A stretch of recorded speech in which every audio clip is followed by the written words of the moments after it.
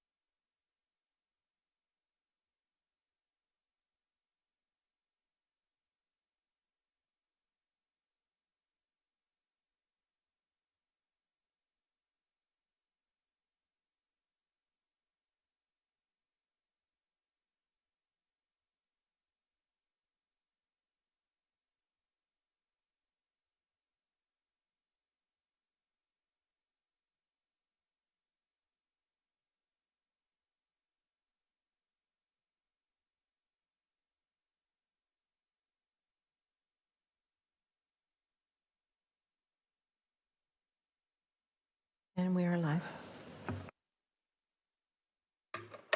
So we have quorum. Good morning. Today is August the 8th, 2022. Welcome to the General Issues Committee. Quorum is present, and I'd like to call the meeting to order. Members of the public are advised that our meetings are webcast live by the City of Hamilton and temporarily archived on the city's website. As a reminder, all electronic devices are to be switched to a non-audible function during committee meetings. Members are reminded of the 5-minute time limit, which will be adhered to during this meeting, and members can submit another request to speak if they require additional time to ask questions or make comments. Madam Clerk, are there any changes to the agenda? Yes, through you, Mr. Deputy Mayor, there are added communication items. We have 14 added items of communications respecting item 8.1 and 8.2. As well, we have a total of 18 delegation requests. However, 3 have withdrawn. That would be Joanna Sargent, Ed Reese, and Jennifer Waring. So we now have 15 delegation requests respecting items 8.1 and 8.2. And the staff presentation for item 8.1, the presentation itself has been, the appendices D and E have been revised and uploaded to the agenda. Thank you, and just because it can be difficult to figure out who's here and who's online, I have Councillor Clark with me here in Chambers, and on my screen I see Councillor Ferguson, Councillor Pauls, Mayor Eisenberger, Councillor Partridge, Councillor Farr, Councillor Powers, Councillor Wilson, Councillor Nan, Councillor Pearson, and Councillor Vanderbeek, so hopefully I haven't missed anybody. Are there any discussion respecting changes to the agenda? Not seeing any. So I need a mover and a seconder to approve the agenda as amended. Moved by Councillor Vanderbeek, seconded by Councillor Pearson.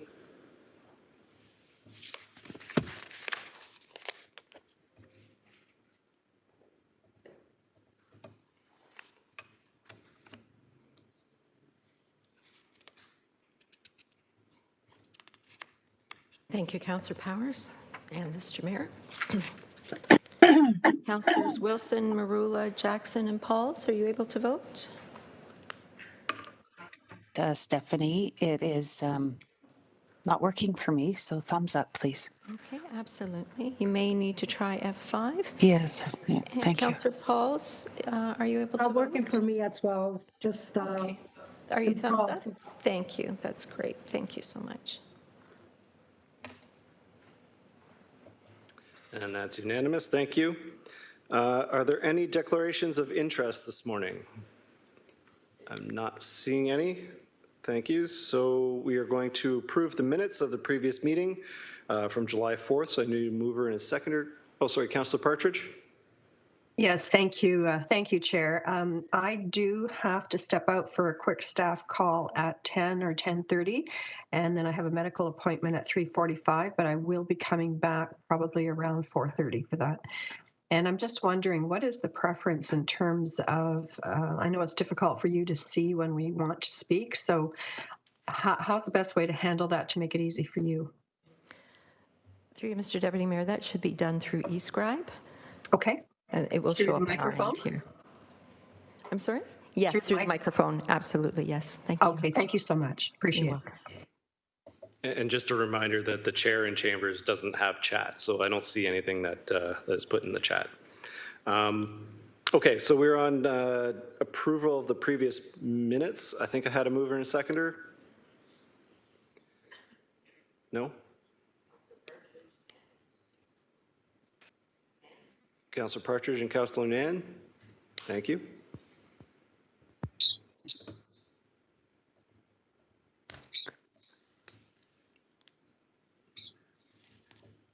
See, Councillor Farr's got all his good luck with him today.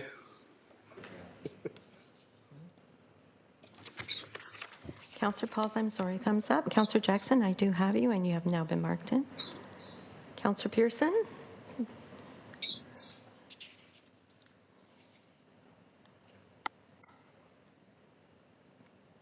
Oh, thank you very much. That's unanimous. Thank you. On to communications. I need a mover and a seconder to put the communications on the floor. Moved by Councillor Jackson in his sunrise shirt, seconded by Councillor Vanderbeek. Is there any discussion on The correspondence. Not seeing any.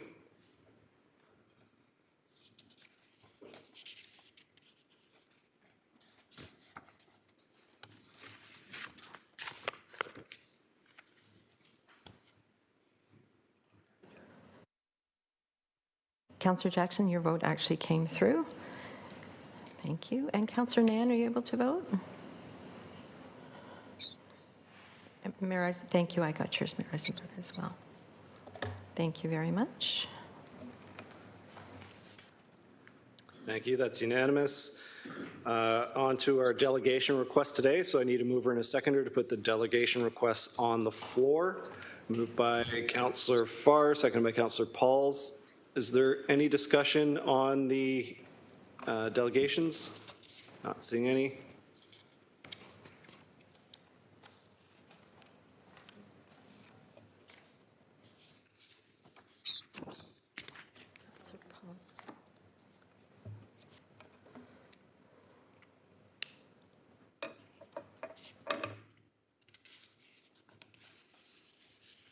That's unanimous. Thank you. So we're moving on to our staff presentations, item 8.1.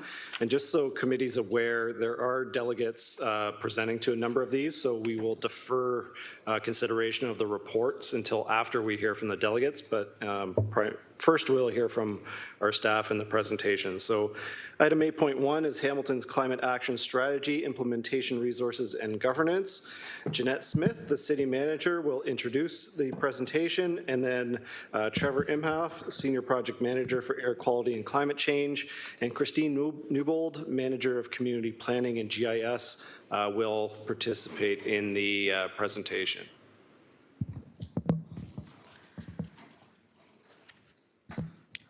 Through the Deputy Mayor. Good morning, Mr. Mayor and members of Council. You'll remember we brought forward on June 1st the draft actions of both the Community Energy and Emissions Plan and the Climate Change Impact Adaptation Plan, which combined create Hamilton's Climate Action Strategy. The staff recommendations and the resource considerations in Appendix E are a result of a corporate-wide input and collaboration. However, they do represent an estimate on resourcing for these complex actions. The refinement of these costs will be the responsibility of the proposed new Director of Climate Change Initiatives, subject to Council approval, in consultation with myself and the General Managers. Those refined costs will be brought forward through future budget approval processes. You will see in General Manager Zagarik's 2023 Outlook budget presentation today that we've identified some investments in climate change for 2023. This plan will also be used to seek out investments and policy changes from other levels of government and the private sector. The City of Hamilton's recent federal and provincial election priorities approved by Council identified disaster mitigation and adaptation support for areas either impacted or at risk of being impacted by the effects of climate change. This strategy also aligns with federal and provincial climate objectives. Climate change continues to be a corporate-wide priority, and the proposed directors' positions will regularly report to myself and the general managers, similar to asset management and the urban indigenous strategy, where they sit in one department but are accountable for the corporate strategy, measurement, and reporting. As highlighted in both the Community Energy Emissions Plan and the Climate Change Impact Adaptation Plan, there will be annual progress reporting as well as plan updates every 3 to 5 years. This will be the responsibility of the proposed Climate Change Office, who will report back to GIC on an annual basis with an easy-to-understand report card as directed by Council in December 2021. I want to thank all the external stakeholders and members of the public who provided thoughtful input to finalize these reports for Council's approval.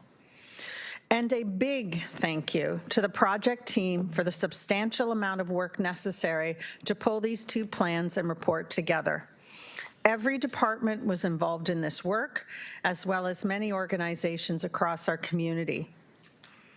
Addressing climate change is very complex, and it'll require the city, other levels of government, the private sector, and the community working together. This report today, along with related reports on this same agenda, build on existing work and provides more detail on what actions need to be taken to meet both our corporate and community climate change goals. I'll now hand it over to Trevor Imhoff to start the presentation. Thank you. Manager Smith.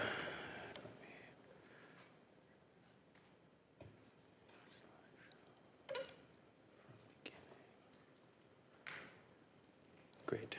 Through the chair, to the mayor and the members of the General Issues Committee, and to the members of the public here today and attending virtually.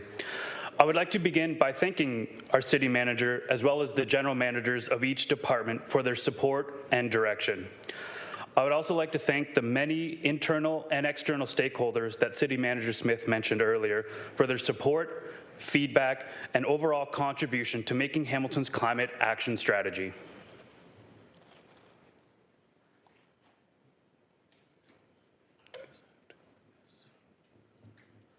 Okay, there we go. Hamilton's climate action strategy builds on Hamilton's past success and investments made even before Council declared the climate change emergency.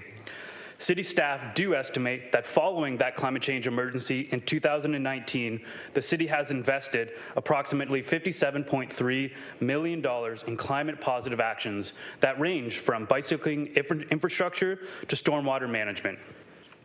Earlier this year at the Public Works Committee, the Office of Energy reported a corporate-wide reduction of approximately 51% in 2020 since the 2005 baseline. Although this is a very important milestone, meeting our corporate targets 10 years ahead of schedule, during that report, staff also cautioned that 2020 was an anomaly, given the COVID pandemic shutdown. It should also be important and note that the corporate emissions do represent less than 1% of our community-wide greenhouse gas emissions. The community-wide emissions have been reduced by approximately 40% in 2020 based on the 2006 baseline. I do want to note that the majority of these reductions were between 2006 and 2011, with the provincial government at the time phasing out coal-fired generating plants for Ontario's electricity. The 2020 anomaly year can also be said for the community-wide emissions, which saw a decrease in transportation demand as well as significant reduction in industrial output. A version of this slide would have been presented to General Issues Committee on June 1st, 2022, earlier this year. Staff presented the draft actions of both the Community Energy and Emissions Plan and the Climate Change Impact Adaptation Plan. As a quick reminder, Hamilton's climate action strategy is comprised of these two very important plans. Recharge Hamilton, our Community Energy and Emissions Plan, which provides a technical low-carbon scenario pathway for the entire community to achieve net zero greenhouse gas emissions by 2050, as well as the Climate Change Impact Adaptation Plan, which establishes evidence-informed actions through climate modeling and a community-wide climate vulnerability and risk assessment. At the General Issues Meeting on June 1st, GIC directed staff to undertake final public and stakeholder consultations and report back. It was directed to report on a recommended approach for establishing an advisory committee structure and recommended scope, governance, organization structure, including resourcing for the centralized implementation, monitoring, and reporting of Hamilton's climate action strategy, with a tight deadline of August 8th, today.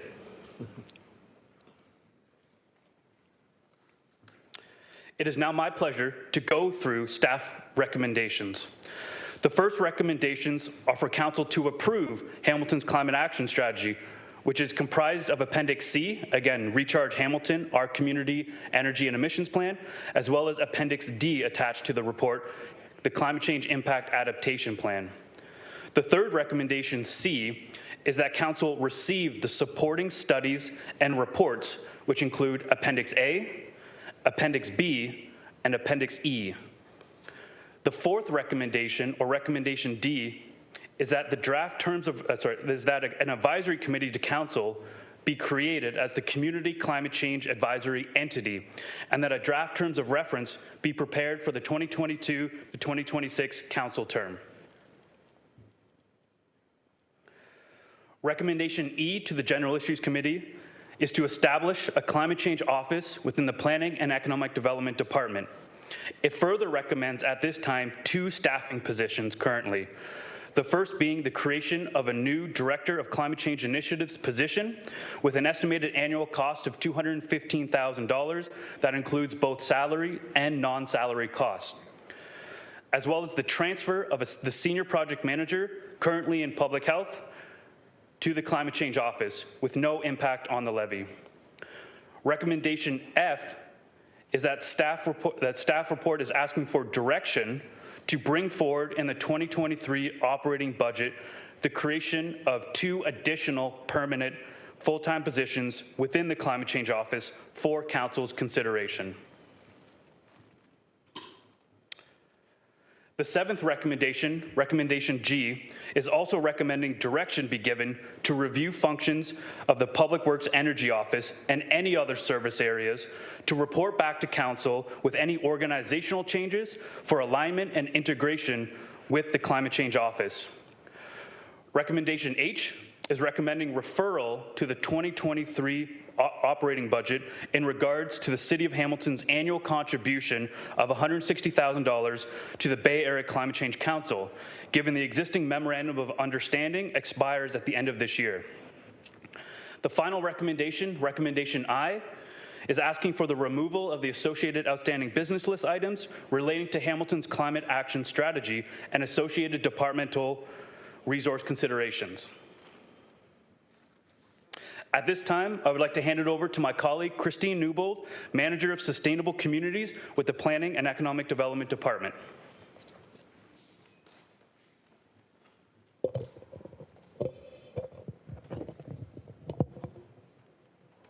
Thank you, Trevor, and good morning, everyone. I will be presenting some additional details on the recommendations of this report to you, and then I'll turn things back to Trevor to conclude. Being recommended today is the approval of the 2 plans, the Energy and Emissions Plan and the Impact Adaptation Plan, the 2 primary action documents in the Climate Action Strategy. A full review and presentation of those actions from the 2 plans was presented to this committee on June 1st, so today I'll just provide a very brief overview. The Community Energy and Emissions Plan is the community pathway to achieving net zero emissions by 2050, and it's informed by technical modeling of targets and actions. The full plan is attached as Appendix C to the staff report. Actions in the plan are grouped into 5 transformations, the first 3 addressing the 3 major sources of emissions in our community: industry, transportation, and buildings. The first transformation is innovating industry and includes actions for decarbonizing of industry and achieving process efficiencies. Supportive actions through working groups and collaborations are also included, as well as an action for the development of a skilled labor force to facilitate the transformation of our industrial sector. The next is transforming buildings. Actions here are centered around building efficiency and developing low and no carbon buildings, include the development of a mass home energy retrofit program and the creation of green development and building standards. The third transformation is changing how we move. Decarbonizing vehicles is essential for reducing our community-wide emissions, and actions under this transformation build upon existing directions to expand transit and active transportation networks, as well as new actions for the decarbonizing of commercial fleets and the development of an electrical vehicle strategy. While the first 3 transformations are focused on reducing emissions, the 4th transformation is about generating green energy to support our need for energy into the future. Revolutionizing renewables includes actions for expanding and decarbonizing the district energy systems, exploring expansion of energy generation from organic waste, and developing community-scale renewable energy installations. And finally, growing green. This transformation contains actions that promote carbon sequestration through growing the city's forests and protecting our natural heritage and resource areas, as well ensuring how we grow as a community is done sustainably through the application of a climate lens to our policies that guide our growth and development. Specific actions include a community-wide tree planting target of 50,000 trees annually, and to ensure energy and climate-supportive land use policy is incorporated into our secondary planning and area-specific land use initiatives. The Climate Change Impact Adaptation Plan is an action-oriented plan to build the city's resilience to the impacts of the changing climate. The full plan is attached as Appendix D to the report. The plan was developed through a risk and vulnerability assessment process, identifying priority impact statements and actions to address those impacts. 27 priority actions are presented in the plan, addressing 11 goals and objectives, and are focused around 4 themes. The first theme is built environment and built systems, with actions relating to low-impact development, stormwater management guidelines and incentives, and additional studies to further understand climate risks to our community.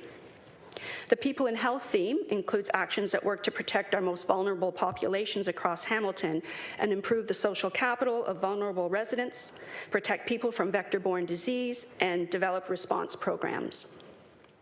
Under the theme of natural environment, agriculture, and water, actions include the protection and enhancement of our natural environment, the implementation and further enhancement of the urban forest strategy, and addressing food insecurity through local food production and minimizing food waste, and engaging with agricultural leaders across Hamilton to support their adaptation efforts. And finally, actions in the energy and economy theme include actions to assess risk and vulnerability to our electrical grid, increase low carbon and local renewable energy production, and establish low carbon emergency backup power systems across Hamilton. The development of both plans have included extensive internal city, external stakeholder, and general public engagement and consultation. Following the June 8th direction of Council, a final engagement on both plans began and concluded in mid-July. Engagement and consultation included over 40 meetings with stakeholders, community organizations, and individuals, in addition to virtual engagement through the Engage Hamilton websites and a virtual public meeting. In addition to stakeholder and public engagement, internally, the project team met with staff across the corporation, including general managers, directors, project leads, to discuss the actions and look towards implementation and short-term resourcing needs. Where possible and practical, consultations on both plans occurred together. And consultations included discussion on the draft actions, but with a focus on implementation of actions and then the governance for the overall climate action strategy. I'll now give just a very brief overview of what we heard during this final engagement period, but a more fulsome summary of that is found in the final consultation report, which is attached as Appendix A to the staff report. On the overall climate strategy, both plans taken together as a whole, we heard an appreciation on the depth of research and analysis and the overall work completed on the plans, and the need for bold targets and bold actions and urgent implementation. There's a strong interest in advancing green buildings and development standards and natural area protection and tree planting to address both adaptation and mitigation objectives. Many organizations and stakeholders were excited about the actions and expressed a willingness to contribute to those actions. And we heard the need to continue to pursue ongoing, meaningful engagement on actions with our Indigenous communities. On the proposed Climate Change Office, we heard that the relationship between the departments and the Climate Change Office is very important and needs to be clarified, and there should have regular connection between that office and department heads. The Climate Office also needs to play a large role in education, providing information, and communicating frequently to the public and stakeholders, and that the Climate Office needs to have a sufficient budget to maintain those functions. We also heard that the office needs to be led by a passionate director and qualified staff. And on the Climate Change Advisory Committee, we heard that membership should include representation from community members representing a full diversity of the community.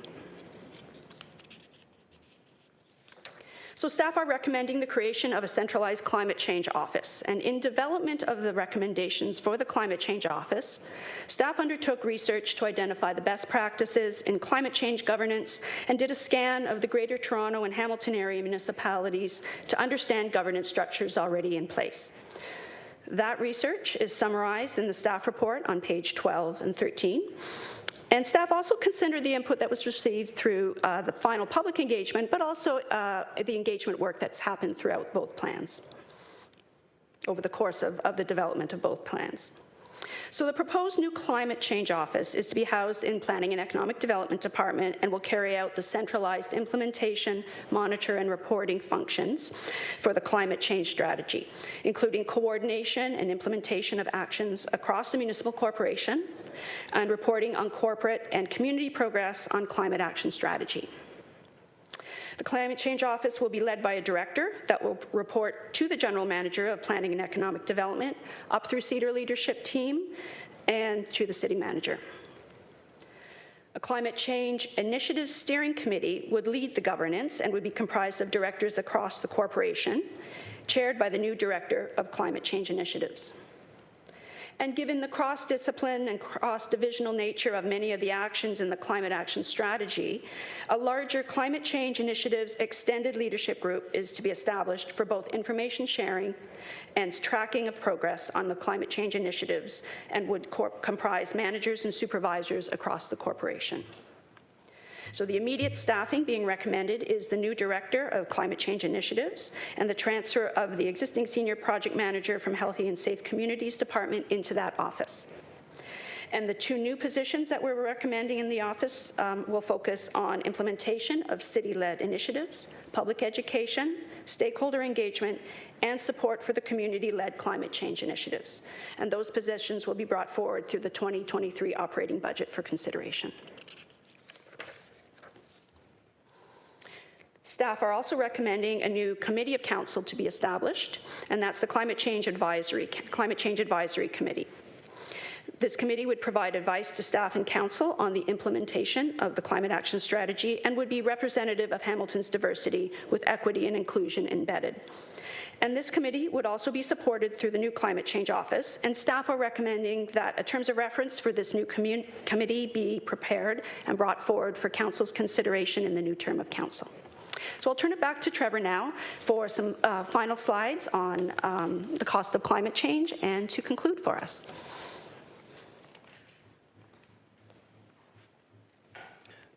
Great, thank you so much, Christine. During the previous June 1st General Issues Committee, there was some discussion about the costs associated with the implementation of the Community Energy and Emissions Plan, as well as the cost of doing nothing relating to existing and future climate change impacts. Although there was no specific direction to bring this back, staff did feel that it was important for the members of the General Issues Committee and the public to better understand. Although it is very difficult to estimate exactly future costs and savings, given the complexity and the time frame of these actions, there are standard economic tools and analysis that can be done to get a fairly overall accurate estimate. Net present value calculations, as well as the marginal cost abatement curves, are some of the tools our expert consultant Sustainability Solutions Group, who have completed many of these types of analysis across the Canadian municipalities, undertook. So overall, the economic and financial analysis for the implementation of the Community Energy and Emissions Plan can be found starting on page 70 of Appendix C. This analysis determined that in order to fully implement the Community Energy and Emissions Plan out to 2050, it would include a total incremental investment of approximately $11.4 billion. These investments would need to come from all levels of government and the private sector. To confirm, this would not be the full responsibility of the City of Hamilton. This analysis further describes that by implementing the Community Energy and Emissions Plan, the entire community would realize a net present value or savings of approximately $63 million. These savings are a combination of avoided energy and fuel costs, avoided maintenance costs, avoided carbon costs, as well as revenue generated. These savings will not just be for large corporations or government. Individual citizens and households will directly benefit as well. The economic and financial analysis also provides estimates that, on average, a household in Hamilton is estimated to spend just over $2,800 less than compared to the compared to the business's plan scenario out to 2050. These savings are, again, mainly from avoided energy and fuel costs, as well as maintenance costs. Although this represents one future scenario of countless potential scenarios, the consultant's city and site model provides a technical analysis that tells us implementing the community energy and emissions plan will overall save our community money. It is important to note that this analysis does not include the many uncalculated co-benefits of better air quality and better health for Hamilton's population. Another discussion that came up at the General Issues Committee on June 1st was the cost of doing nothing. A common and simplified way to explain this is that if we do not take accelerated and immediate action to address climate change, there will be associated costs and impacts because of that inaction. The City of Hamilton partnered with Akeley Canada to develop a municipal, provincial, and national assessment on the existing and projected costs of climate change, and this is attached as Appendix B to the staff report. Although this assessment currently does not include local Hamilton-specific costs, it does provide analysis and research on 4 of the 13 climate risks that Hamilton is likely to experience. These risks were created previously through a community-wide climate vulnerability and risk assessment. This report provides analysis on these 4 risks and completed research across Canada on specific case studies and leading research associated with these identified risks. Leading organizations have continued to sound the alarm on the massive costs associated with climate change inaction, rather. For example, the Financial Accountability Office of Ontario report projects that the impacts caused by climate change to Ontario buildings across the province in terms of a building and facilities could include an additional $47 billion in operating and maintenance costs. Risk number 2 that Hamilton is likely to experience related to temperature and precipitation impacts on roads and transportation infrastructure, the Canadian Institute for Climate Choices, or CICC, 2021 report estimated that the road maintenance and repairs at a municipal level could cost an additional $3.1 billion annually due to climate change.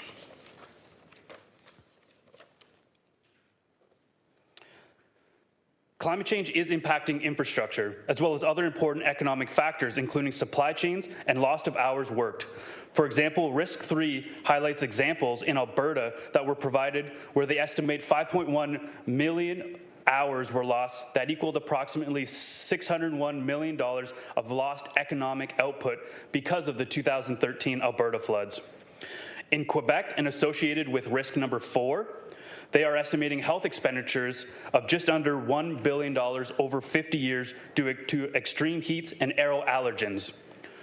It is important to note again that this appendix only provides estimates on 4 of the potential 13 climate risks that were previously identified that Hamilton is likely to experience. It is the beginning of better understanding direct financial costs, but also non-market costs associated with climate change impacts, such as human health and the well-being of our ecosystems. More does need to be done to better understand, specifically locally, what these impacts are, and therefore will better inform us of how to best address those risks.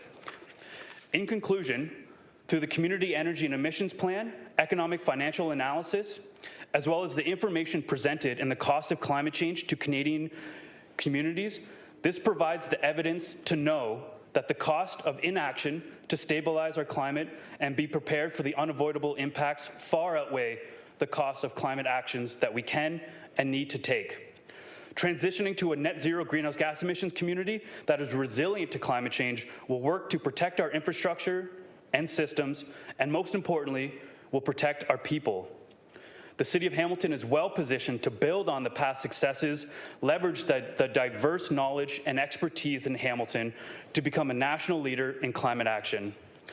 I thank you very much for your time, and we're happy to take questions. We have staff who lead the Climate Change Impact Adaptation Plan, including Andrew McDowell and Christine Newbold and myself, as well as senior leadership team and staff across the departments who are attending virtually to answer any questions. Thank you. Thank you, Senior Project Manager Imhoff and Manager Newbold. Really appreciate the thorough presentation and all the hard work that's gone into this. I do have a speakers list, starting with Councillor Partridge, followed by Clark and Jackson. Councillor Partridge. Yes, thank you, Chair. And Trevor, Christine, and Andrew, thank you so much. An incredible amount of work has gone into this, and it's a very, very comprehensive report, although there's certainly lots of millions and billions being referenced in it. I just have two quick questions to start with. On recommendation E, under I, the $215,000, typically there's an account listed that money would come out of, and I'm just wondering if you could confirm what account, what department that money would come out of, please. Through the chair, I'll defer to General Manager Thorne to answer the specific questions on the Climate Change Office. Thank you. So through the chair, if the council is referring to recommendation E, so that is the staffing implications of establishing the Climate Change Office. So that would be an operating levy impact. So it would be a contribution to city's operating budget or PED's operating budget from the levy. I don't anticipate there'd be much levy impact in 2022, given that we'd have to create the position, recruit the position. So in 2022, I'd expect that to be absorbed within the existing PED budget, but it would be an enhancement to our operating budget for 2023. Okay, thank you. And Chair, I appreciate that answer, Jason. So the impact, it will be on the levy. It is not being referred to the 2023 budget because you feel that it could come out of PED for 2022, knowing that there's very little time till the end of the year. So does that mean there'll be an enhancement to the PED budget going forward for 2023, please?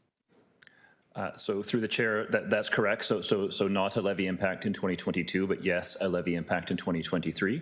What the recommendation is, and I can ask General Manager Zagarek to put it in the proper terminology, but that it would be approved as part of our 2023, our ongoing budget now. So it would not be a referral to the 2023 budget. What would be a referral for future consideration and future decision would be those other two positions. So those other two positions would not be approved today. They would have to go forward as our regular enhancement process.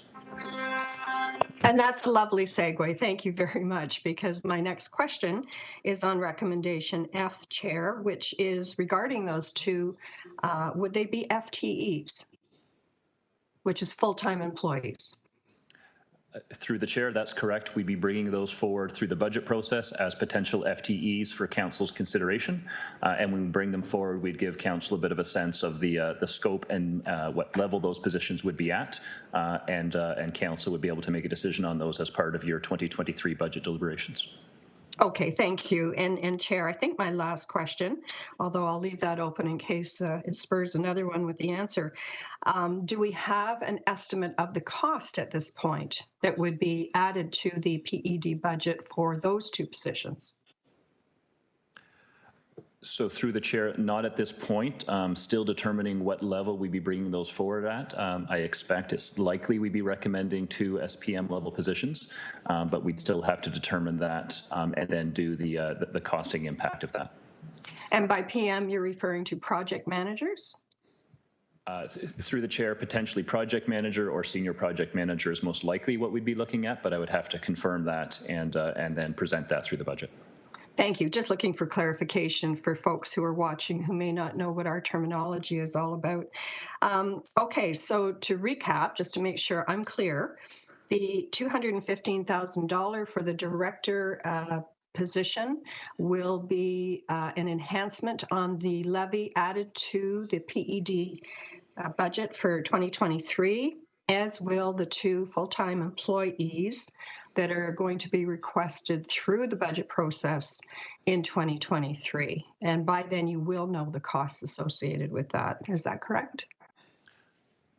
Through the chair, almost. So the director position, we're seeking approval today. The other two positions, we're not seeking approval today. We're seeking those to be referred to the budget. Thank you very much for the answers and appreciate your time. Thank you, Chair. Thank you, Councillor. Councillor Clark. Thank you, Chair. I'm looking at page 15 of 9 of the presentation, and it talks about $11.4 billion estimated total incremental investments from all sources. So can I get an understanding as to what the equation is that led us to that total of $11.4 billion? How did we come up with that number? Through the chair to Councillor Clark, thank you for that important question. So the $11.4 billion was estimated through our consultants' analysis of the economic and financial analysis. Those are the capital investments required to meet the targets outlined in the Community Energy and Emissions Plan. I'm unable to go through all of the targets, but for example, relating to buildings, one of the targets is that we need to retrofit almost 100% of our buildings to become approximately 50% more energy efficient. So those investments are directly geared towards capital improvements to buildings, capital improvements to our infrastructure, electric vehicle conversions in terms of our theme 3, transportation. So that 11.4 million, I would say in a general sense, it's the high-level macro and economic analysis of investments required to fully complete the Community Energy and Emissions Plan targets out to 2050. And Chair, when I'm hearing our, that's referencing the municipality's sphere of authority. So when you're saying our building, it's municipal buildings. Through the chair to Councillor Danko, no, to confirm, this would be all buildings, both publicly and privately. That's why I did make reference in terms of that slide and a bit of a disclaimer that this $11.4 billion is not the sole responsibility of the City of Hamilton, because it requires and needs investments from the federal and provincial government, as well as the private sector. And if I may just provide a quick example, going back to the building retrofits, because that's a program that we're moving forward on quickly and that I'm leading, is we're developing a program for private owners to take advantage of loans to retrofit their buildings. They would take advantage of that program, but need to invest their own private capital into retrofitting their own buildings. So therefore, this $11.4 billion is investments from the private sector as well as from all levels of government. And Chair, when we're referencing the term loans, is that loans that are being financed by the municipality for private landowners? Through the chair to Councillor Clark, if Council will remember, we did report to General Issues Committee seeking direction to develop a home energy retrofit opportunity program, or HERO program, back in May 2021. I am happy to say we did get funding through the Federation of Canadian Municipalities to develop that type of loan program. In its essence, the loan program looks to utilize the local improvement charge as a way to provide low interest loans. However, that's very much not confirmed yet and will be developed through the building retrofit program. Several municipalities are moving forward on this. For example, the Durham region, who we've consulted and researched on the newly implementing retrofit program that they're moving forward, they've decided to do a third-party financial using credit unions to finance those loans. So there are multiple options that city staff are considering for that loan mechanism. Okay. And the property owner would be responsible for paying the loan back to whomever is the lender, whether or not it's the municipality or the private sector in that model. Through the chair to Councillor Clark, that is correct. Okay. Can I get clarification as to how we're going to address the building code? we have no control. Councillor Chair Danko has mentioned this a number of times. Deputy Mayor Danko has mentioned this a number of times. The building code does not enable the municipality to add on, if you will, specifically to climate change issues. So how do we tackle that one? Chair, I think Mr. Thorne had his hand up. Yes, through the chair, the councillor is quite correct. We can't write our own code or require building performance above and beyond code. There are some things that municipalities can contemplate. Incentives is one of them, to incentivize builders to go above code, and you can do that through a number of forms. We do have one in place already. Council earlier, I believe it was earlier this year, approved some amendments to our tax increment grant program that provides sort of an incentivized level of tax grant if you achieve certain environmental performance standards. So that is the type of thing a municipality can do. We've also identified within this strategy a role with respect to advocacy and advocating at the provincial and federal levels for enhancements to code. The other item that's noted in this report is around our green standards. So again, you can put in place, and we intend to put in place, green standards, looking at sort of a tiered approach to green standards. Higher standards would be voluntary, but can be part of the reporting, can be part of the staff reporting, the application process, which means that it is something that would be before council when you're deliberating on development applications. But again, the councillor is correct in terms of an actual requirement through the building permit process to go above and beyond code. That's not an authority that we have at the local level. Thank you, Deputy Mayor, and I appreciate Mr. Thorne's response. That's the end of my time. But I am keen on hearing where we are with the senior levels of government, because we certainly cannot do this project alone. Thank you. Thank you, Councillor. I have on the speakers list Councillor Jackson, followed by Wilson and Nan. Councillor Jackson. Good morning, Deputy Mayor Danko, and thank you for the sunrise comment. I just hope it brings a little sunshine into people's lives this morning. Thank you. Deputy Mayor, through you, thank you very much, Senior Project Manager Imhoff and Manager Newbold, for your presentation, follow-up, and even further thorough, comprehensive report moving forward. Obviously, I will be supportive of your recommendations before us here and getting the office established for the climate action strategy implementation and the director's position. So here's where I'm going to focus back on those. Senior Project Manager Imhoff. Forgive me, Deputy Mayor Danko, for a bit of a long preamble, but I will state once again, if there's anything I learned from the June 2nd provincial election, Deputy Mayor, was the fact that in spite of other parties talking about climate change, free public transit, other public investment projects and matters like that, it became obvious to me upon the re-election of the Ford government that people were exhausted from a 2-year pandemic, wanted to get back to normalcy in their lives, and also affordability was a huge issue as families are trying to put food on the table. So through you, Deputy Mayor Danko, I was a little bit disappointed, Trevor, to see that your avoidance fuel maintenance for families on an average will be about $2,800 over a 30-year period, which works out to about $100 a year, which works out to about $10 a month over that period. Did I understand that correctly, or did I misinterpret that? Through you, Deputy Mayor? Through you, Deputy Mayor, to Councillor Jackson. Thank you very much. And that slide was actually geared directly to you, Councillor Jackson, from your discussions and very thoughtful questions at the last meeting. To confirm, and I apologize for the confusion, that $2,800 in savings would be on an annual basis, starting on 2050. So if you look at the graph, and I'm not sure if I can go back.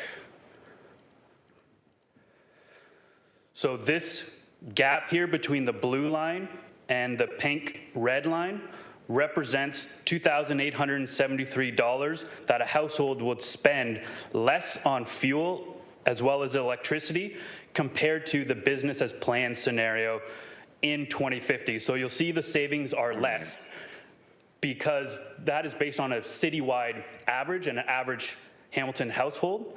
So when we get out to 2050, that's when the majority of the households will have undertaken these important actions, will then experience the most savings, if that makes sense. All right, Senior Project Manager. First of all, thank you for clarifying 2,800 is annual, but also further clarifying, unfortunately, for families in our world today, in our city of Hamilton, that won't begin for estimated for another 28 years, which all I could say is, Deputy Mayor Danko, through you to the project team, the implementation team, whatever we can do to implement and to accelerate those savings for families that are desperately in need of it today, that are still paying taxes coming out of the pandemic, is incredibly important. The Office of Energy's initiative has done that for years. They've done a great job, and on our tax bill, as you know, Deputy Mayor, we can actually show the amount of money families have saved, and it's been substantial year after year. So I further impress upon you, Senior Project Manager, whatever we can do to accelerate those savings, I'm going to stay on top of that issue. Thanks, Deputy Mayor Danko. Thank you, Councillor. Councillor Wilson.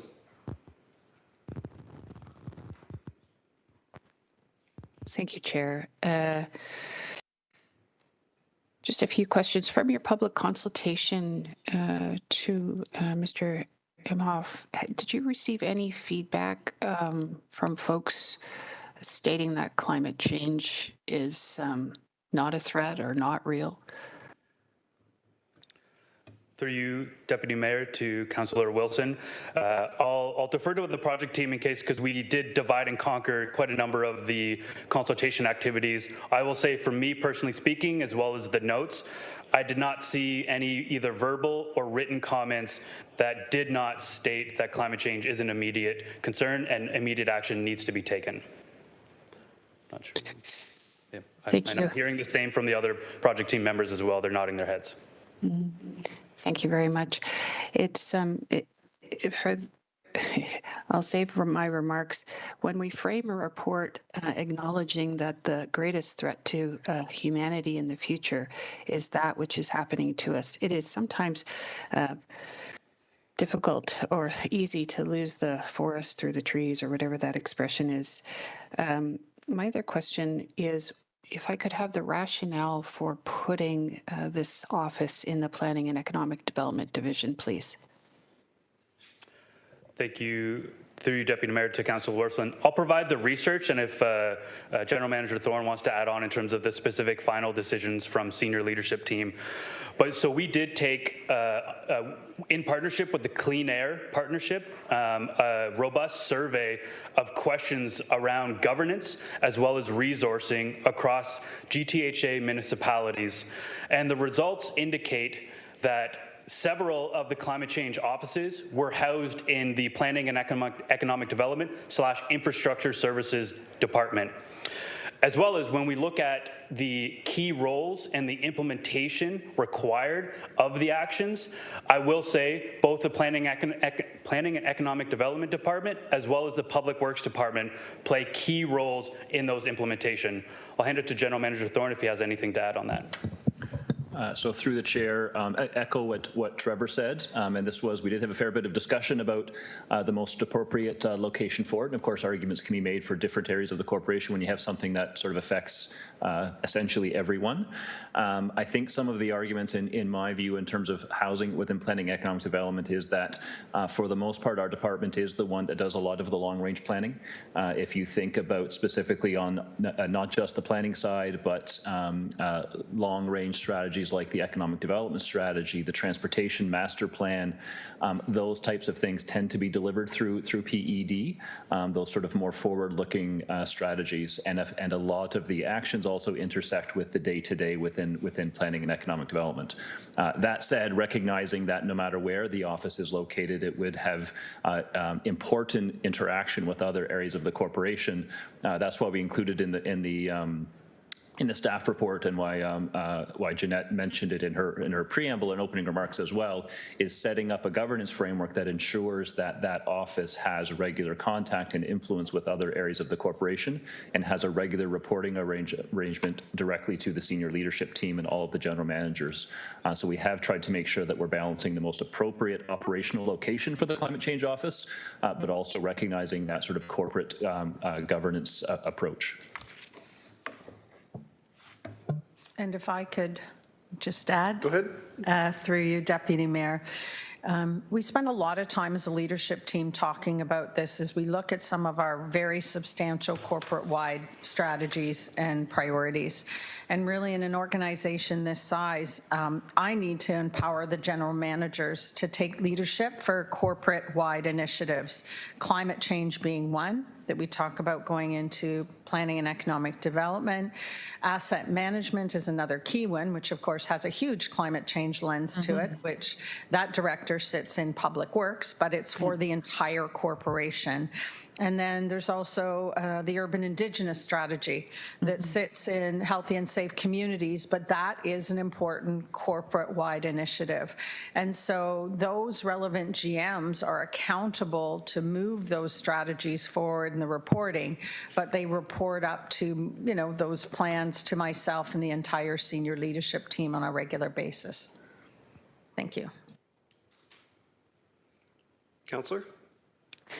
Thank you very much. I do have a question, and I'd like to use it as an example to talk about and I think the report, and I'm not suggesting otherwise, necessarily frames this as much a discussion about health, cost avoidance, but also that of equity. Because we know globally and locally the impacts of a changing climate are not going to be felt equally amongst the residents of Hamilton. So with that preamble, if I could better understand the thinking behind that which was referenced on the incentives for homeowners to do retrofits, how do we move ahead with something like that, which someone might argue those people who do overwhelmingly own homes have the capacity to access capital to do these kind of retrofits versus those in denser urban areas, likely renters, who at present are feeling the impacts of consistent heat waves and who do not have the opportunity nor access to capital to retrofit their buildings in such a way. We know that in Chicago, for example, in the 1995 heat wave, 739 heat-related deaths over a period of 5 days. Overwhelmingly, those victims of the heat wave were elderly, poor, and Black. Last year in British Columbia, 595 heat-related deaths. 69% of those were over the age of 70, most of them poor. Could you please speak to me about how equity is going to inform those kind of incentive programs for building retrofits? Through you, Deputy Mayor, to Councillor Wilson. Thank you for that important question. There's a lot to unpack there, and I'll quickly highlight our building retrofit program as we design it will ensure the lens, and at the very beginning as we submitted the application to the Federation of Canadian Municipalities, we utilized and looked at the Bay Area Climate Change Council's policy research around equity and looking at our energy poverty rates across Hamilton in order to inform our decision making, as well as the important policy research around how to avoid negative implications relating to retrofits such as renovictions. So all of that policy research has been considered and will continue to be considered. As for the rental and the vulnerable populations aspect, I invite my colleague Andrew McDowell, who's done a significant amount of work working with our equity-seeking organizations and communities to build out the climate change impact adaptation plan, as well as the extreme heat working group that she's been working on to look at interventions in affordable housing. Andrea? Thank you. Hello, thanks for the question. I don't have a huge amount to add. Councillor Wilson, your comments are completely correct.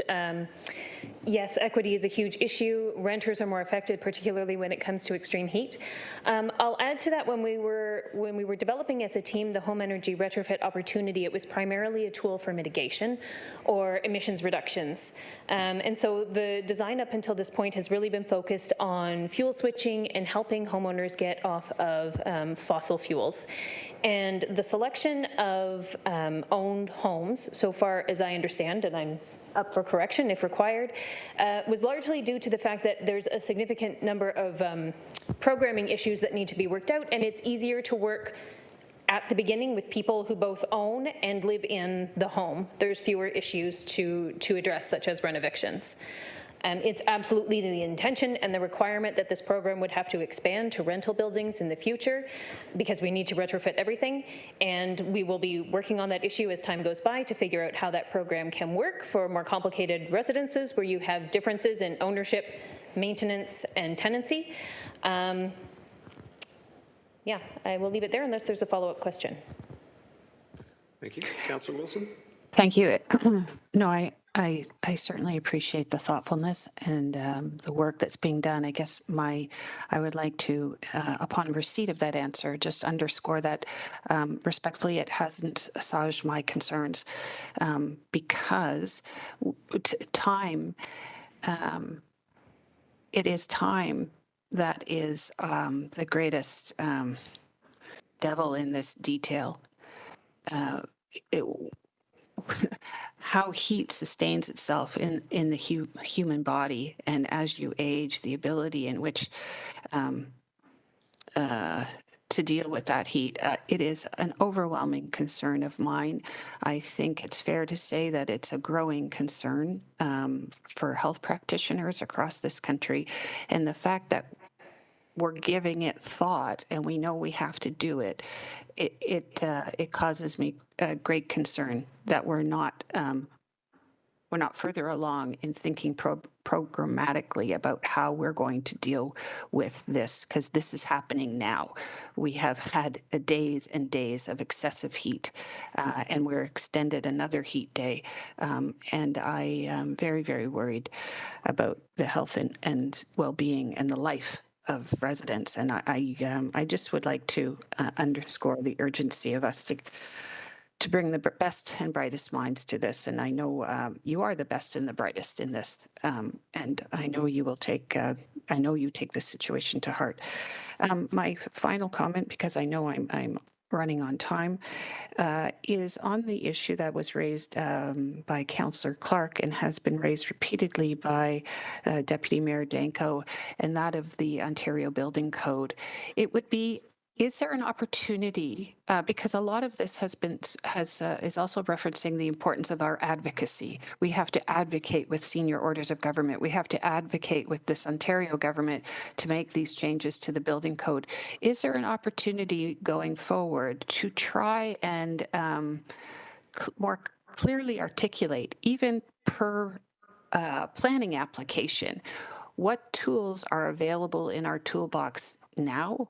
What tools are outstanding because of those, it sits within the provincial bailiwick, and what tools are available on an incentive basis? That would, I think, meet a couple of objectives.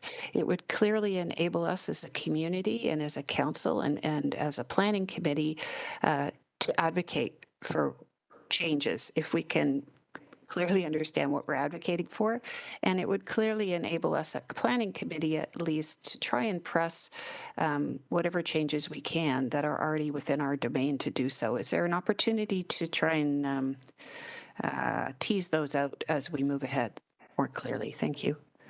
Thank you, Councillor. You are Thank over you. time, so that'll be your last question. General Manager Thorne? Yes, through the chair, I agree, and I think there are. We actually have a report tomorrow at Planning Committee around what will comprise a complete application for site plan approval. Most of the sort of environmental sustainability measures are something that is addressed at the site plan stage, and one of those we're looking at is sort of can't remember the precise title. I think we're calling it an energy and environment report or something of that nature, which would allow that information to at least be part of the application process. There are limitations in terms of what we can require and enforce, but at least it could be information that's in front of committee and the public and council at the time you're deliberating. So I think that speaks to part of the councillor's question. The other piece that we are working on within PED, within the building division, is looking at maybe I'll call it sort of a bit of a wish list for the code of the kinds of things that would be good to see in the code to address some of the climate change impacts and some of the environmental performance measures that we could at least bring forward through that advocacy work. We can bring it to council as information so that council's aware and the public's aware of the kinds of things that it would be nice to have in the code. And the ongoing process right now of harmonization of the code nationally actually, I think, creates a bit of a window of opportunity for some of those ideas to be brought forward. Thank you. Next speaker is Councillor Nan. Thank you, Deputy Mayor. Through you to staff, just a couple of follow-up questions stemming from some of the questions my colleagues have asked on the climate and equity integration and focusing the analysis of the implementation of this plan, being able to clearly articulate the population impact and benefit of advancing these steps, recognizing that there is a lot here in terms of the action strategies and action points listed under Appendix E, ranging multiple different sectors, ranging multiple types of interventions. But to the point about the inequitable impact of climate on health and specific populations, how is that being integrated into the evaluative framework of this plan? And how will we as a council or future councils and residents be able to join the city in tracking what the population outcomes are from implementing our climate action strategy? Through you, Deputy Mayor, to Councillor Nan. Thank you so much for asking that question, because I do feel there's some information from Councillor Wilson's question that I did want to pass along as well, which highlights and will touch upon your question as well. So specifically, there are several actions and supporting actions that relate to addressing equity inequalities in Hamilton's climate action strategy. The first one is through Hamilton's climate change impact adaptation plan, the people and health theme. Under this theme, there's immediate actions to look at reviewing and enhancing our vulnerable persons response program to extreme heat events. There's also, and I wanted to highlight the work that's being done with my colleague Andrew McDowell, as well as other external organizations, including Environment Hamilton and other organizations through the Just Recovery Network, looking at, or what we're calling the Extreme Heat Pilot Project, which is looking at and conducting surveys across City Housing Hamilton buildings to implement interventions this year to address extreme heat, including additional AC units, shade cover, as well as other interventions at City Housing Hamilton to mitigate the impacts of extreme heat this year. So those are immediate actions that we're taking now. In terms of the population health approach, we have identified the need through Hamilton Public Health and our epidemiology and evaluation section of public health that more analysis using existing population health data needs to be reviewed, and a program and a feasibility study done on how do we assess and better understand and report on the health impacts related to not just extreme heat, but extreme weather events, whether it be ice storms, slips and falls, extreme heat-related morbidity or mortality.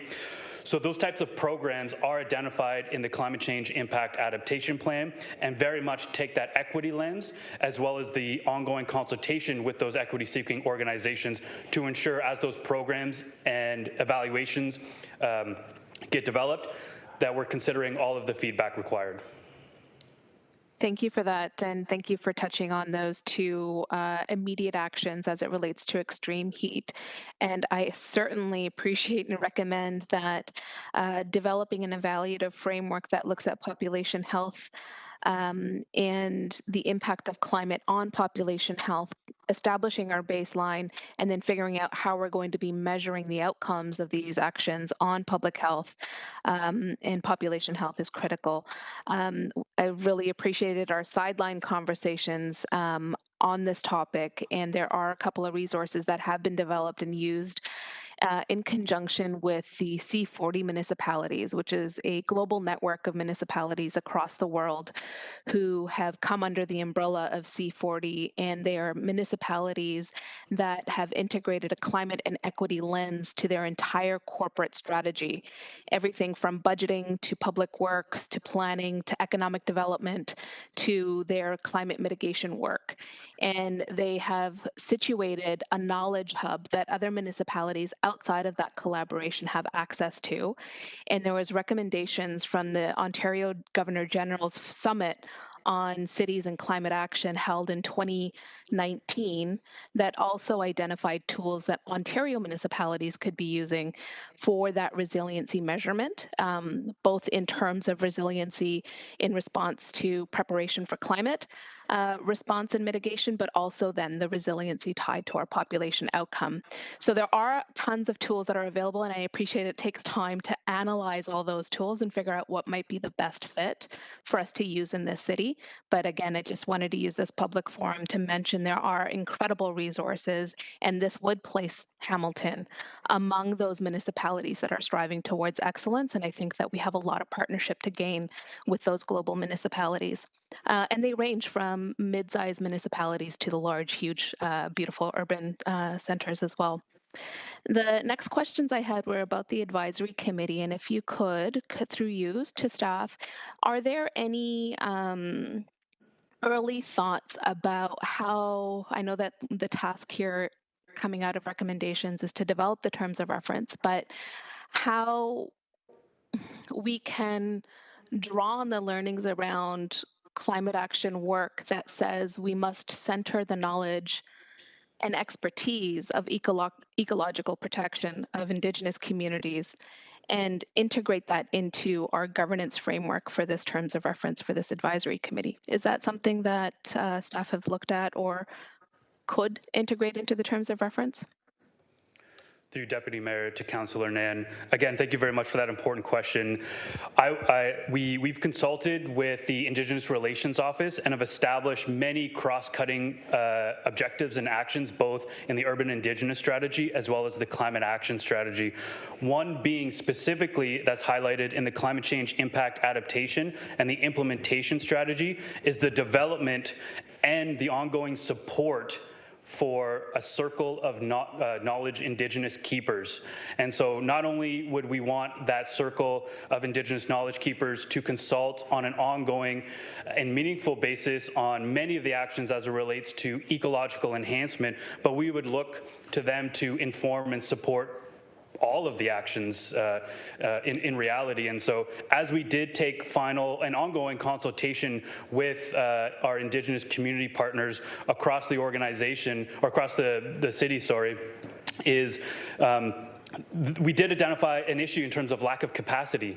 And so speaking with our Indigenous Relations Office, Shelley Hill and Jennifer Di Domenico, it's important that as we establish these circle of Indigenous knowledge keepers, that we look for some sort of financial and or other compensations to support, and that goes across all equity-seeking groups and organizations, not just Indigenous, in order to provide meaningful engagement in my opinion, is we need to look as a way to how do we compensate them for their time, because their input and their advice is extremely important in Hamilton's climate action strategy. And I commit myself and our team to ongoing meaningful collaboration, not only with Indigenous populations and communities, but all equity-seeking groups that will be embedded into the terms of reference for the Climate Advisory Committee. And that's what we heard through public stakeholder input as well, is that we need to include all of the equity-seeking voices as much as possible in the draft terms of reference. And I look forward to helping to draft those terms of reference for council consideration. Thank you so much for that response. It really does speak to the the principle of this work that this report speaks to overall, which is about sustainability, and sustaining human guidance inside the process is I think, putting that principle in action. So I really appreciate that response, Trevor. The last questions I had were in relation to the situation of situating the office into planning and economic development. And I appreciate the responses from the city manager and general manager on that one in terms of establishing a corporate-wide governance framework that ensures that we do have that interdivisional integration woven into our implementation strategy. So I'm really pleased to hear that and not surprised about the thoroughness in consideration and thought there.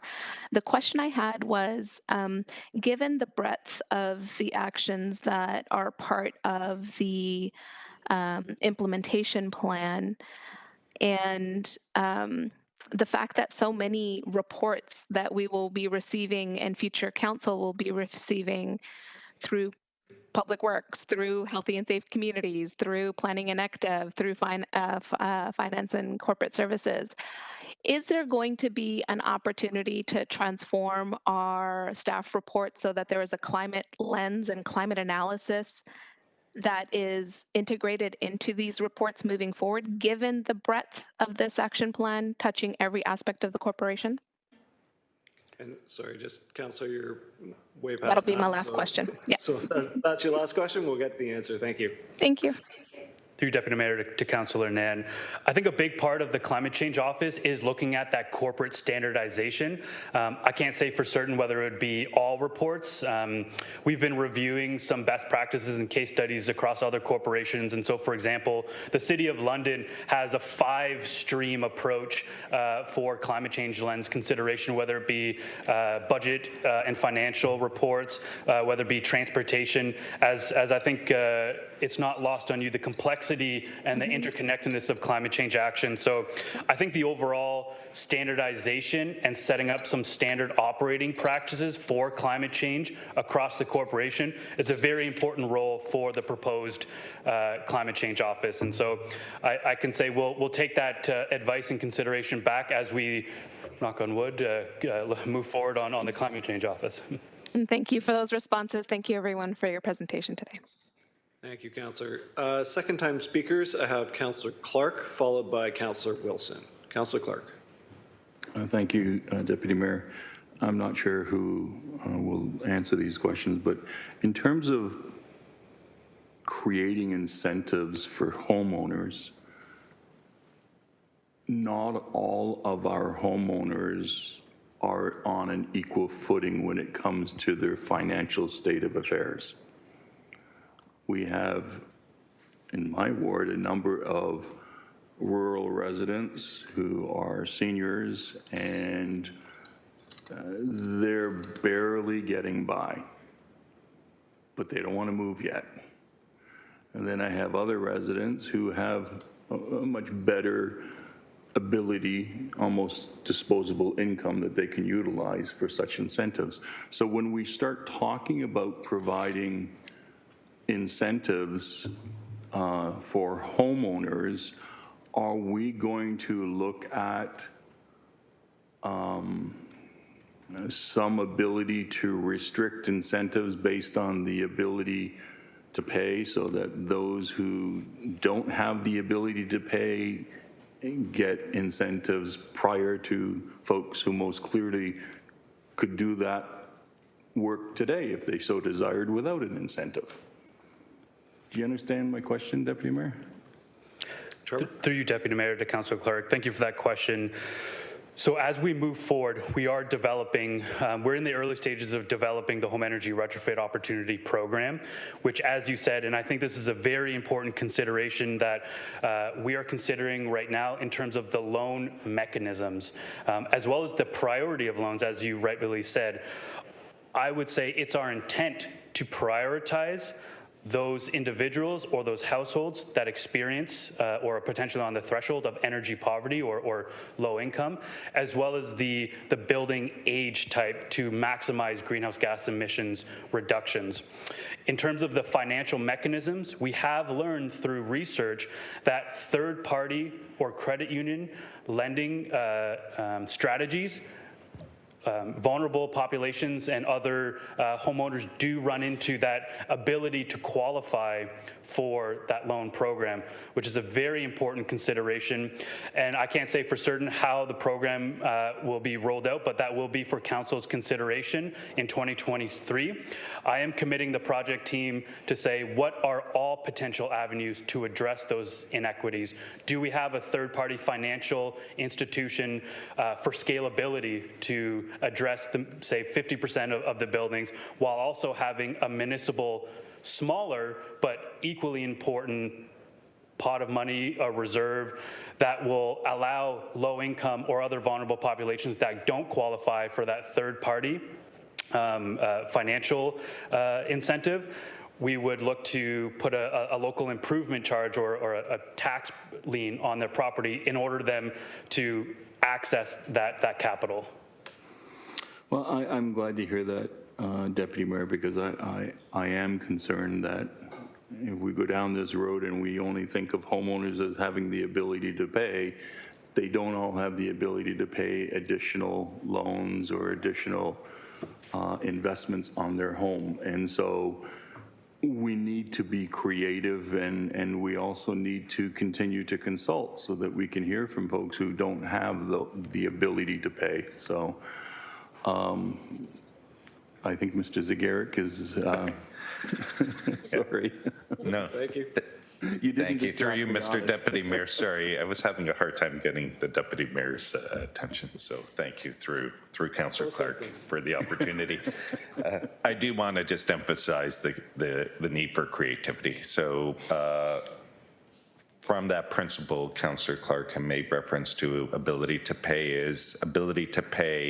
is going to govern and restrict the structure of a loan program. And so just based on past experience, I'll use our loan replacement or our lead pipe replacement program as an example.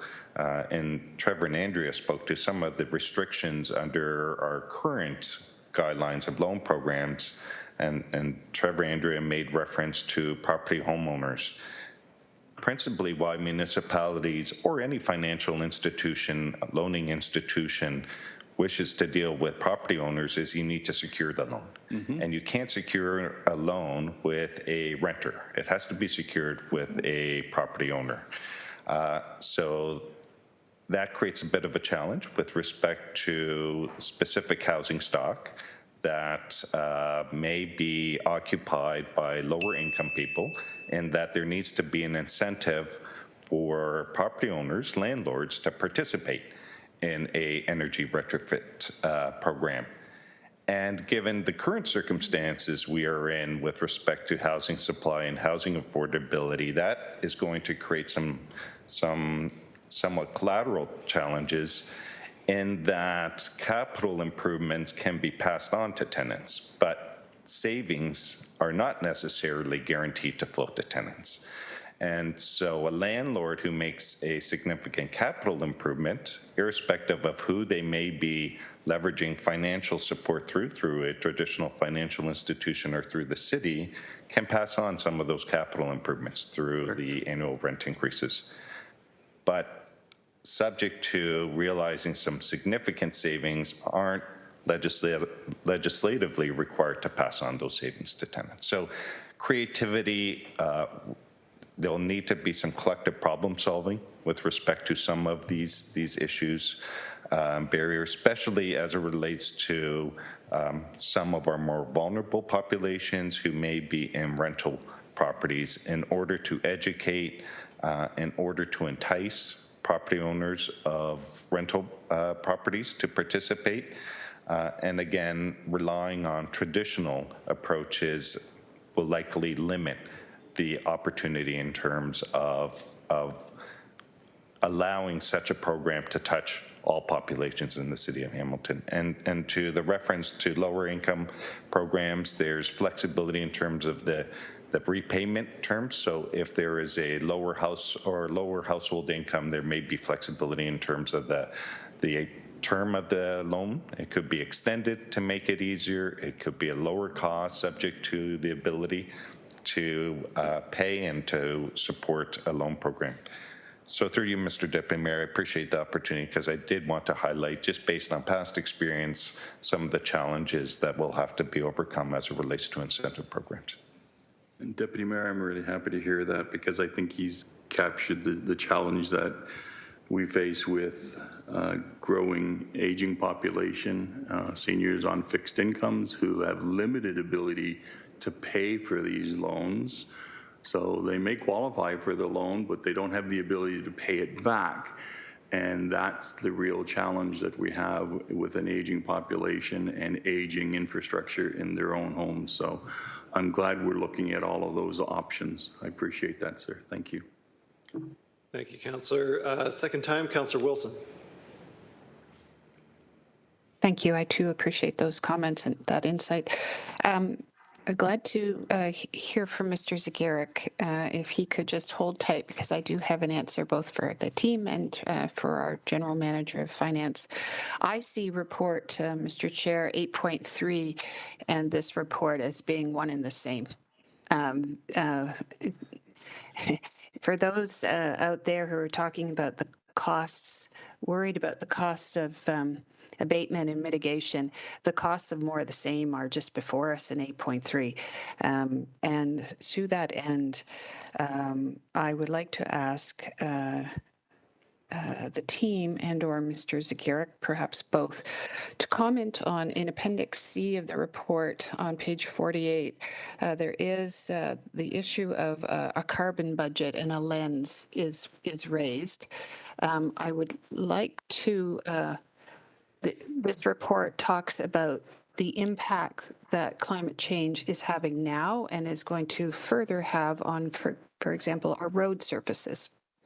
We already have, I think it is a $1.6 billion deficit with respect to just roads, Mr. Chair. So more of the same is just going to be more of the same debt. How are we going to, and when are we going to start leaning into, or what opportunity exists for us to lean into a carbon budget and a carbon practice and a carbon lens with our capital budgeting, please and thank you.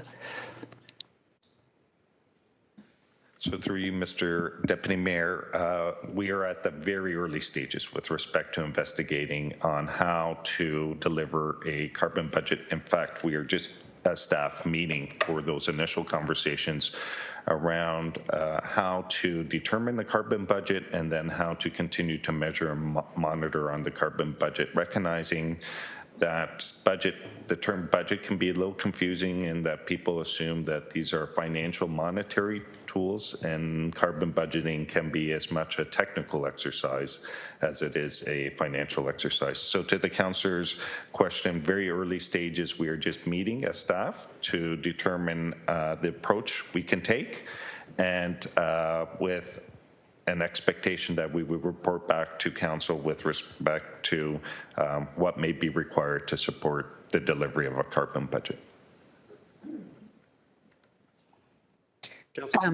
If I could ask further through the chair, sorry to cut you off there. Mr.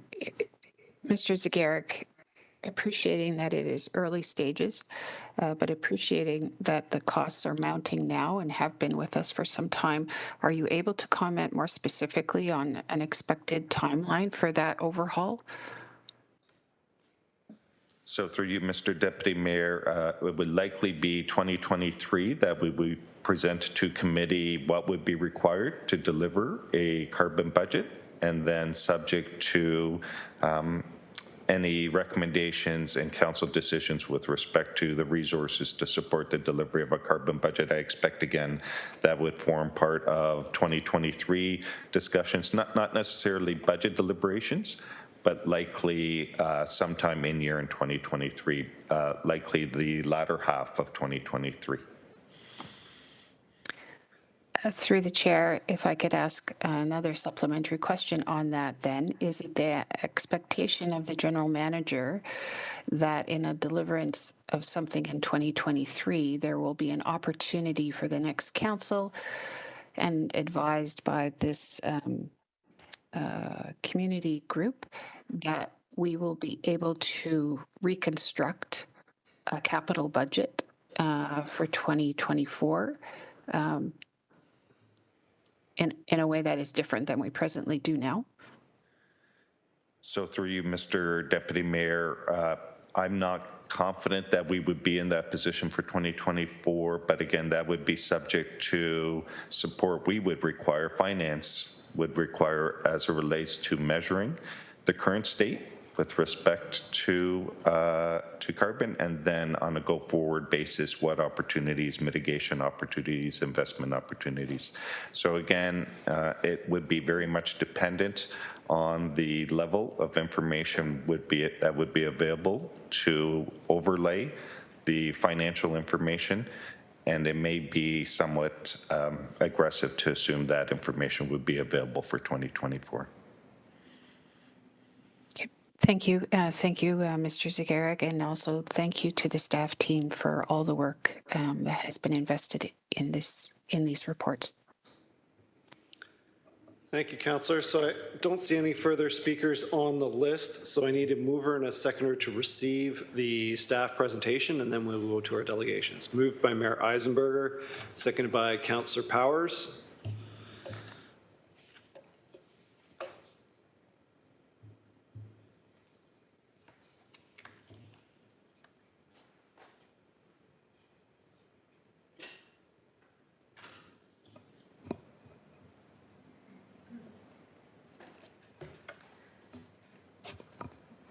Councillors Farr and Nan, are you able to vote?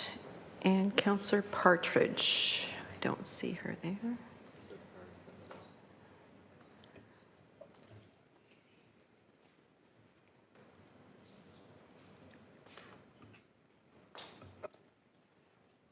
That's unanimous. Thank you.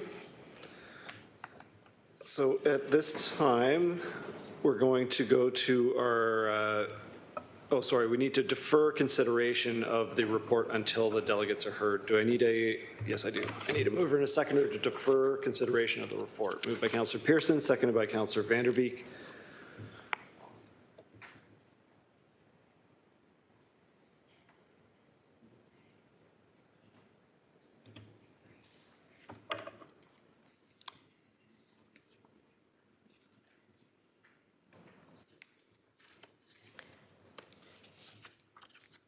Councillors Farr and Nan, are you able to vote, please? Thank you. Thank you, Councillor Farr. Thank you, Councillor Nan. Thank you. That's unanimous. So, Madam Clerk, am I going to delegations now, or am I continuing with 8.2 and... Through you, Mr. Deputy Mayor, you would go on to 8.2 and then 8.3, and then we would move on to the delegates. And we're going back, okay, got it. Thank you. So on item 8.2, this is the Hamilton Regional Decarbonization Hub. Cyrus Tiriani, our Chief Digital Officer and Director of Innovation, will introduce the presentation. And then our consultant, Dan Wicklum, and Diana Millington. I'm sure I think I pronounced her first name wrong, so my apologies. We'll continue with the presentation. So, Cyrus? Thank you, Chair. Dear Chair and Council members, on behalf of myself, Norm Sleehan, Director of Economic Development, Kevin McDonald, Director of Healthy Environments Division, and Trevor Imhoff, Senior PM Air Quality and Climate Action, I would like to thank Council for the opportunity to introduce this multi-divisional recommendation report for the endorsement and conditional funding support for the creation of the Hamilton Region Decarbonization Hub. The proposed hub will help address the challenge of decarbonization and help reframe from a sector-specific decarbonization approach into a system-level approach where solutions to decarbonize local industry can also help decarbonize other sectors and emission sources, such as transportation, buildings, and other industries. These sectors represent Hamilton's three largest sources of emissions, with industrial, transportation, and residential commercial representing 64%, 19%, and 14% respectively from Hamilton's 2016 community energy and emissions baseline year. This initiative also falls in line with the City of Hamilton's mission to reach net zero carbon emission by 2050, which was borne out by Council's approved motion, declaring a climate change emergency in 2019. In addition, it aligns to various city priorities, specifically the Economic Development Action Plan, the pending Advanced Manufacturing Strategy, the Climate Action Change Strategy, the Community Energy and Emissions Plan, Technical Pathway to Net Zero, and our Smart City Intelligent Committee focus areas. Based on the initial outreach that has occurred locally, provincially, and federally, there is significant interest in the launch of such a hub. This type of multi-sector approach would be a national first, focused on a decarbonization hub that has the potential to become a model for others nationally and internationally, exhibiting Hamilton's innovative approach to a region-based decarbonization. At this time, I would like to introduce and welcome Dan Wicklum, who CEO, and Dinara Millington, Senior Advisor for the not-for-profit Transition Accelerator Group, to present more details about the proposed hub via a presentation. I'd like to turn it over to Dan at this time. Thank you. Thank you for the introduction, Cyrus, and thank you very much for the invite all. I'm going to share my screen here to provide some structure to the presentation.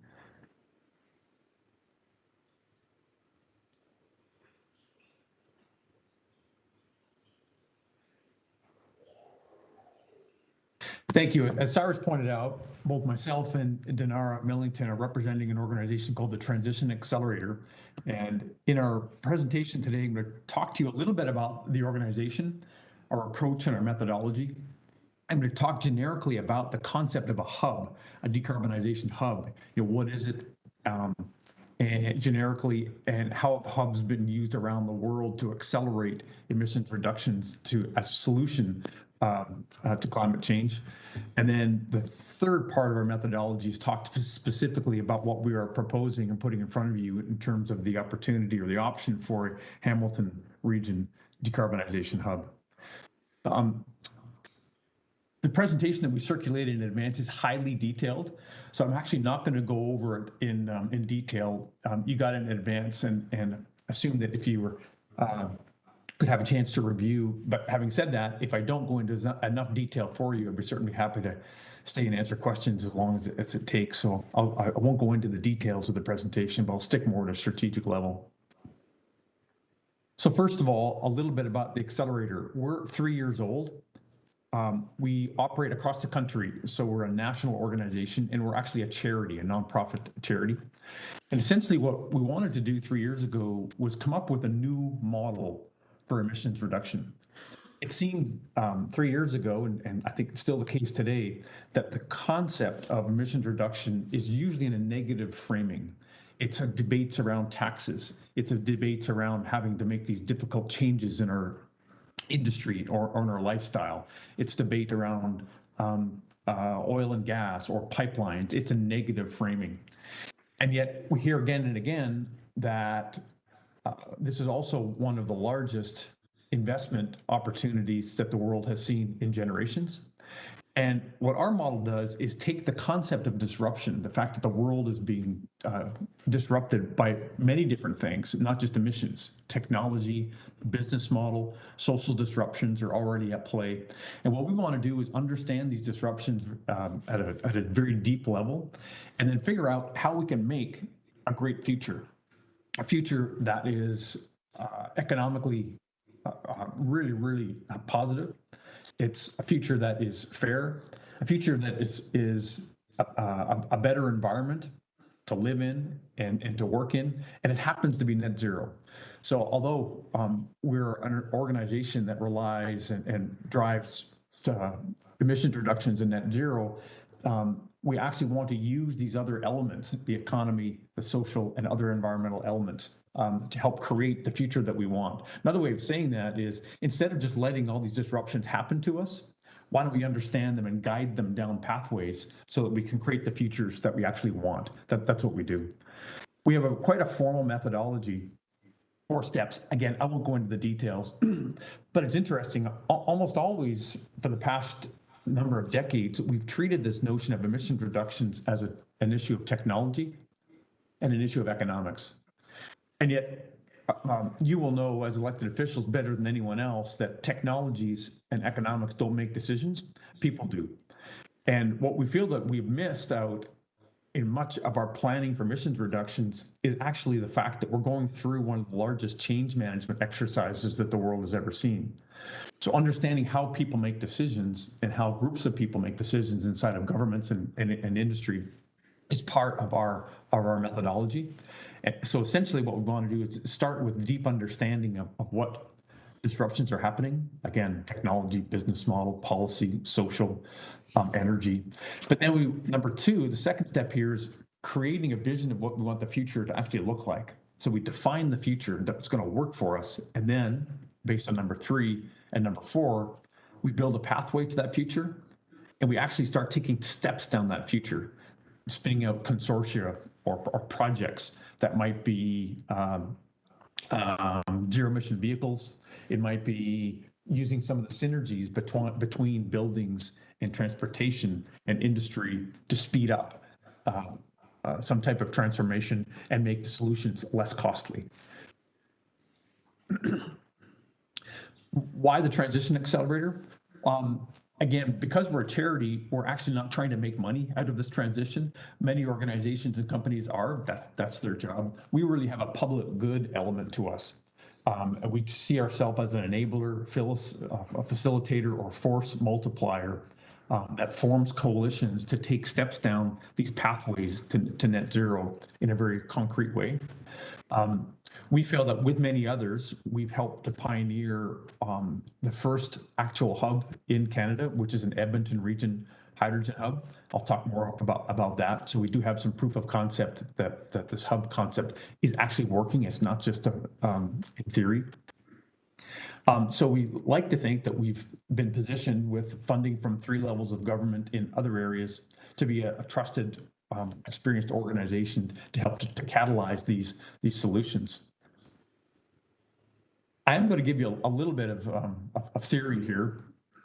I'm going to show a figure here with 2 pie charts that are really complex, but the details just don't matter. But the one on the left is actually made up of real data. This is our current energy system in Canada. And you can see this is dominated by fossil fuels, natural gas, gasoline, diesel, jet fuel, coal. We have a lot of electricity and a lot of biomass as well. So I'm just using the energy system as an example of our methodology. But so what we're trying to do, frankly, is change this system to a system that is not emitting. So there's no emissions coming out of our next generation of energy system by 2050. An implication of the new this concept of net zero is that we're really changing from one paradigm to another paradigm. So I'll explain it this way. For 30 years, we've been trying to reduce emissions. And if you're in an emissions reduction paradigm, frankly, you don't have to change any of your underlying systems. You can still use the internal combustion engine to move things around. You can still use the same types of fuels to heat your buildings. Industry doesn't have to change. All you have to do is get more efficient. So for 30 years, when we've been trying to reduce emissions, it was really about getting efficient, not really fundamental underlying system change.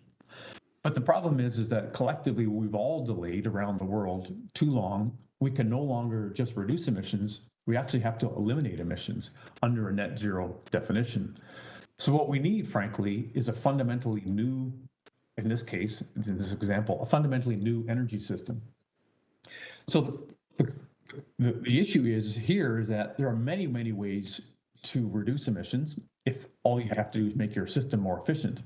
But if you have to make a fundamentally new underlying system to eliminate emissions, the paradigm where you just improve your efficiency is not going to allow you to end up with a fundamentally new system. Another way of saying that is that relying on incremental changes to our existing systems, the one on the left, to all of a sudden wake up in 28 years to have a new system that is functional and net zero is not likely to happen. We need fundamentally new sources of energy, fundamentally new carriers, fundamentally new infrastructure. So we've taken a crack at defining what a future energy system could look like. And people will say, well, gosh, like you can't define the future. The reality is that there's a remarkable degree of consensus emerging around the world about what our net zero energy systems are going to look like in the future. And the details are certainly to be worked out. But again, remarkable consensus that there will be a massive electrification. We will electrify basically as much as we possibly can. And Ontario has a great competitive advantage because it has one of the most clean electrical webs, grids. So massive electrification, but probably massive use of hydrogen. You can't electrify everything. Some things, for example, trains just get too heavy to move around the landscape because the batteries get too heavy. So we have organizations doubling and tripling down on using hydrogen as a fuel carrier that's zero emission when you're at point of use. For example, to use to move heavy things. So our future energy system is likely to have massive electrification, massive hydrogen, certainly some fossil fuels with carbon capture and storage, and almost certainly some increased use of biomass. So the wicked challenge is, how do you create these new energy systems that are going to require new energy carriers, new infrastructure from scratch when the existing one is very efficient but very polluting? So what a hub does is help create these new systems by aligning organizations and people along the full value chain of how you would create, distribute, and use these new energy systems. And I think the philosophy is that creating a fundamentally new system is just too complex for one type of company or one sector to do. You need to get people in the room to talk about what does the new future going to look like, and therefore what roles do different types of companies or people or institutions play along these new value chains. And I know I can tell you from Edmonton's perspective, the reason that they were interested in this is that they feel very strongly that having a true path to net zero that can be independently verified is going to allow them to compete and attract new investment into a net zero world. They think that really the jurisdictions, the whole world is taking this so seriously now that the jurisdictions that actually do have a plan to get to net zero are going to be able to outcompete others. So what is a hub? A hub is not a legal entity. It's really a series of conversations and teams and analysis that define a vision of what we want the area, a certain area to look like, and then puts in a pathway to get there. So there's synergistic, coordinated regional initiatives for economic development to create economically viable value chains. How can we create hydrogen at a low enough cost so that it can be used in new ways in transportation or industry? And how can the transportation sector and the industrial sector start planning for long-term investment, understanding that there actually will be low-cost hydrogen for them to use? So I've used hydrogen as an example, but this is actually not just hydrogen, it's hydrogen and clean electricity joined together into a new energy system. So again, it's not a legal structure, but it's high communication, high trust collaboration model that leverages funds available across the public and private sectors and focuses the investment decisions for private and public sector actors. Excuse me. So the type and level of collaboration the hub will depend on the nature of the outcomes. And the greater the complexity of the desired outcome, the greater the level of collaboration required and expected. And that would be something for the hub to sort out. So potential outcomes in the city of Hamilton and surrounding region: become one of the world's first net zero emission cities, lead the world in developing new net zero value chains and business models, become a global example of creating economic development opportunities based on a new net zero economy, and have a reputation as a global environmental, social, governance leader based on performance. So really what this leads to is a preferred jurisdiction for public and private investment, because you have the degree of coordination and the plan around these new complex value chains at a specific place in the landscape. Very quickly, this hub is a concept that is emerging around the world. There's a joint Australia-Germany-led energy transition hub. The EU has come up with clean hydrogen partnerships to decarbonize industry and to develop what they're calling hydrogen valleys or hubs across the EU. The US government has just decided to invest $8 billion to build at least 4 hydrogen hubs in the US. And there's several other. I think Edmonton launched the first hydrogen hub in Canada, but what we're proposing is an actual full decarbonization hub, not just for hydrogen, but for hydrogen and clean electricity and the interactions between them. So again, this is a very complex slide. I'd like you to focus just on one thing. And this is why we launched the hydrogen hub in Edmonton, is that it was understood in Edmonton that you could actually make hydrogen, which is a zero emission fuel. So if you put hydrogen into a fuel cell, it produces electricity and water. So this is the type of drivetrain that most heavy transport is going to, think trains and very large trucks and buses. Hydrogen can also be used to be added into natural gas distribution lines. So basically, if you burn hydrogen or use it in a fuel cell, the only thing that comes out the tailpipe is water. So this sounds like a miracle type of solution. The reality is of course, the economics are different. If it was that zero emitting and that easy to use and produce, people would be doing it already. So the challenge then is really to get to a scale of hydrogen use that allows someone to invest at a scale that would result in very low cost hydrogen. So we have this vicious cycle here now where there's no market for fuel grade hydrogen because there's no supply. No one has invested the dollars in it. And no one's investing the dollars to create hydrogen because there's no market.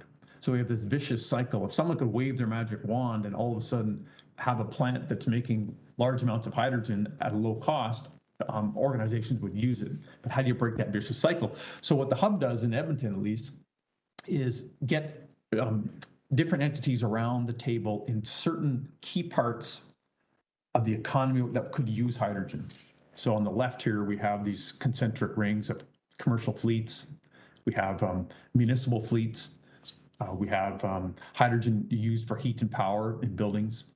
And essentially what we're doing is we're getting these organizations together to collaborate, to understand how they could work together to use hydrogen in their business that would create an overarching hydrogen market at a scale that would make it economical for large investment of hydrogen production and distribution. So we're trying to break this vicious cycle by creating a large hydrogen market that would not be created unless you had this type of collaboration and communication inside of a hub. No individual company can use enough hydrogen to create a large enough market to justify the investment to bring hydrogen online at a scale that would reduce its cost. That's really what we're doing at the Edmonton hub.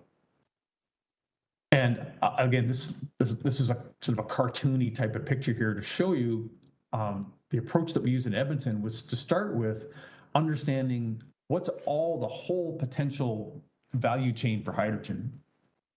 On the left-hand side here under production, what are all the different ways you can actually make hydrogen? What are the options? in the middle, upgrading and transporting. What are all the different ways that you can transport hydrogen from where it's made to where it's used? And on the right-hand side here, we have all the different ways where you can actually use hydrogen, heat and power, transportation, and some of the associated economic activity around that, like original equipment manufacturers. The point is that in this type of approach in a hub, you take a look at all the options and you figure out which is the one that is the most amenable to a specific situation. So you can focus from all the options down to the one or ones that make the most sense for Hamilton. Speed up here. So these are the type of projects that could happen in a hub quite quickly. Replacing diesel to reduce emissions in heavy transportation, reducing emissions in public transportation, reducing or replacing natural gas for emissions in buildings, replacing fossil fuels in ports operations, or storing energy from renewable energy sources. And again, lots of detail here, but in a year and a half, these are the projects that the Edmonton hub brought online and the investment it attracted, from trucks to natural gas blending to transit, locomotive, and so on. And many of them are millions or several tens of millions of dollars. And the projects are continuing to roll out into the future. So one thing we would emphasize based on the city staff recommendation is that the initiative falls in line with the city of Hamilton's mission to reach net zero carbon emissions by 2050. This is a mechanism to take the complexity of all the things that are happening in the region by sector and bring it into a systems level type of approach. And again, we do think that while this would be the first of its kind in Canada, a full decarbonization hub and the level of collaboration that's required to integrate systems.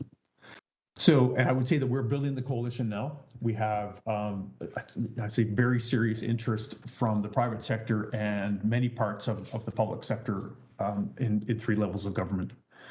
And with that, I would be happy to answer any questions. Thank you. Are there any questions for the presentation? Not seeing any. Oh, sorry. Councillor Jackson, followed by Councillor Nan. Councillor Jackson.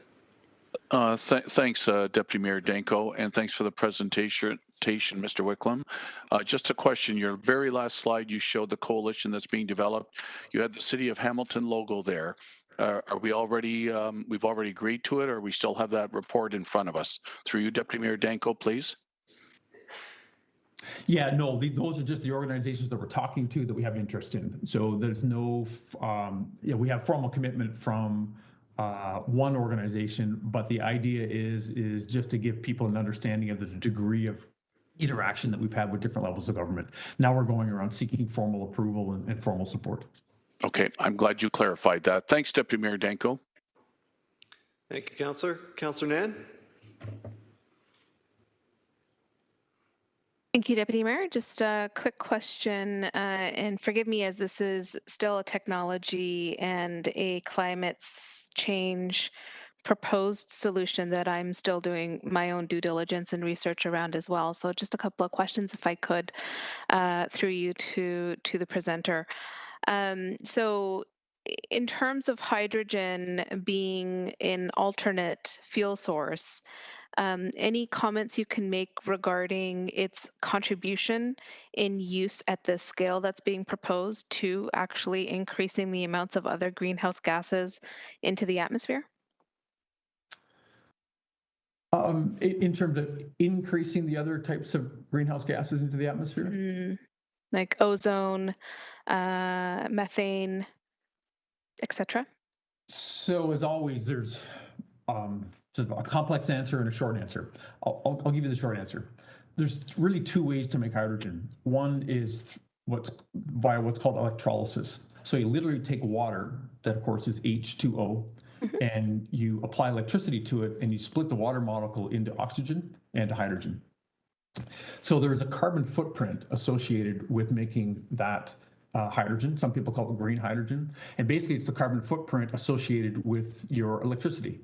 So if you have a very clean electrical grid like Ontario does, then the carbon footprint of the green hydrogen would be quite low. If you have a high carbon footprint like Alberta does for your electrical grid, the carbon footprint for that green hydrogen would be quite high. The second way that you can make hydrogen is to take natural gas and you can split it into its constituent pieces. And you have carbon dioxide, which you can capture and then store, and hydrogen. And so the carbon footprint of that hydrogen is dependent on how clean your natural gas system is. And so if you have a system where there's really no leakage of your methane or your natural gas into the atmosphere, the carbon footprint could be quite low. But if you have a system where the leakage of your methane or natural gas into the atmosphere is quite high, then your carbon footprint is going to be quite high. We've done some analysis that shows that, frankly, if done well, you can actually make hydrogen out of natural gas that has a lower carbon footprint than many types of electrolytic hydrogen, including solar. So those are the two types two ways to make hydrogen. And the reality is both can be either cleaner or dirtier depending on the efficiency of your system. Okay, thank you. I appreciate the response. Councillor Partridge? Yes, thank you. Good morning, Dan, and thank you for the presentation. Very much, it's very interesting, very appreciative. Along the lines of Councillor Jackson, though, I believe we have a policy at the city of using of the city logo being used when it's not something that council has approved or signed on for. So I'm not sure if there's any staff who would answer that question, but typically organizations, when they show the members, it is members who have signed on and are supporting. So if the city hasn't done that, I'm a little uncomfortable having our logo there. Matthew Grant? Through the chair to the councillor, we do have branding guidelines and logo use guidelines. Matthew Grant, Director of Communications, my apologies. We do have guidelines for those. We typically do not ascribe our logo to things that we're not a part of. Our experience is that if we're not a part of an initiative or haven't invested in it or not a partner in it, people will make an assumption that we are because that's what the logo represents. Yeah, thank you, Matthew. I very much appreciate the response. So, I mean, from my perspective, that pretty much says it all. I don't think the city logo should be there. Certainly, it is, a very, very laudable project and something that should be entertained by council. But my preference would be to take that logo off until such time as it has been voted on by this council. Thank you, Chair. Thank you, Councillor. Mayor Eisenberger? Yeah, thank you very much. And absolutely a great report. And, there are going to be multiple areas that we're going to have to tackle to on top of the climate change issues. And this is certainly one direction and opportunity that has merit for us to continue to explore. So I thank you for the presentation. It does list both Trevor Einhoff and Norm Schlehand as kind of parties to this report. And I'd like to hear from Trevor, if I could, on his thoughts around this direction as part of the overall climate change work that, obviously we did a report on just previous to this. So, and I thank Mr. Tarani and Mr. Wickham for their report, and I think it's again one area that we're going to have to tackle and explore to define whether or not it's going to create that kind of lasting value for climate change purposes for us. So is Trevor still on the call by chance? Trevor's here, yes. Okay, so maybe I could hear from both Trevor and Norm their view in terms of the direction that's being proposed here as part of our overall climate change strategy. Through you, Deputy Mayor, to Mayor Eisenberger, thank you for that question. both myself and Norm, and I'll allow Norm to speak for himself, but we've been a part of these conversations right from the very beginning, and working with Cyrus, strategically wanting to bring this forward quickly and during this meeting because of the momentum and the importance of this initiative in order to move forward quickly on implementation of several of our climate change action strategies. They do relate mainly to the community energy and emissions plan, including Action 1, establishing an industrial energy efficiency and decarbonization working group, looking at establishing a clean tech accelerator, as well as looking at the technical analysis of green hydrogen, which are all actions established within our community energy and emissions plan. And this hub would work directly to achieving those actions. So very much I am excited about this initiative, and I think it's very important, one, for the City of Hamilton to move forward on in order to begin untangling and looking at, as Dan rightfully and more complexly said, looking at the system-wide approach for clean electricity and the decarbonization, specifically as our industrial emissions, but identifying the many co-benefits related to our transportation and building sector emissions as well. Thank you. Thank you, Trevor, for that answer. Very comprehensive. Norm Schlehan, also mentioned on the report.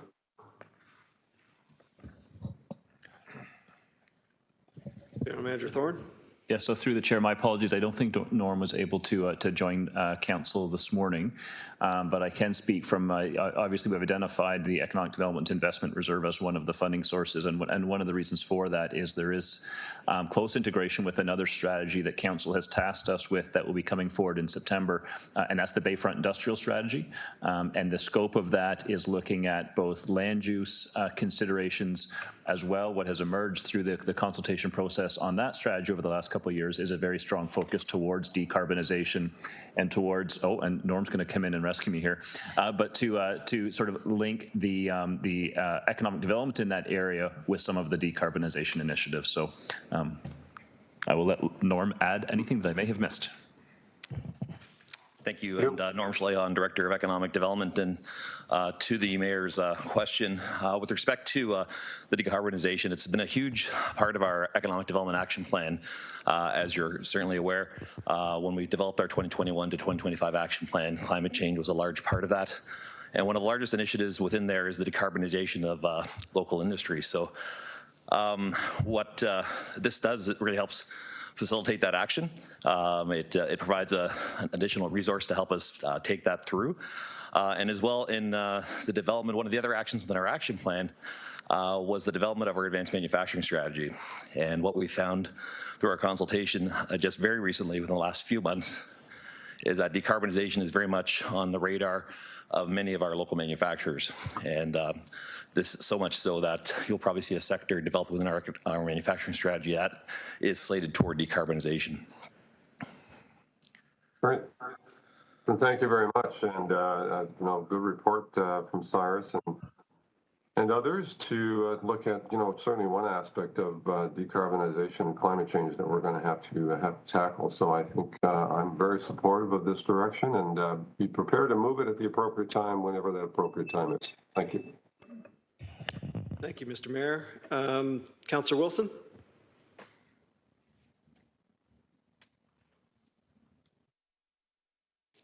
My apologies. Thank you very much. I appreciate the Mayor's question on that and the opportunity for the other signatures of the report to comment. I just want to make sure I understand. So there is, the gentleman was saying through you, Chair, there is no financial commitment secured yet. This is the first ask is to the City of Hamilton, and over a number of concurrent years, it amounts to $240,000. Is that what I'm understanding? I'm going to turn to Danara to answer that question. We do have one confirmed funder, but I will say that when we've talked to other funders, especially including the Government of Canada, we get a very receptive audience. It's just, we're just now starting to ask people to confirm a commitment. But we are the second institution we've asked to confirm a commitment. And the other commitment, Danara? Yeah, thank you so much, Councillor Wilson. So I'm just going to quickly, I'm looking at the Appendix A, which was provided to you as part of the report. Yes. That looking at delineation of the budget. So just to echo where Dan left off, we do have a commitment of actually 2 organizations, this being the Chamber of Commerce and the Hamilton Community Enterprises. We are now in front of the City Council to seek the multi-year $240,000 funding for the Hamilton Hub. This sort of represents partial funding, obviously. We are going after the federal and provincial parties, the public governments and the ministries that are associated with the Government of Ontario and the Federal Economic Development Agency for the Southern Ontario. For additional funding.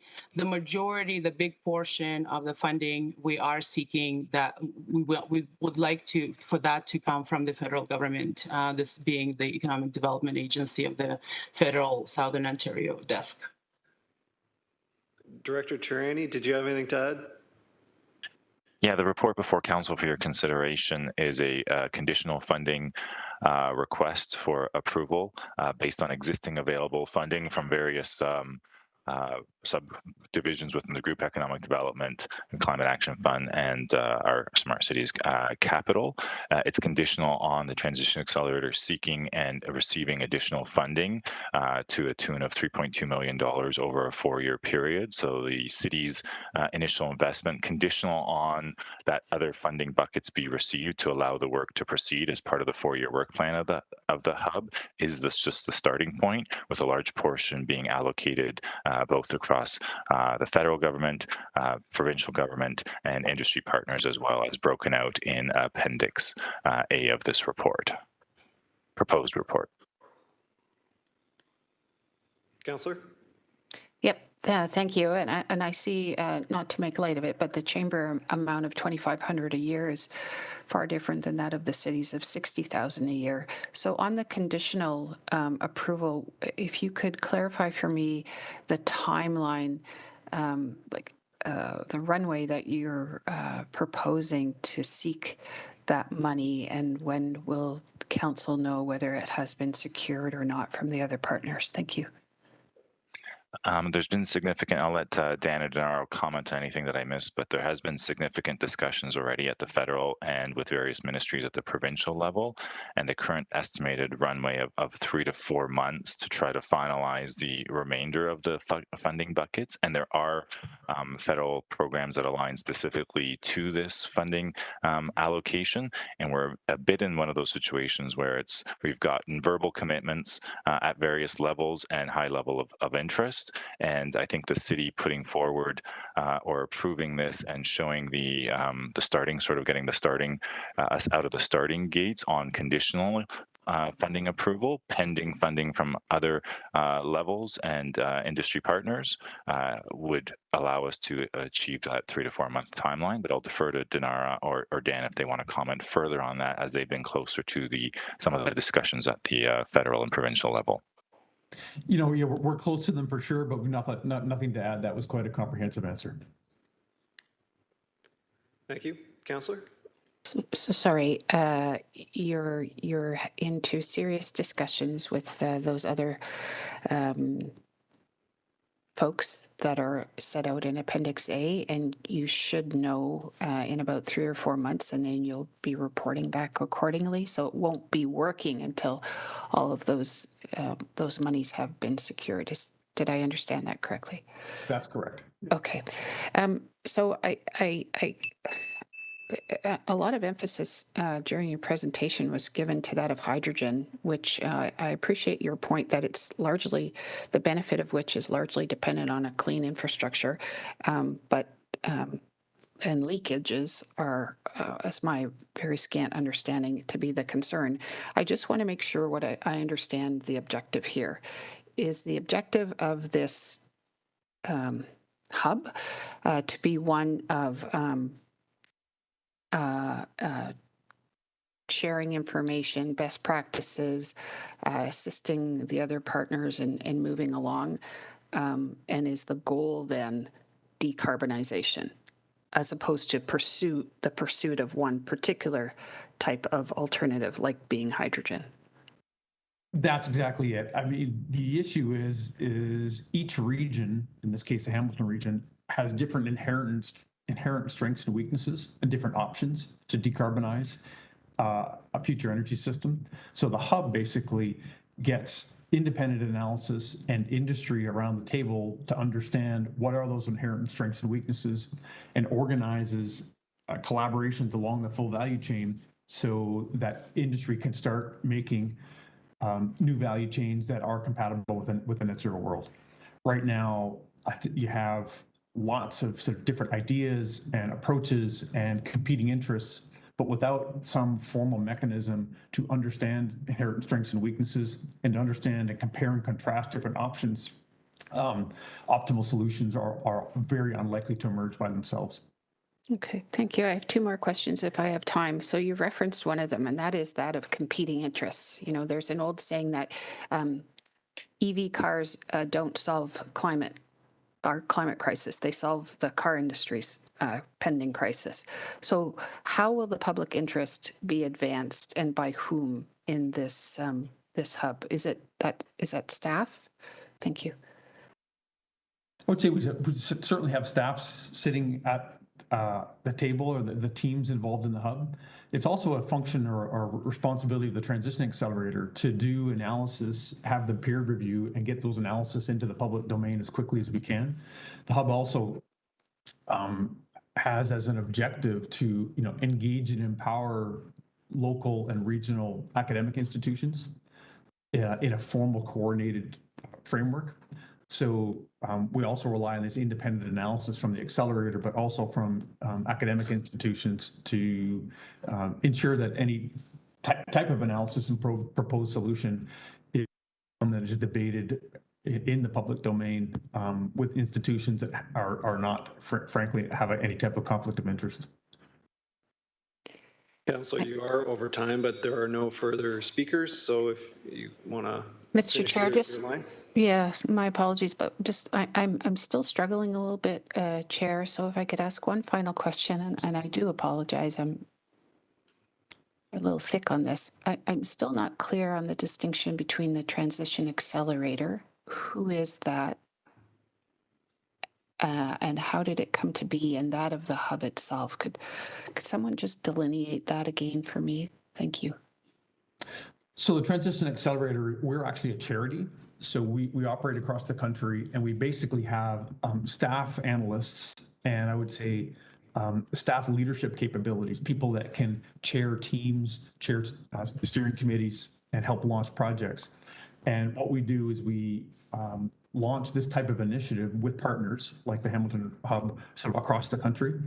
And so the hub, you can think of it as a large project or a large governance structure or a large collaboration, and the Transition Accelerator would be one part of it. And what we basically do is bring the strategy of the hub, but we rely as much as possible on local or regional industry, government, and academic institutions to actually propose the solutions and then make the investments in the projects.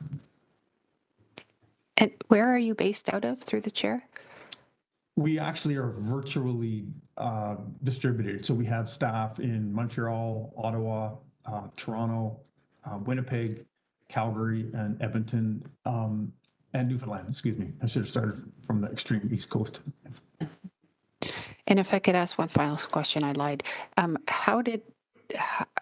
To staff, how was the Transition Accelerator chosen for this project? I can answer that question through the chair to you, Councillor Wilson.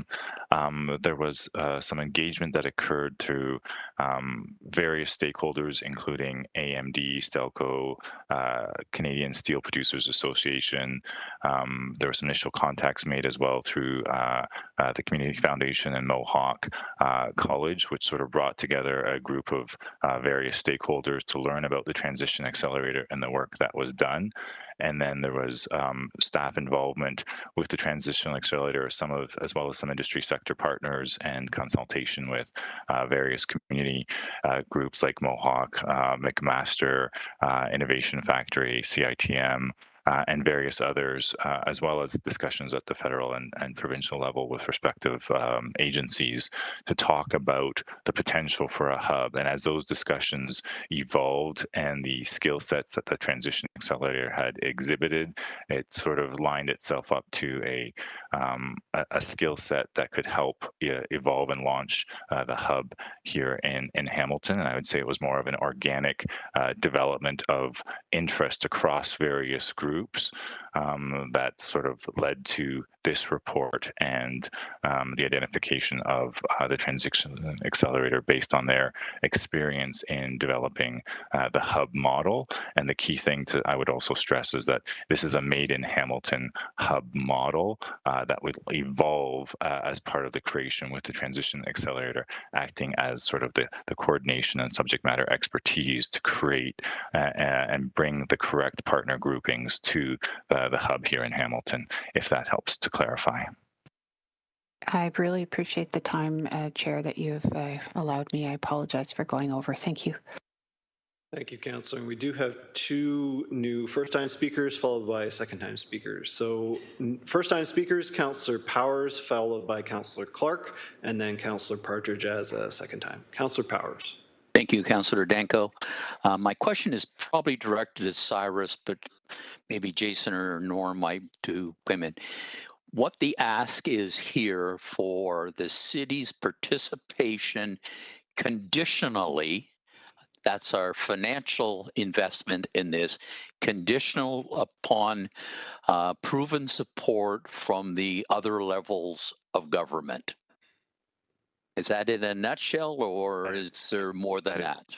That is correct. And to clarify that question even further, I would say I think everybody needs to come to the table. So there was this isn't a report where it's committing taxpayer dollars or existing funding to say we're going to be the starting funding model and then we will go and evolve and knock on the doors and get. It's really an initial conditional that the city, if the report is approved or any changed recommendations per council's purview to it, that it is interested in a commitment to that level of 240 over 4 years from existing funding. So there's no net new budget levy impact for the ask, but it's conditional, to your point, Councillor, on the other levels coming forward. So if you think about it at 60,000 a year or 240 over 4 years, there's a multiplier effect that would kick in by seeing a total contribution of roughly, say, 60 from feds, 10 municipally, 10 through industry, and Hamilton would make up a total of about 7.5 based on the proposed budget in Appendix A. So there's both a multiplier effect for the impact and the benefits that the hub would bring. Dan mentioned some of the total dollar value of the various projects that were brought in from the other example where the potential here at a $60,000 a year investment, again, conditional upon those other partners stepping up to ensure the full funding window is achieved to allow the accelerator to proceed. And even at discussions at the federal level, some of the commentary was, go big, make sure you're asking for the full amount at a federal level to ensure the funding viability of the hub for a full 4 years, with no intent to come back, especially to council, for future funding, because the entire package has to be secured to allow the hub to proceed. And to Councillor Wilson's comments and questions earlier, the expectation is that the model can be secured within the next 3 to 4 months for the full funding commitment, which would include the 60,000 a year conditionally asked for at this point in time.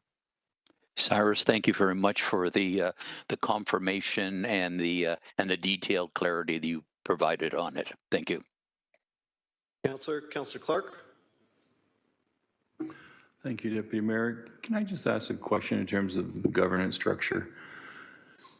So when I'm reading this presentation, it speaks to the Transition Accelerator, and the accelerator is proposing to launch a Hamilton Region Decarbonization Hub, HRDH. So is the HRDH going to be a standalone organization with its own terms of reference and governance? Or is it actually a component of the Transition Accelerator? I can answer that. It's very much a standalone organization.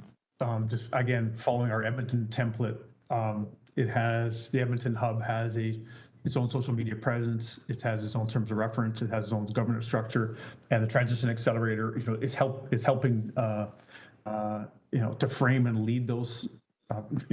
Frame and develop the terms of reference and some leadership role, but this is not the Transition Accelerator. It's a new hub, but with its own entity, with its own I would say personality. Yeah. Thank you. And can I ask a supplemental, Deputy Mayor?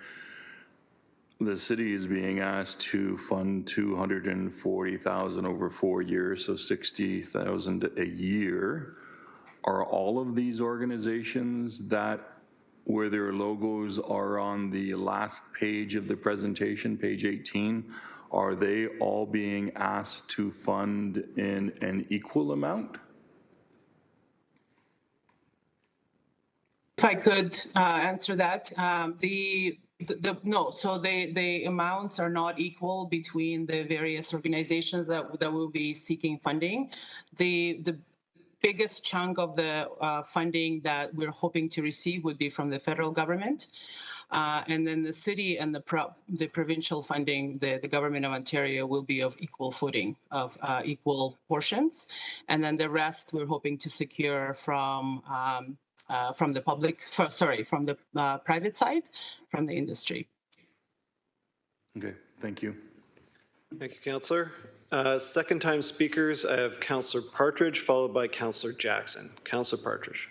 Yes, thank you, Chair. I really appreciate the time, and I appreciate the questions from the previous speakers. It's been quite interesting. So some of my questions have been answered, but one in particular is around the presentation when it showed the left side and the right side, and I believe on the right side it showed fossil fuels to be greatly diminished over the next few years, and that electrification would fill kind of the majority of energy being used. So my question is around the mining of lithium, which I believe is needed for the batteries. And what I'm trying to reconcile is mining of itself is a huge issue with climate change and a contributor. And so help me just reconcile those two. I could speak to that generically. The issue you're talking about, of course, is the full life cycle carbon footprint of all of the proposed solutions to decrease emissions in a net zero world. And that's a very important principle. I think the reality is that any solution or any type of economic activity or technology is not zero. There's always some type of footprint for sure. And then really the only way to understand whether or not the solutions you're proposing are actually better than the existing situation is to do a full life cycle analysis. So what's the emissions associated with all of the raw material production, all the manufacturing of the technology, and so on. And I think the reality is that our best minds do tell us that even with those that full life cycle analysis for battery electric vehicles, for personal vehicles, it is a marked decrease in emissions. But I think the other commentary is that there's a lot of smart minds working on how to produce lithium with a low life cycle emissions as well. So I know some technologies that are being proposed is actually to extract lithium from wastewater, not requiring it to be mined or to use and produced by some type of evaporation pan where it is now. So I think not only is the actual battery electric vehicles a decrease in emissions, but the value chain or the supply chain to produce the batteries is in the process of being cleaned up markedly. So I think that that delta, the change of emissions reductions between internal combustion engine and batteries is a market decrease now, and it's only going to get cleaner in the future. Thank you, Dan. The answer gives the impression, though, that the solution and the innovation in technology is an imminent.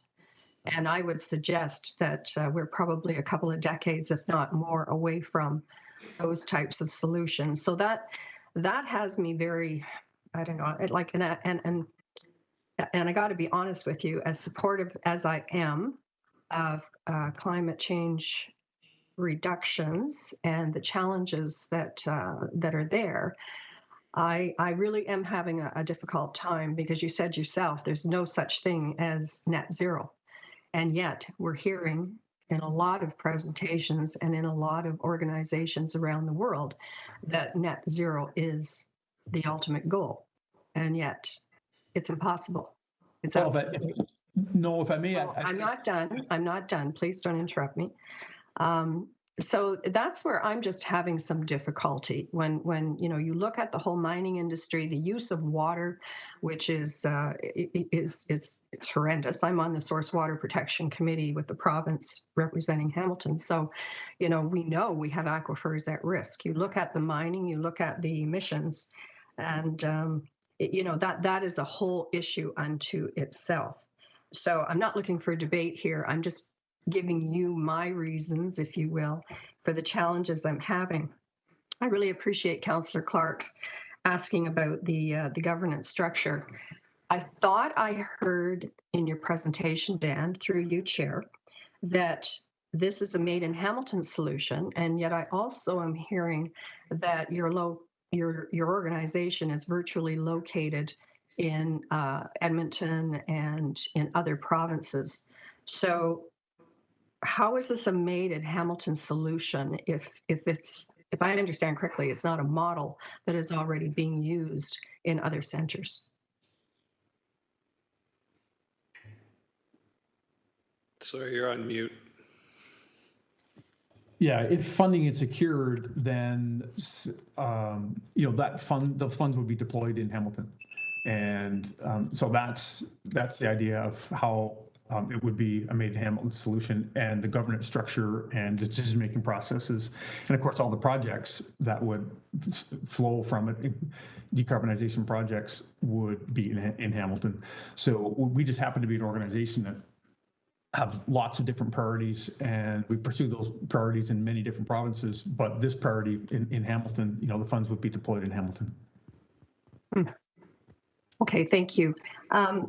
I think my last question, if I have time, is around the other partners. I heard mentioned that discussions have taken place with Community Foundation, McMaster University, AMD, and other corporations, and yet I'm not seeing them on the list of funders. Why would we not be asking the Community Foundation for funding, ArcelorMittal, Dofasco, as well as other corporations for funding, and McMaster? Why would we not have them on the list and be asking them? Because I'm really concerned about the inequity in the funding asks. I think it seems we made a faux pas by putting that list of logos together. It was certainly not designed to indicate support. It was designed just to indicate that there's conversations at some degree to scope and interest in the hub. But we're certainly talking with all those organizations, especially AMD. So we have frankly a proto steering committee that meets about once a week to talk about, how can we frame this initiative? How can we make sure that it is laser focused on decarbonization, provides value to all funders, especially the city of Hamilton? So we're in deep conversations with those other organizations, just like we are with the city here. And I think it's just a sequencing issue of, when do you approach? You have to start somewhere, and we've, we're in front of you today, but very quickly we would go again very formally in front of those other funders as well. Thank you, Dan. And Chair, I guess my final is that to me, this is the cart before the horse.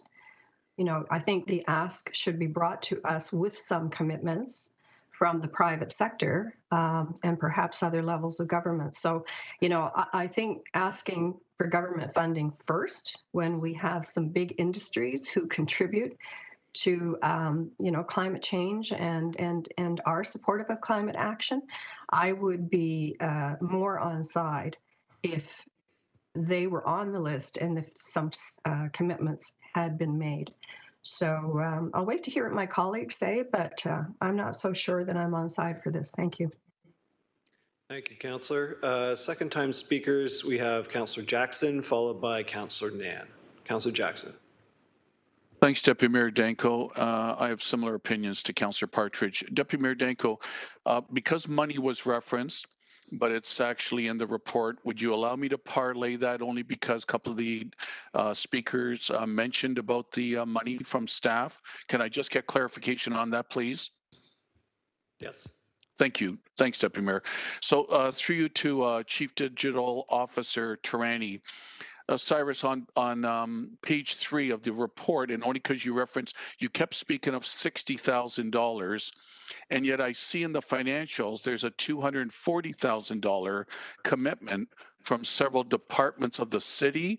Can you reconcile then? You said it's only 60, folks, and yet I'm seeing 240 from city departments, unless I'm missing something. That's my only question of clarification, Deputy Mayor, please. Director? Yeah, thank you. Through you, Chair, to Councillor Jackson.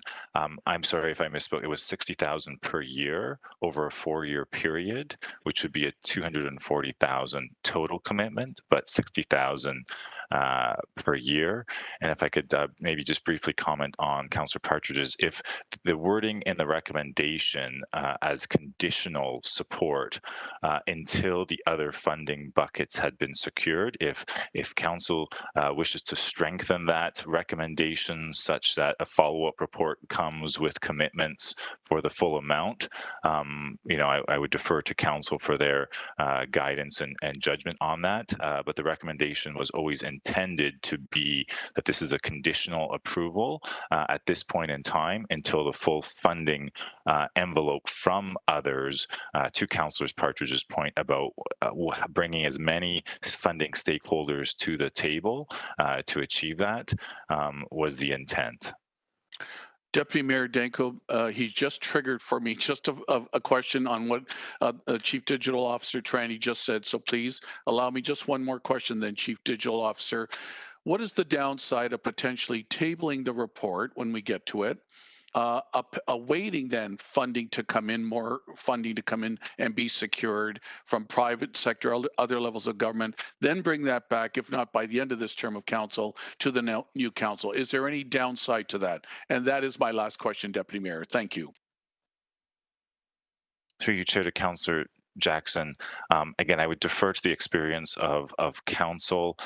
My opinion is, and I think in discussions, and I don't want to put words into the other Norm or Kevin and Trevor, our internal discussions, the census was that the city showing leadership in conditionally approving this would help, in a sense, show commitment from Hamilton that would then act as a facilitation for ensuring those commitments. And I don't want to say a chicken before the egg type problem here, but I think even at a federal level, or at an industry level, they're looking for leadership from the city.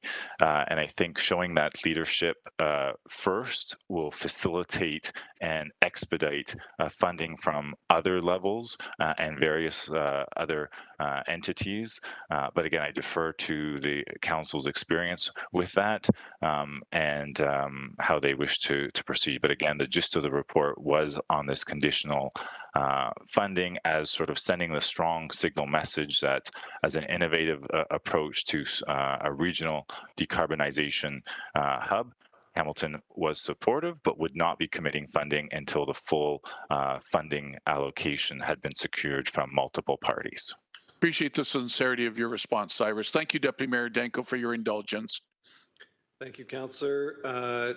Second time speakers, I have Councillor Nan. I see Mayor Eisenberger is also indicated. So I'll go to Councillor Nan and then I'll come to you, Mayor Eisenberger. Thank you, Deputy Mayor. And I think I might have gotten the answer from Councillor Jackson's last round of questioning. So procedurally, we are deferring this report until after delegations. would be part A of the question, and then part 2 of the question I would appreciate if we are going back to the report after delegations, if staff could present some alternative considerations given some of the hesitation around the table, which I appreciate. And as I indicated right up front, hydrogen as an alternate energy source, given some of the concerns and general information out there that it does take a lot of energy in order to split hydrogen. I would like to understand the entire holistic picture of this alternate fuel source and before we jump on board. So that would be my preference from a governance perspective, but if I could get that procedural clarity, please.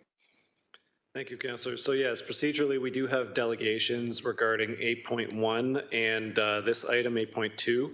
So once we receive the presentation, we'll then move to delegations. I'm going to refer 8.3 so we can go right to the delegations, and then there will be opportunity to debate and vote on the reports individually. Okay? Thank you.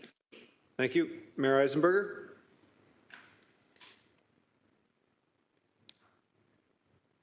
Thanks again, and I'm actually quite surprised that there is a hesitancy to explore this. Clearly, there are many areas that we're going to have to explore and get into if we're going to have success on the climate change front, and this is certainly one area. So I'm again to Trevor, who's leading, in many respects, our climate change initiatives, and given some of the comments that you've heard. Gas as well as other options that we're going to have to explore. Why are you so supportive?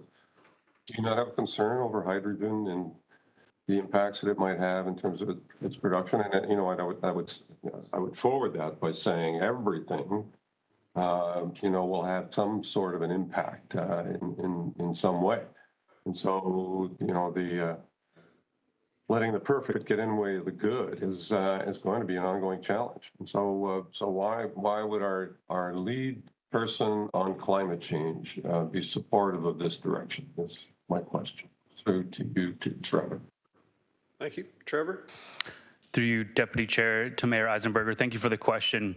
To me, I'm so excited about this initiative because of the potential to reduce our industrial-related emissions, which currently right now represents, specifically in our steel sector, represents the single largest source of emissions in our community. The Bay Area Climate Change Council in previous years mentioned their mandate and their objectives around improving and reducing industrial emissions while also avoiding carbon leakage. Carbon leakage, in a general sense, is we're not reducing emissions globally. We're just moving them outside of Hamilton. And in internal meeting conversations, we've heard multiple presentations from the Canadian Steel Producers Association, as well as the steel companies within Hamilton, highlighting the importance of advancing hydrogen technology in the future. I will say hydrogen is, it's not right around the corner like electrification is. And I want to note that there is no silver bullet to solve climate change. It will take a multidisciplinary and multi-pronged approach to reduce greenhouse gas emissions. So I see this as a very important prong and that multi-pronged approach to specifically look at technology that will reduce emissions in our industry sector, that will help facilitate the transition to decarbonization in our industry, while also looking at multiple other pronged approach, as we mentioned, building retrofits, electrification of vehicles, public transit, natural environment. So I do feel that this is an important initiative and prong on the industrial emissions, and look forward to working as knock on wood, the proposed climate office, working with this coalition and building that local response that will directly benefit our community stakeholders. Thank you for that. And again, I'll follow the lead of our very passionate lead on climate change with a full understanding that there's a whole range of things that we're going to need to get into if we're going to be successful at any level on tackling the climate change issue. So I'm supportive of this direction. I think the difficulty that comes out of not making a commitment is a bit of a standoff with federal and provincial governments, and you know how that works. So with the moment you, excuse me, we know that the obvious question from a federal provincial government to get them involved in this kind of greater, broader collaborative initiative is, well, where's the city of Hamilton? Are they prepared to commit to this approach in any way, shape, or form? And if you fail to do that, then you know their answer, generally speaking, is, well, you know, we'll wait to see what the city does. So I don't want to create a standoff issue on climate change. I want to create progress. And this is modest investment should it come to pass, to taking some giant leaps forward in terms of decarbonization and all the things that we talked about. So I'm really quite surprised that this is getting a bit of a ride, but notwithstanding, I will continue to support and certainly offer the group the opportunity to get additional funds and resources from other levels of government, private sector, and industry, who all need to be part of this very, very important plan. So I'll look forward to continuing to support the recommendation. Thank you. Thank you, Mr. Mayor. So I don't see any further speakers on the presentation. So I need a mover and a seconder to receive the presentation, moved by Mayor Eisenberger, seconded by Councillor Powers.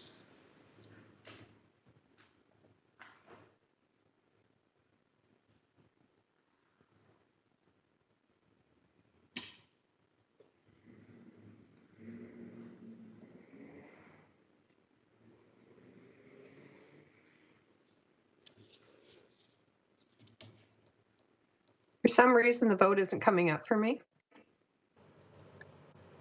Okay, try now, Councillor Partridge. If not, I'll take it. Thank you, Councillor Nan. I have you. Councillor Pauls, I'm missing your vote, please. There it is. Thank you, Stephanie. You're welcome.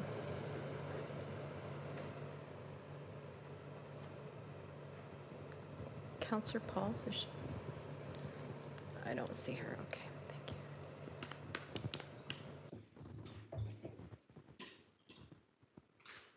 Thank you. That's unanimous. And then to defer consideration of the report until after the delegations, I need a mover and seconder who'd like to move by Councillor Ferguson, seconded by Councillor Vanderbeek. Thank you.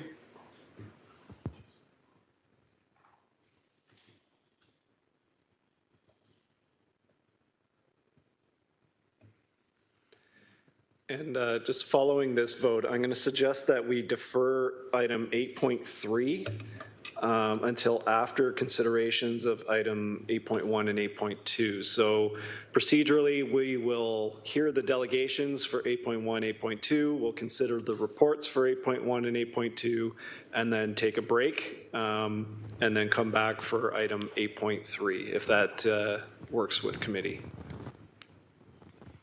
Thank you.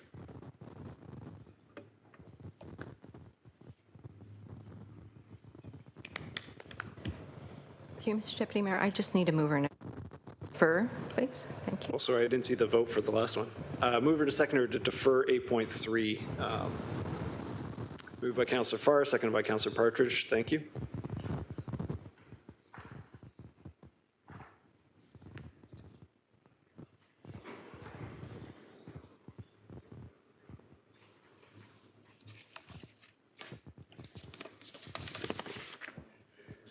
Mr. Mayor, are you in favor? I'm sorry. Deferral?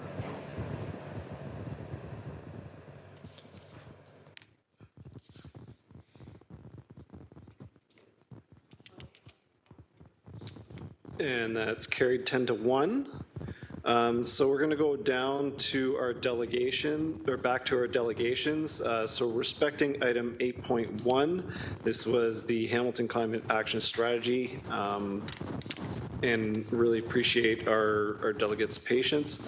So the first delegate on the list is Dave Carson. I have that right, Elsie Paparella?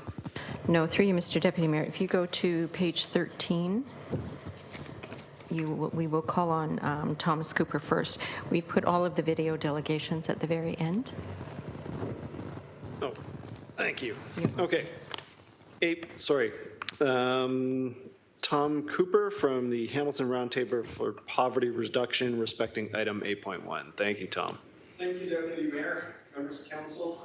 Great to see everybody. And certainly it's great that we are able to be at least somewhat comfortable today, although it feels like 40 degrees Celsius out there. And certainly I'd like to talk a little bit around a specific issue related to the climate change adaptation plan that both Councillor Wilson and Councillor Nan referenced. And it's the reality that our community is at growing risk from a rapidly heating planet. And we certainly had a blistering weekend.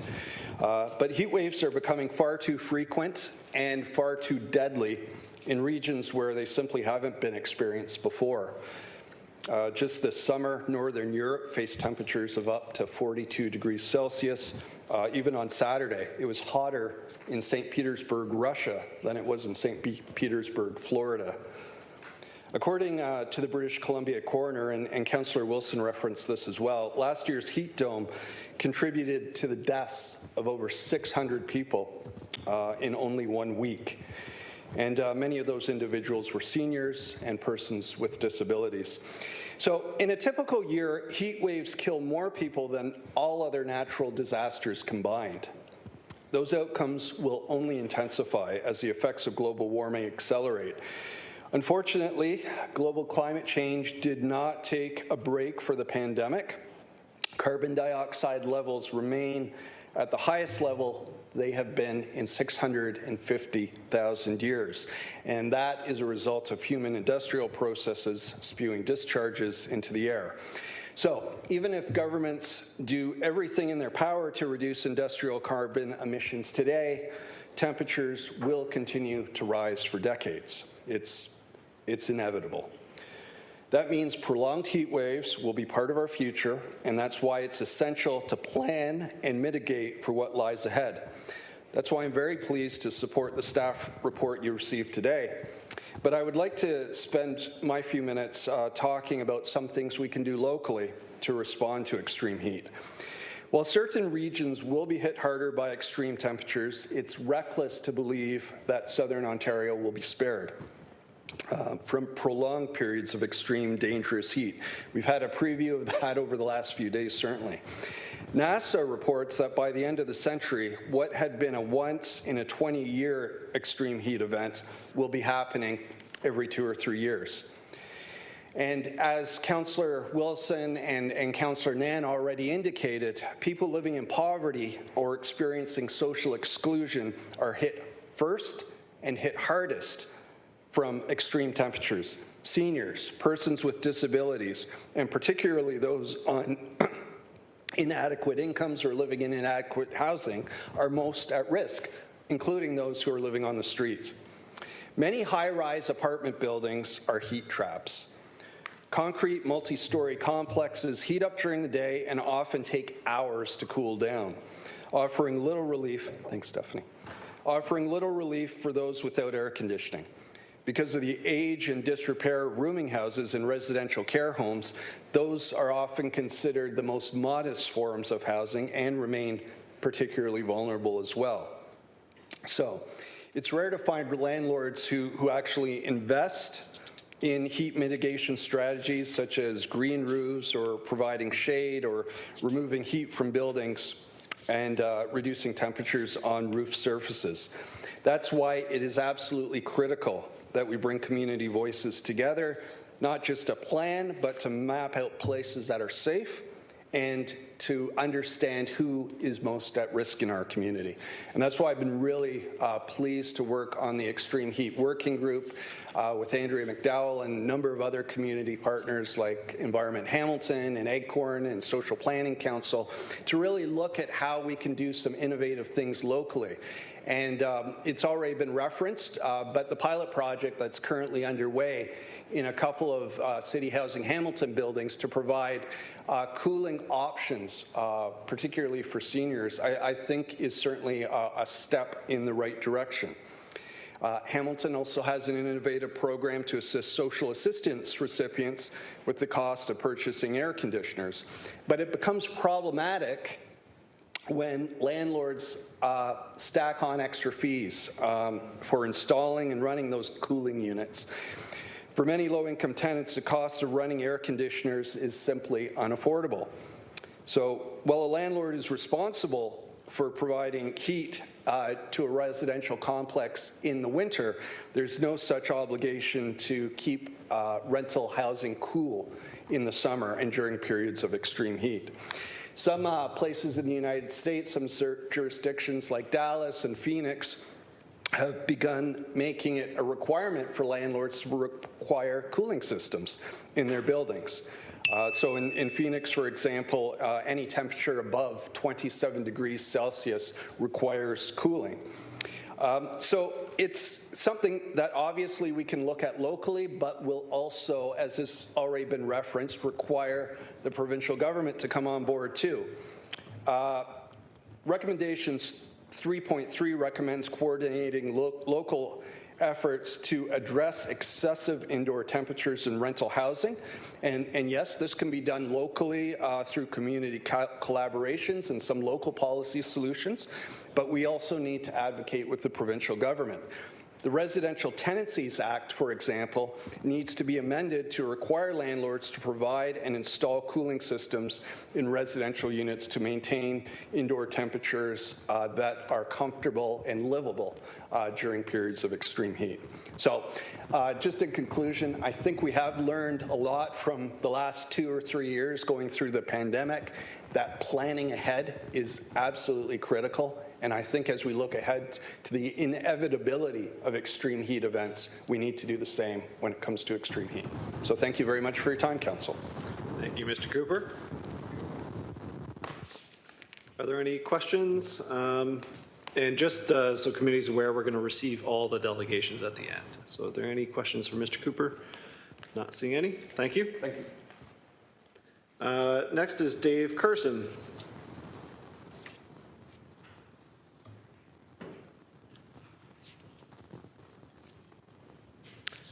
Thank you, Mr. Deputy Mayor and councillors for listening to me. And thank you for your attention on this subject, which is so vital to all the present and future citizens of Hamilton. And thank you particularly to city staff who've been working on this. They've highlighted the many ways in which emissions need to be reduced and how it can be done. But I think, as you all know, work so far is not enough. In a world of competing priorities, action on climate change is still taking a bit of a back seat at all levels of government. This needs to change. We need to move away from the pattern of slow, incremental, minor shifts and towards laying the foundation for transformational change. Some of the behaviors that get in the way of change is lack of data, lack of motivation, lack of leadership. Well, there's no lack of data in the staff report and the myriad of government and scientific publications that we've all seen. The size of the problem and what we must do has been clearly demonstrated. There's still lack of motivation for many, in part because of the seemingly more pressing and immediate personal or otherwise issues, or because they're not convinced of the data. The staff have noted almost all the emissions are community-based, so you need to help to motivate Hamilton through actions that you take, through the city takes, including a continued public awareness campaign on the risks and urgency. The third factor, leadership, is what is the most critical factor in implementing the Community Energy and Emissions Plan. Commendably, staff recommend the establishment of a climate change office, led by a Director of Climate Initiatives and supported by initial staff. I urge you to approve this today. You should go further. Make this position a member of the senior leadership team rather than reporting to the GM of Planning and Economic Development. This sends a message. This role has real clout.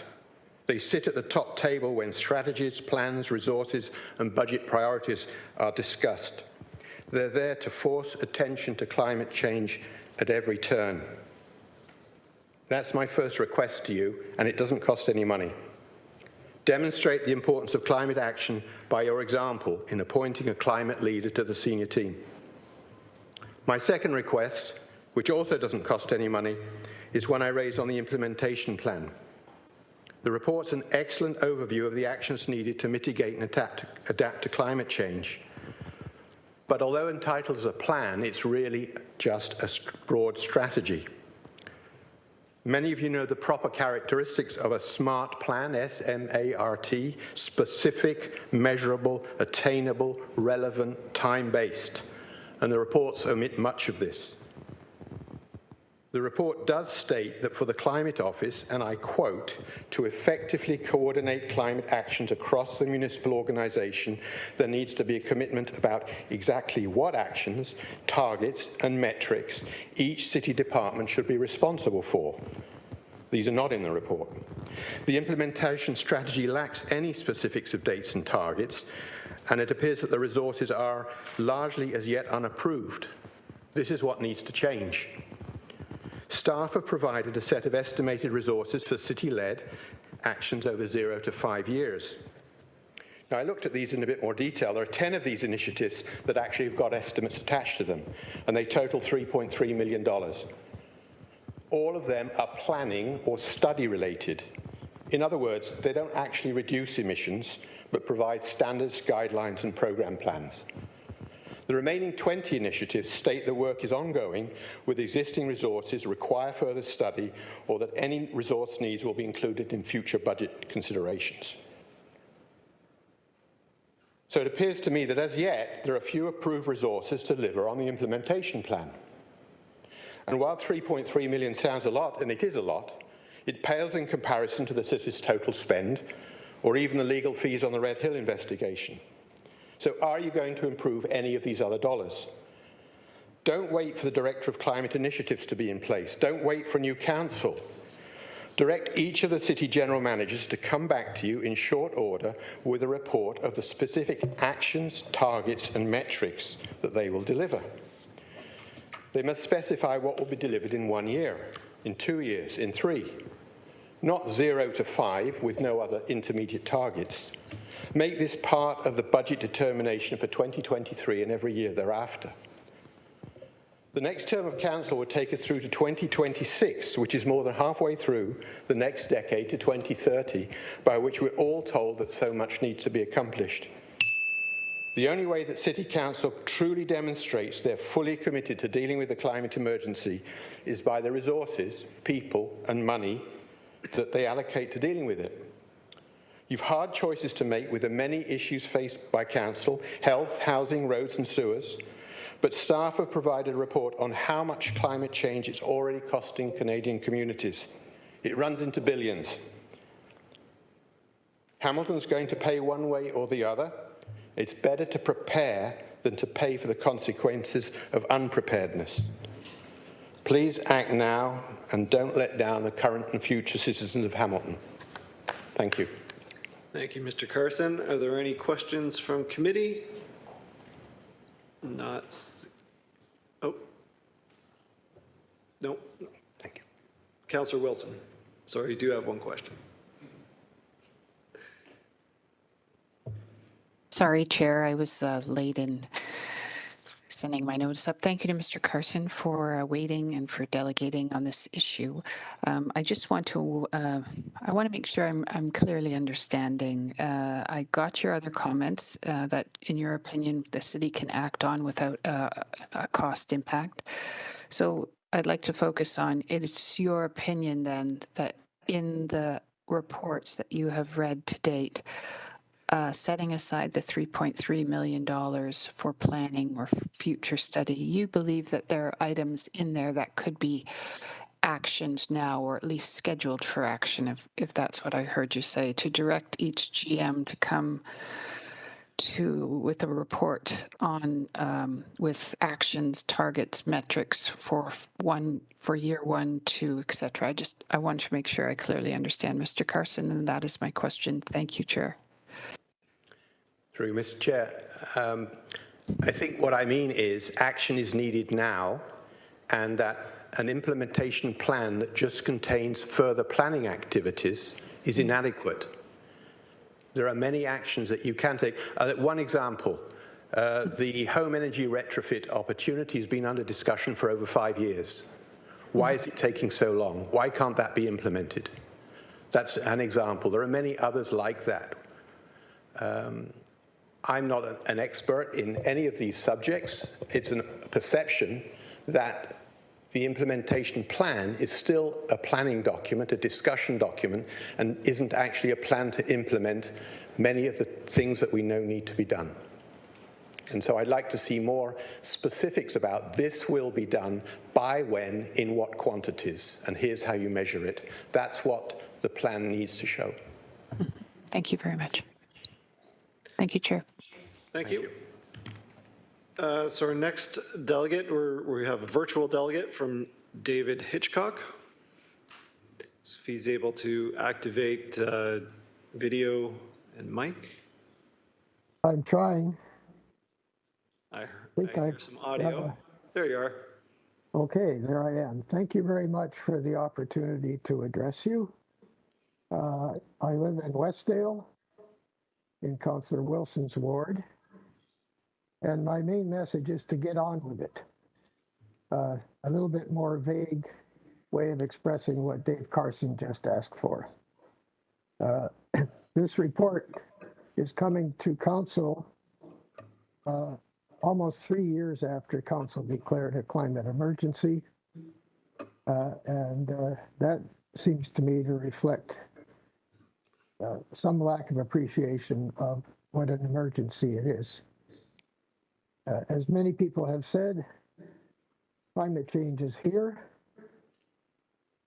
This came home to me very personally last summer when my then 20-year-old granddaughter was planting trees in northern Alberta in a location 2 hours drive north of Edmonton. And she was required to work outside for 2 or 3 days, 9 to 10 hours a day, planting 1,000 trees an hour in temperatures of 40 degrees, not humidex, 40 degrees on the thermometer. Several of these healthy young people got heat stroke. So it's something on which we need to act, both on the mitigation side and on the adaptation side. And I believe that there is some low-hanging fruit that the city could pluck fairly soon. And I just use as an example renovation of a house across the street from me, which was converted from a single-family dwelling into a duplex with a basement with its own entrance. A wonderful development, beautifully built, approved by all the neighbors. I asked the builder if he had taken climate change into consideration in what he did. And he seemed puzzled, wanted to know what I meant. And it said to me that the planning department, with which he had multiple interactions with lots of delays, with permits being required and taking a long time to come, that the planning department hadn't even discussed climate change as one of the considerations to take into account. Now, he has built these 2 dwelling units almost completely electric. They have induction cooktops, but he's got a gas water heater, which is an on-demand water heater, no tank, which supplies hot water to the bathrooms and kitchens, and when heating is needed, runs hot water through pipes underneath the floors of the basement and the ground floor and into radiators on the second floor. That's run by gas. It should have been electric. And then he would have had a zero emissions in operation house. And ultimately, electric is going to be cheaper than gas if we keep on raising the carbon price that the federal government has as a backstop. Actually, what I mentioned to him was flooding. What have you done about the possibility of flooding? Well, he said the planning department told me that I couldn't put in a backwater valve because it was a duplex. Now, for the life of me, I cannot understand why being a duplex rules out having a backwater valve. There's just one outlet to the sewer in the middle of the street, and it's the backwater valve that is going to prevent flooding of this basement apartment. He's made an 8-foot ceiling, and he's got hot water pipes underneath. He's got the lowest basement on the block, and that's the one that's going to get flooded if we have a torrential downpour like the one that flooded another part of Westdale a couple of summers ago. So this is something I think the planning department could revisit immediately. Can they not allow backwater valves on sewer outlets from duplexes? So this is just a couple of examples where I see low-hanging fruit that can be worked on, and that's the message. Please get on with it. Thank you for your attention. Thank you, Mr. Hitchcock. Any questions from committee? Not seeing any. Thank you. Our next presenter is Ian Borsk from Environment Hamilton. Thank you, Councillor, or Chair. You can hear me fine, I'm assuming? Yes. Great. So thank you so much for having me, General Issues Committee today. Delegating on behalf of Environment Hamilton, I'm Ian Borsick, the Climate Change Campaign Coordinator for anyone who's in the meeting who doesn't know yet. We are delegating today on item 8.1, which you just received the presentations for. And I think a lot of what I'll say will be echoed both in the community consultation final report that is part of the appendix for the 8.1, as well as the other delegations that you'll be receiving today. But generally speaking, I want to hammer home the point that we very much fully endorse all staff recommendations in item 8.1 and encourage you heavily to approve all these staff recommendations. As David just referenced in his delegation, it's been 3 years since the climate emergency declaration. City staff were redeployed during the pandemic, which many other municipalities in Ontario did not do. And we have fallen behind.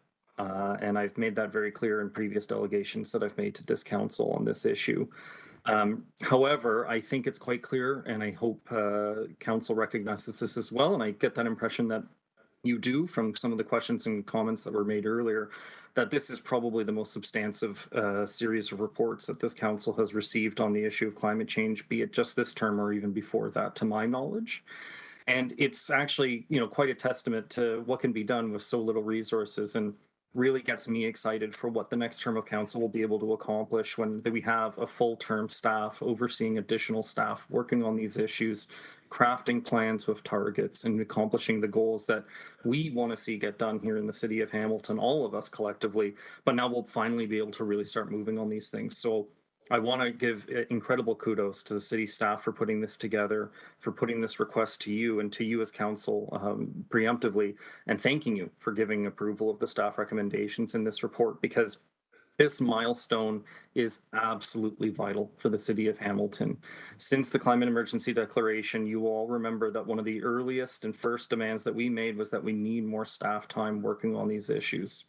A lot of the other delegations that we're going to hear today and that we've already heard are asking for bolder targets. That's reflected in the community consultation report. They're looking for hard targets and timelines. These are things that can be accomplished when we have more staff working on these issues, than when we have dedicated staff in a single department that can work with staff in every other department, but then continue to work with the community outside of City Hall as well. And in fact, I'm really excited for what the potential outcomes of this will be going forward. If we don't move forward on this key milestone, this will be a truly wasted 4 years of this term of council. The climate emergency declaration needs this as the capstone for what this council decides. I truly hope that this will be the final decision that you make on this as a council for this term.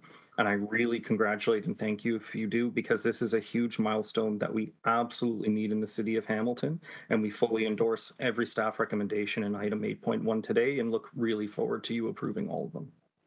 And that'll be my delegation unless anyone has any questions for me. Thank you, Mr. Borsick. Are there any questions from committee? Not seeing any. Thank you. Thank you so much, Council. Our next delegate is Don McLean. Don, if you're able to activate your video and microphone.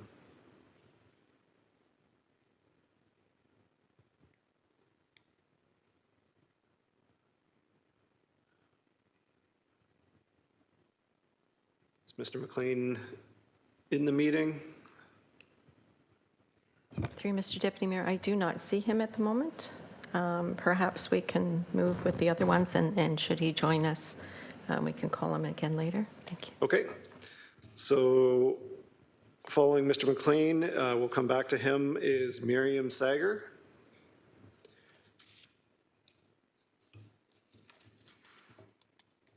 I see you. I'm here.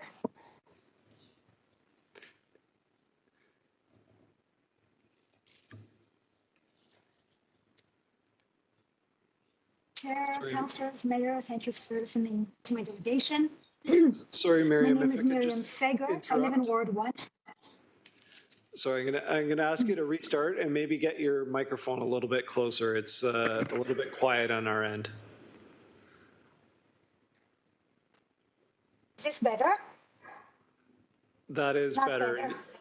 No, that was better. And your video is a little choppy as well. So maybe if you turn off your video, and then we can make sure that we can hear you. Okay. I hope this is better. That is, thank you. I apologize about my voice. It's been 3 nights without sleep because of the heat and trying to cool off with fans. So it's affected my voice. So thank you for listening to my delegation, chairs, councillors, mayor. My name is Miriam Sager. I live in Ward 1. I find this a very exciting session to delegate at when we have a very good draft to improve on. I also really appreciated just listening to the conversation earlier and sensing the seriousness with which council is now finally taking the issue of climate change, the need to mitigate and the need to adapt, which is really glaring and staring us in the face. Thanks to the staff who've brought it this far. I'm just sorry, like others, that it's taken so long and that we've lost 3 precious years. And I joined the request that the climate change team be prioritized with high-level management. And whatever pandemics come our way, this cannot be put aside any longer. And action is needed as soon as possible, not just planning and study.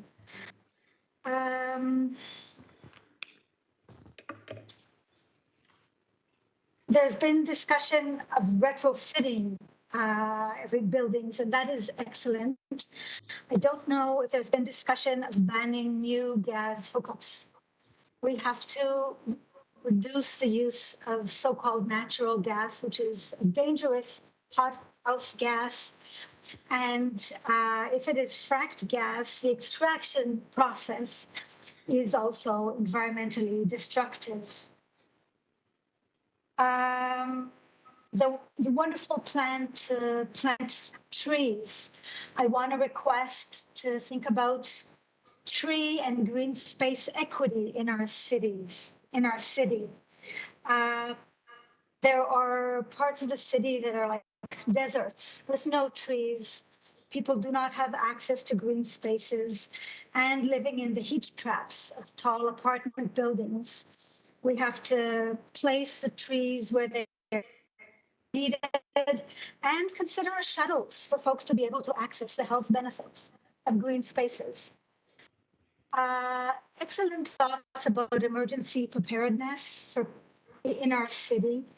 I want to make sure there are people with disabilities on any advisory committee or council. My office here is on the 3rd floor. In case of fire, elevators are disabled.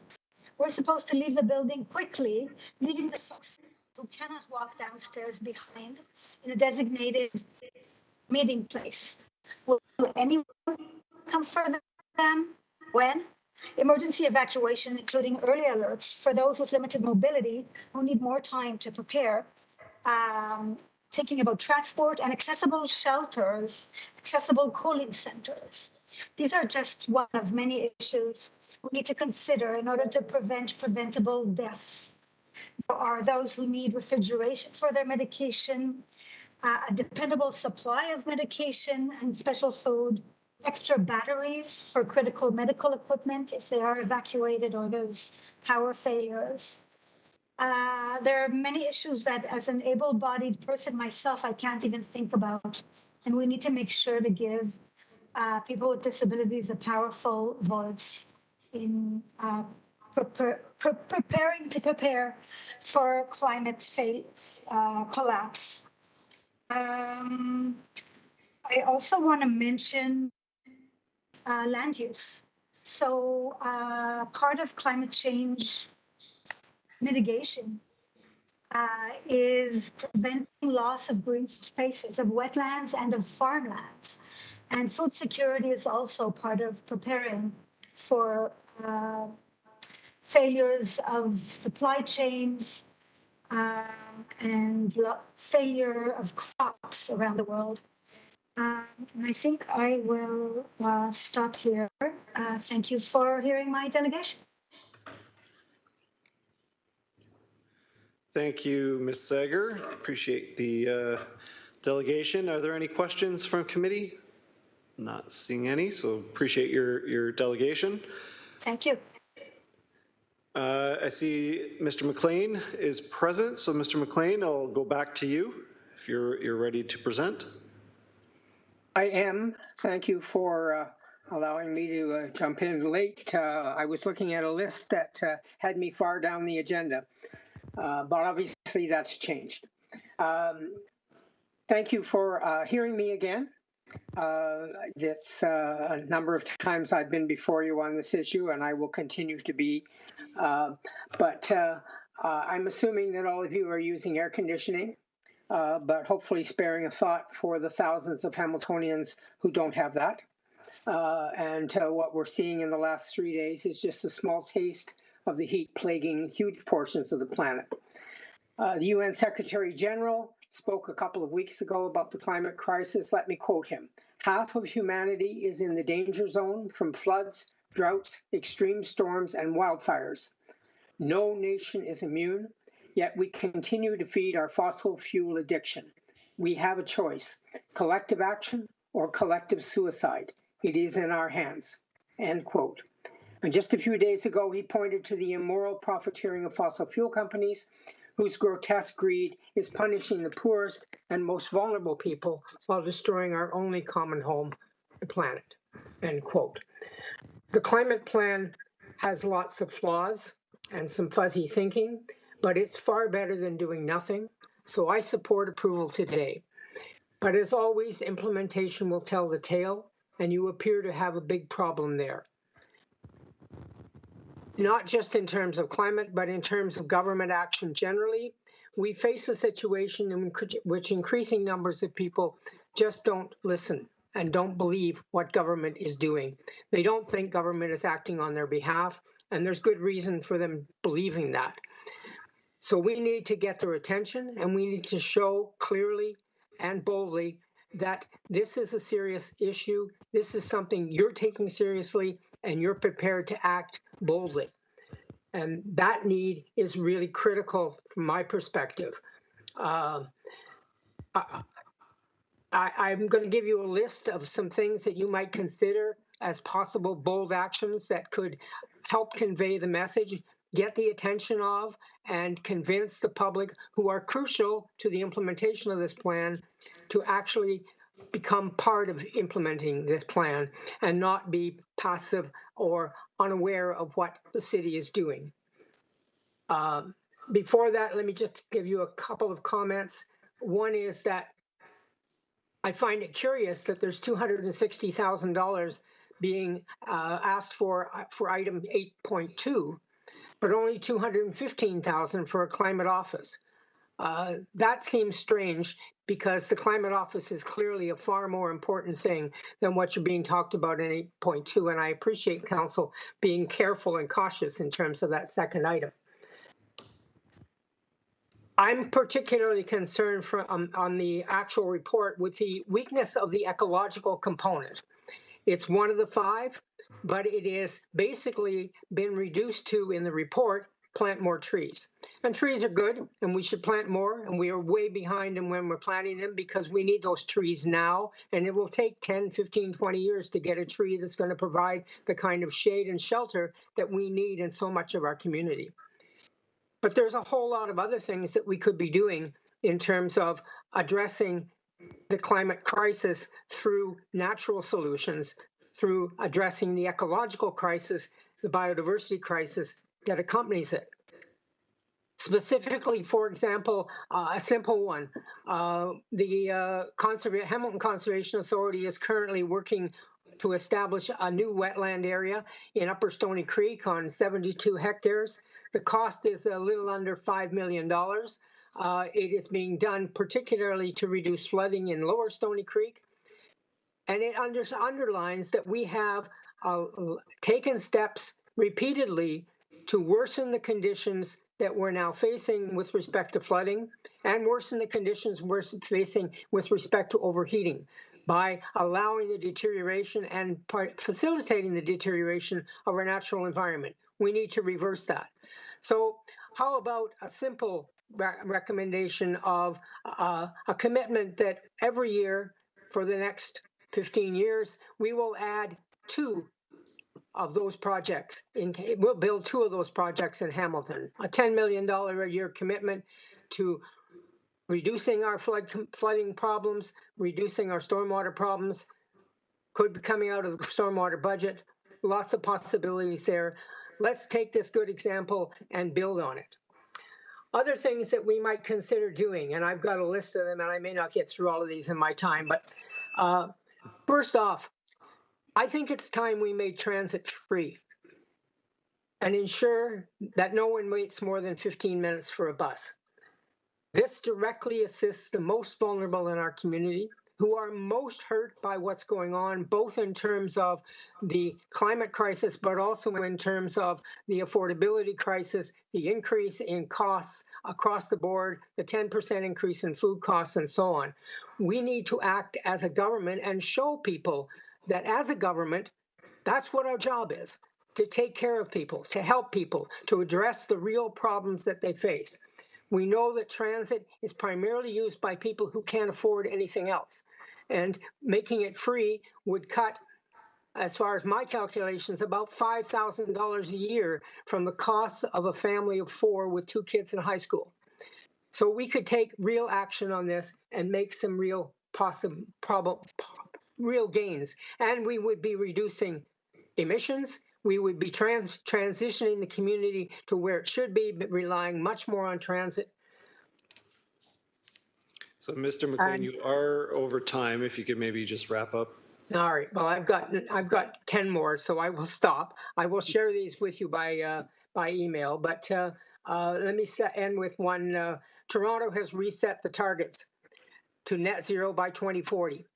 How be we follow that?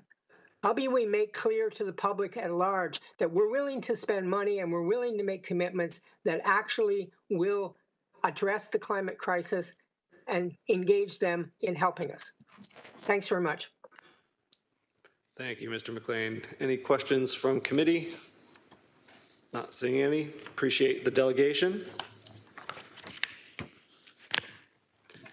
Our next delegate is Lucia Lanantuono. I'm not sure if I pronounced it. Thank you. Thank you for the correction. No worries, I can fill that in. Yes, no worries. I'll start with the delegation that represents some of the organizations that I've become a part of over the last year.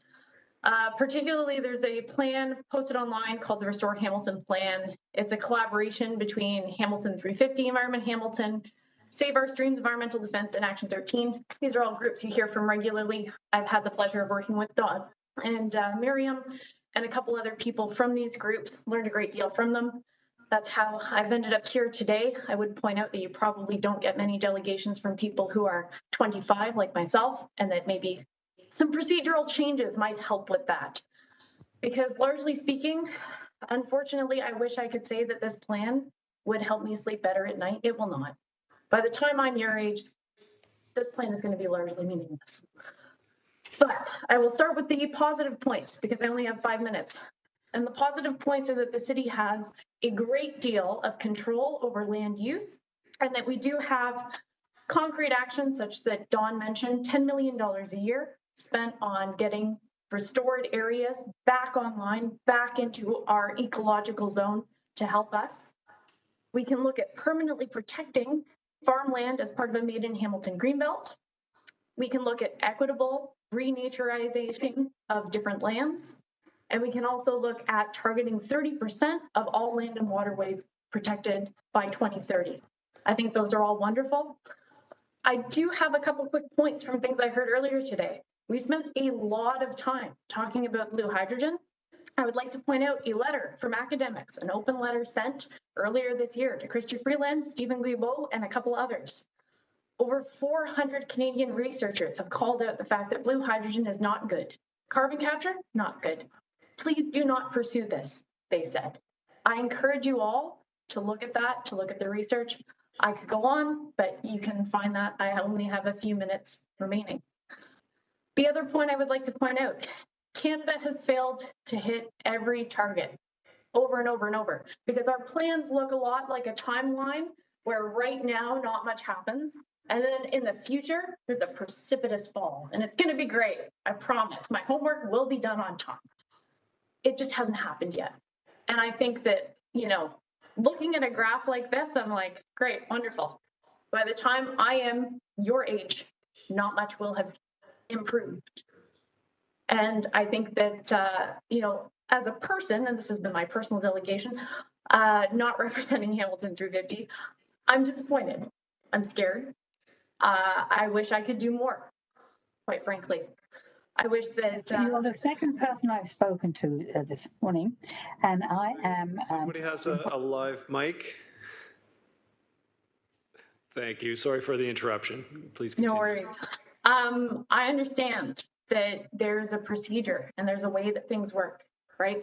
I'll point out that the boogeyman scenario in this report is called business as planned. And so if we plan the solution the way we planned business as usual, we're going to see similar results. And that'll be the end of my delegation. Thank you. Appreciate the delegation. Are there any questions from committee? Not seeing any. Thank you. Our next delegate is Alex Wilson. Hello. Alex. Yeah, are we good on sound and video? We are, thank you. Please go ahead when you're ready. Yeah, thank you. And thank you to Lucia as well, also coming in at 25. And I would agree that that's not a common occurrence in City Hall delegation. So it's nice to see multiple younger folks here, young Hamiltonians here today. And I know it's a short time, so I'm going to get right to it. But one other thank you I want to give is to Councillor Wilson for her question earlier in the day about building retrofit plans and how renters are going to be included. And I'm going to paraphrase, but I think the point here was, we know this is something we have to do. It's been 3 years since we've declared an emergency. And the answer right now is we'll still have more time. We still need more time to figure it out. We're not ready yet. And I think just that's a really hearing that as someone like Miriam, who's also been struggling to sleep under the heat as a renter these past few days, it's hard to hear. We figured it out for the people who have more security in our city, but we haven't figured it out for you yet. Is really disappointing to hear, especially when our community has been so active in pushing for changes and has been so active for moving forward. I think continuing to leave people behind is really unacceptable at this stage, and we can't afford to lose any more time. That said, I really do want to make the majority of my comments around the growing green section of the SEEP today in the draft climate plan. I would agree with what Ian said earlier about, yes, all the targets are great. I think everyone here is asking us to go further, is not saying anything needs to be taken out. And growing green, if I was to pick a section that needs the most improvement, I think you've heard multiple times that that's the one that's lacking. And we know why. It's because it doesn't talk about land use planning. We had 18,000 residents weigh in on land use planning issues. Save Our Streams Hamilton has engaged thousands of residents in Ancaster and Dundas about the Ancaster Creek watershed. A local offsetting issue, a highly technical issue at the Conservation Authority, got over 200 written submissions. Hamiltonians want to participate in land use planning decisions, but we are not being invited to, despite the fact that land use planning is such a huge part of the climate crisis. There are 3 targets that are included under the Growing Green section, largely have to do with updating plans and planting more trees. I think I'm going to share some other things that could go in there, but I really encourage councillors to ask, what's missing? So for example, if we pave over the Garner Marsh to build a warehouse, in the current emissions inventory, those emissions lost to the sequestration that wetland is currently providing, that would be lost if we paved it over, I don't believe are in the emissions accounting. The entire Airport Employment Growth District has lots of lands that are scheduled for conversion from farmland to asphalt. Those emissions seem to be lacking from the current plan. And I think that really speaks to how absent a land use vision is in the draft plan.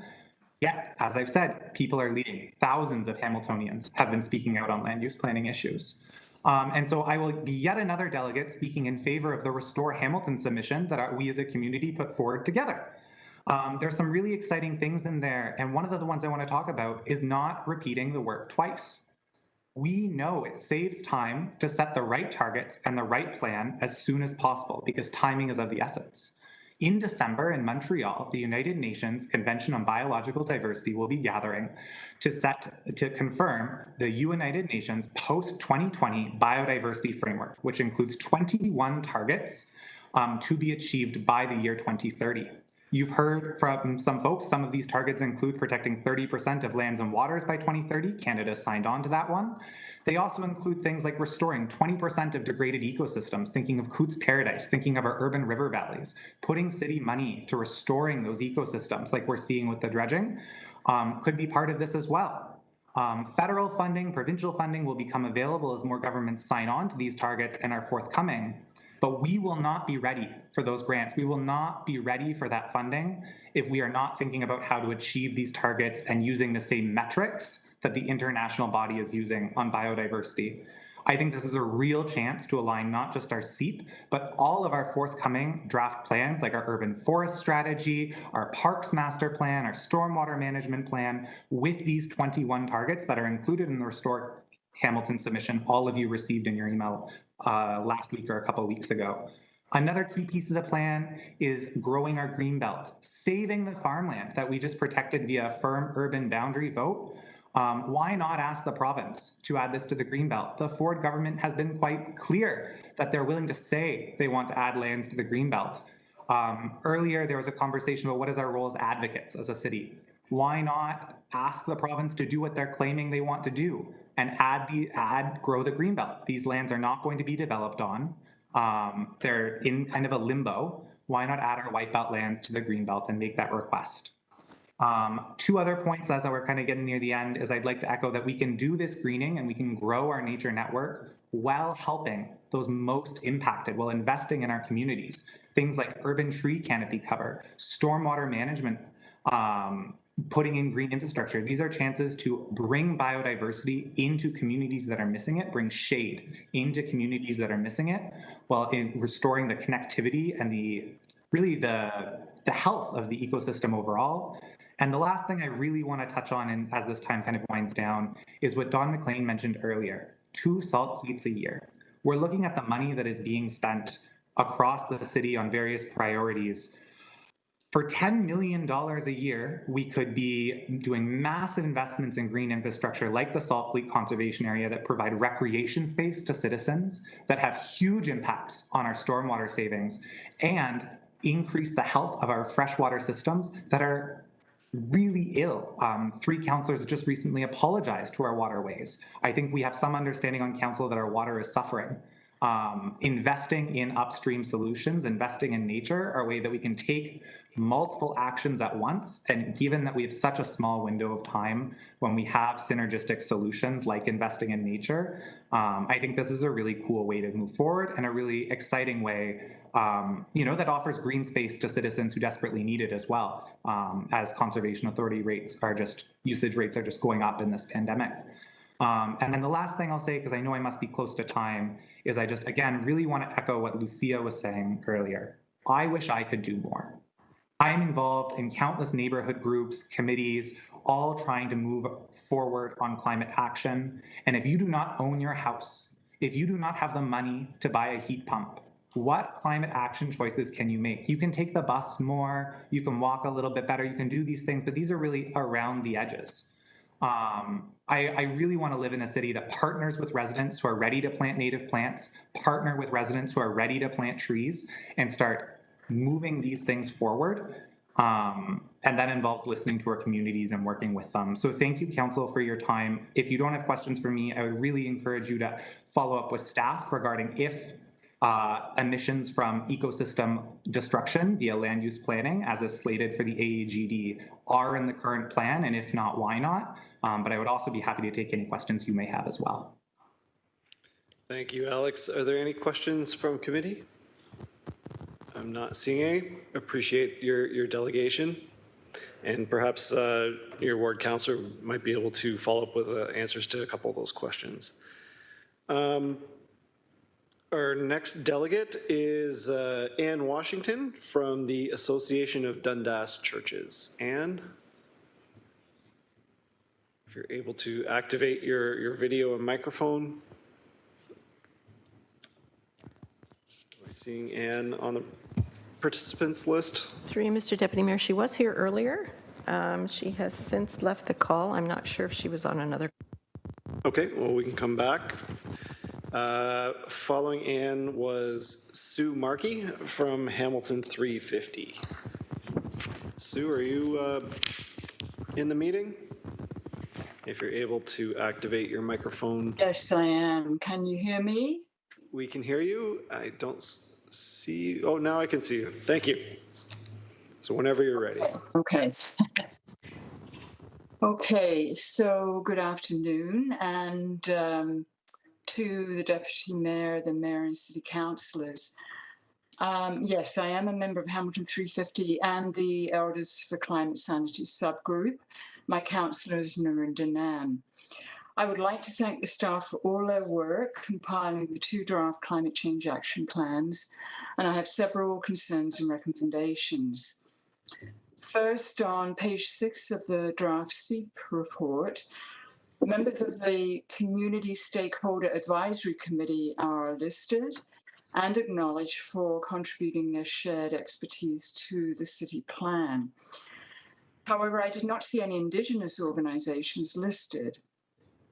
Since the city is situated upon the traditional territories of the Erie, Neutral, Huron-Wendat, Haudenosaunee and Mississaugas, and has developed the Urban Indigenous strategy based on the 2015 Truth and Reconciliation Commission's calls to action, then Indigenous organisations should have been a part of the advisory committee.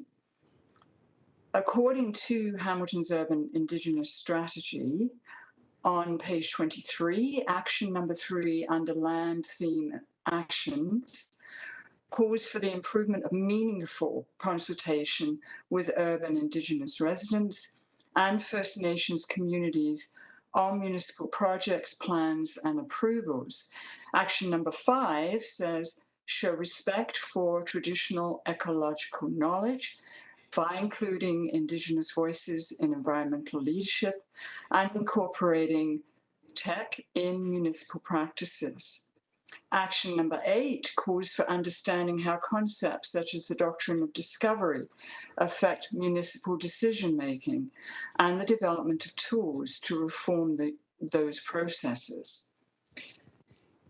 The 2 draft climate change plans must take these recommendations into account for Hamilton's urban Indigenous strategy to be effective and to facilitate the process of reconciliation. Now, I did appreciate I think it was Trevor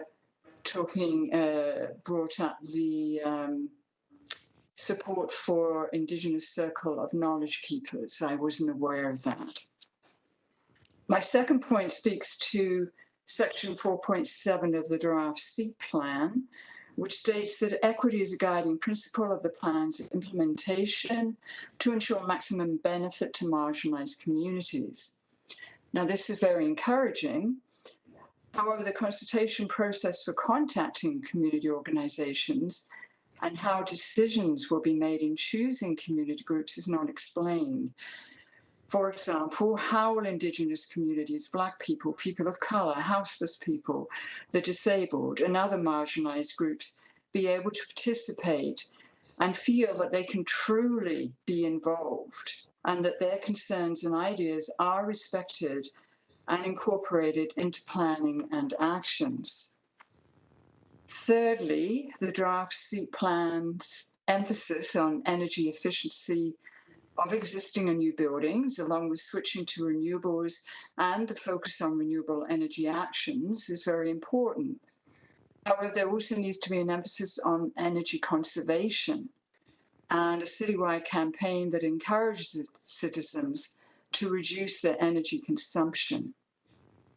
Fourth, since transportation is the third largest emitter of CO2 emissions in Hamilton, area rating for public transit needs to be eliminated.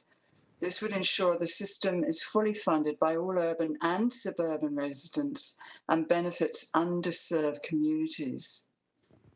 Finally, given that animal and plant species around the world are becoming extinct at 1,000 times the natural rate due to human sprawl, habitat destruction, invasive species, pollution, and climate change, the SEEP draft report needs to acknowledge the connection between climate change and biodiversity loss. Since City Council approved funding for a biodiversity plan, there needs to be collaboration between City climate change staff and the Biodiversity Action Plan coordinator. Also, echoing Alex's reference earlier to the Global Biodiversity Framework's targets for 2030, these need to be adopted at a local scale and a commitment made by protecting 30% of our lands and waters by 2030. I would like to finish with a quote from a 2011 biodiversity series during which Margaret Atwood and Graham Gibson stated, "After all, our own health and ultimately our very survival is linked to the species and natural spaces that share the planet with us. Without plants, there would be no oxygen. Without the life of the soil, there would be no plants. Without unpolluted water, we would die." Thank you. Thank you, Sue. I do have one question from committee, so just stay with us for a moment. Councillor Nan. Thank you, through you, Deputy Mayor. Thank you, Sue, for coming this afternoon. I selected being able to speak in order to ensure that you did hear the question that was asked earlier during the presentation and the response that staff gave around the fact that staff have been working with the Circle of Indigenous Knowledge Keepers in order to figure out how we will center Indigenous ecological protection and engage in joint stewardship moving forward. And that piece that staff spoke to was figuring out a way to do that that's sustainable, and so that which also honors the input that we're receiving and the people's participation in that process. And that an extension that would also be applied to the integration and involvement of racialized, Black, and other marginalized residents to participate as well. So thank you for your questions. I think they are directly towards the terms of reference for the advisory committee, as well as integrating it into the action plan itself. No questions. I just wanted to make sure that you had heard that piece and you referenced it later on. Thank you. Yes, I did. Thank you. Thank you, Councillor. Thank you, Sue. So we do have Ann Washington, I believe, is back in the meeting. Appreciate the delegation, Sue. So we'll go back to Ann.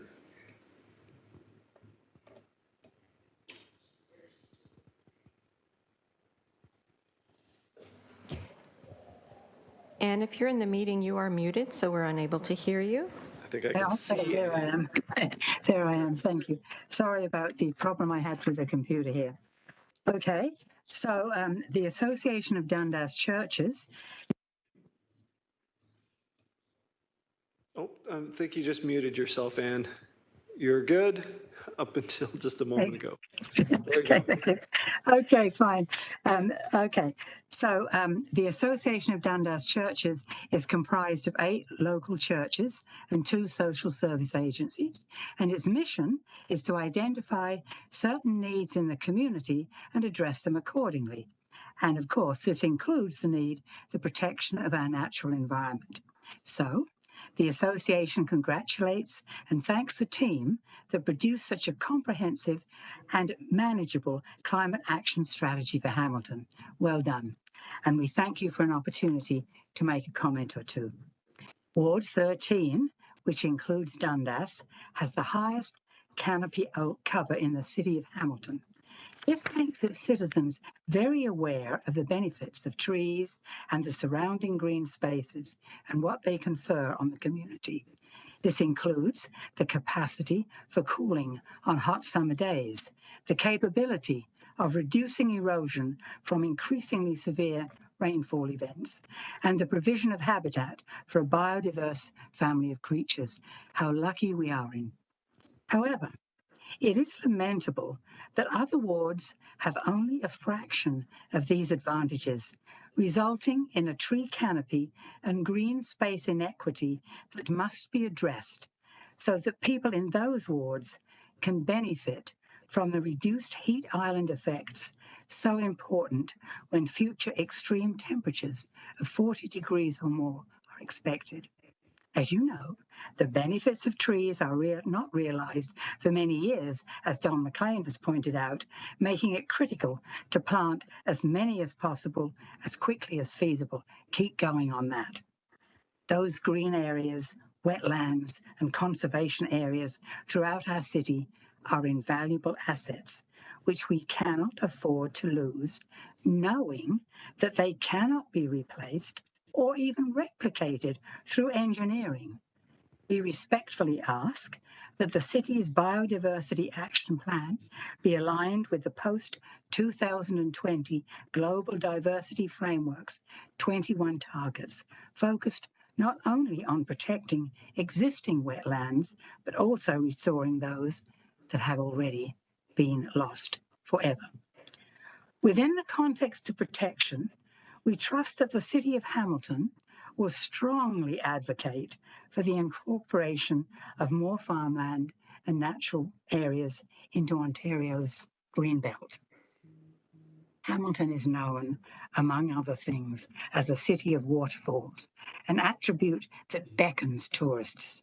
Now, let us work together to assure that Hamilton is also recognized as the climate change leader, focused on protecting farmland, green spaces, wetlands, and conservation areas for future generations, while shielding all of its citizens, particularly the most vulnerable, from the damaging effects of our changing climate. Well, that's all from me for now. It's up to you now to move swiftly on assuring that how good Hamilton's climate strategy move forward. Please get going now. Thank you. Thank you, Anne. Appreciate the delegation. I'm not seeing any questions from committee. So that concludes all of our in-person and virtual in-person delegations. We now have 5 video delegations. That'll take about a half an hour, then the reports. So just looking to committee, did you want to take a break now for half an hour? Seeing some nodding heads, yes? Okay. So let's do that. We'll take a break now until 1:50. So a mover and a seconder to recess. Councillor Partridge, Councillor Powers, thank you.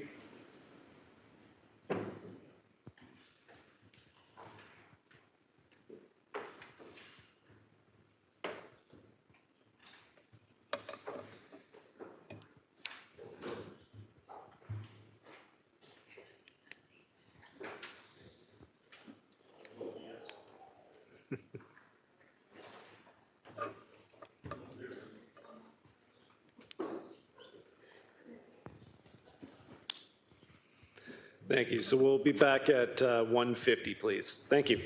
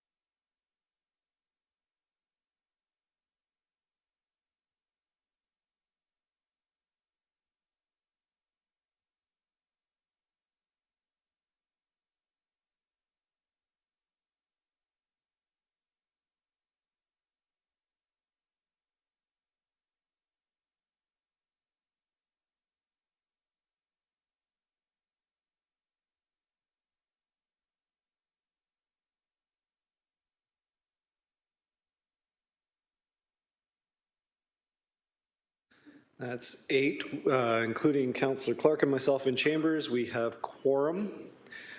So at this point, we're going to continue with our General Issues Committee for August the 8th, 2022, with our video presentations, video delegations on item 8.1.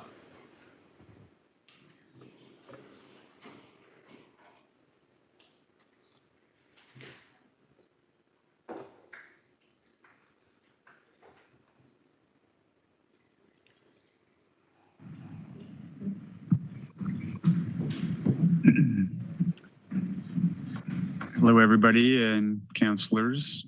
I wanted to start by introducing myself. My name is Peter Appleton and been living in the area for almost 50 years now, and love it. Love everything about this wonderful area we're in.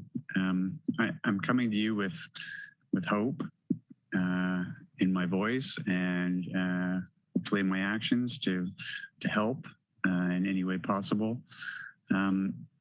I'm looking for help from our good people that are part of this city and decision makers. And what we're looking to do here is make some of the best possible decisions we can about climate action and the plan brought forward by Restore Hamilton. We want to ensure that we pass on a vibrant city for millennia, many generations, based on science, built from the public input and action on the climate and the biodiversity and this wonderful and amazing biodiversity that we live in here in the southern parts of Ontario, surrounded by the escarpment and the wonderful wetlands. Now, I'm looking for us to meet the targets that the City of Hamilton would actually go and achieve the Global Biodiversity Framework targets for 2030. Now, that's at this local scale. So that means committing to protect 30% of our lands and our waters, extremely important, by 2030. Now, this also means protecting the farmlands permanently, natural lands permanently, so we don't have to go back and look at the same issues over and over. Now, endorsing the Made in Hamilton Greenbelt plan and advocating and making the right steps to ensure that this farmland and natural areas are protected properly and included in the Greenbelt plan means it's done, it's locked, and it's finished, and we can move on and work hard to help other areas that need them as well. Now, there's a huge issue with a inequity in Hamilton when it comes to things like heat islands, let's say. We have parts of Hamilton that have 30–40% coverage in terms of canopy by trees. That helps keep heat down, it helps with biodiversity, it helps with animals, it helps with keeping our water and watersheds strong as well. Now, the problem is that there's huge areas that we have massive amounts of open heat sinks. These are downtown and unfortunately usually found in areas that are also lower income. Now, these areas also have lots of infrastructure there. Some of this infrastructure, extra car lanes, for instance, could be turned into green islands where we can put up and have wonderful places with trees and other versions of biodiversity that can help with everything from pollinator gardens to growing food right there. Now, combating the inequitable part of this is hard. That's where we need these local communities, and by local, I mean local, micro. They need to be implemented at that level in each part of Hamilton and Greater Hamilton that needs its own plan. Some have 40% coverage, some have 5 or 6. Obviously, there needs to be more done in some than others. This is an investment that we're asking for, a financial investment that the City of Hamilton would commit $10 million per year to purchase and restore natural lands, much like what was done up in the northern part, so the upper part of Stony Creek, when a large number of hectares was purchased for about $5 million and is being restored. Now, I'm asking for the council that has been working extremely hard and that they have seen what the good people of Hamilton asked for and have worked for them. Stop Sprawl is a wonderful example of how we were able to get a voice of the people to the great councillors that you guys are working hard and answering that voice and saying, yes, we hear you. Yes, we're going to make that happen. Now,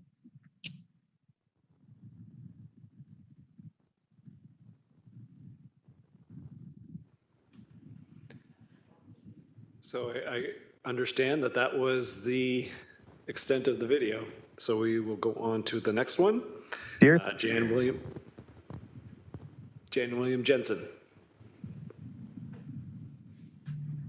My name is Jan Jansen. I'm a 73-year-old resident of Dundas, and I'm deeply worried about the effects climate change has on our cities. I'm especially worried for my children and grandchildren who all live in urban environments and will have to deal with the consequences. While I do appreciate the efforts of the city's councillors and staff to draft the CEEP Recharge Hamilton, its Growing Green section is falling short of counteracting these effects and hardly contains clear set goals, nor does it show an urgent timeline. For our green environment, we need much bolder action. I urge you to adhere to the recommendations as outlined in the letter Restore Hamilton, recently addressed to the city by the advocacy platform consisting of Environment Hamilton, Hamilton 350, Stop Sprawl, Save Our Streams, and Action 13. So, we as a city need to align our plans with the 2021 targets of the Global Biodiversity Framework, which is the UN-based panel on biodiversity with an impact comparable to that of the IPCC. We also need to permanently protect our remaining farmland and wetlands, to extend the green belt to include all the farmland as well as all the streams within the city boundaries, to invest in a biodiverse and safer future by acquiring endangered natural areas, to plant trees, but even more than planned, especially in areas with an insufficient green canopy, and also even transform underused street surface to increase the city's carbon, heat, and water absorbing capacity. Although these recommendations may seem radical, they actually are the bare minimum for our cities to undertake in order to keep local and global effects of climate change and destruction of natural habitat at bay. I again urge you, in the name of my children, to be bold. Thank you for your attention. Our next video delegation is Zoe Green.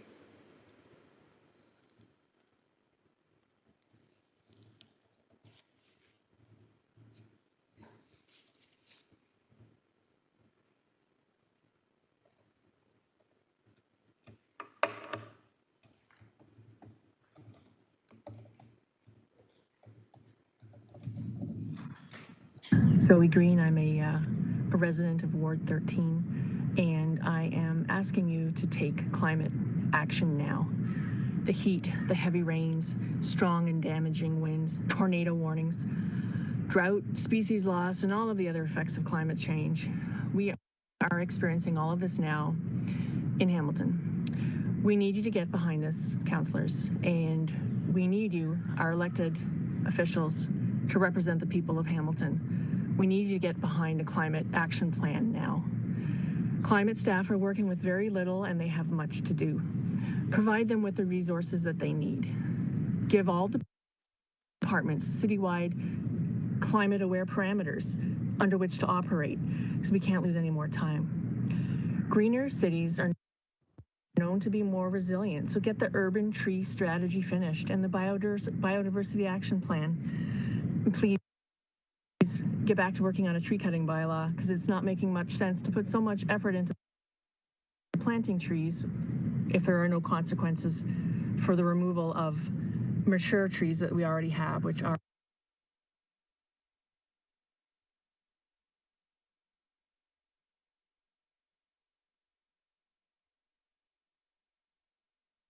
providing shade and helping to cool the city.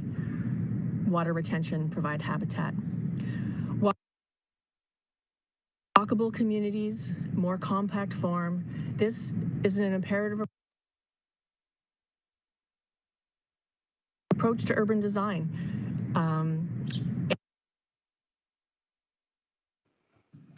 And costs, pause for a minute and let it buffer. Our apologies, we're just having some technical issues with the connection.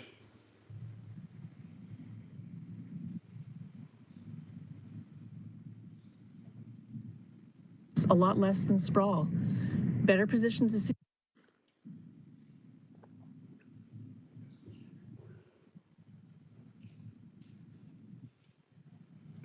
Mr. Chair, can you clarify if the issue is at our end or the presenter's end? Through you, Mr. Deputy Mayor, when we did test it earlier, staff already tested it, it played fine. So we're not quite sure because it is a downloaded video. Just respectfully, out of the time the delegate made, if it is at our end, and if you can correct it, I wouldn't mind hearing it again. Thank you.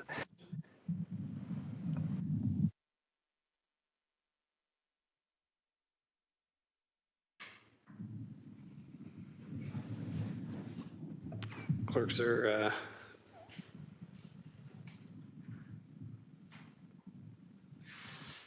clicking through a solution, perhaps. Fingers crossed.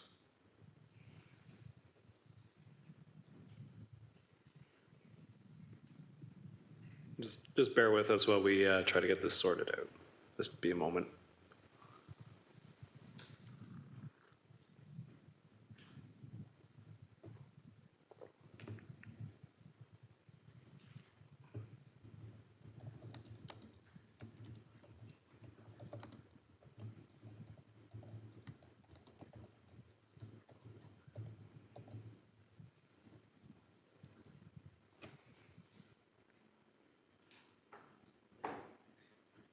Our apologies. Everyone, this should just take a moment.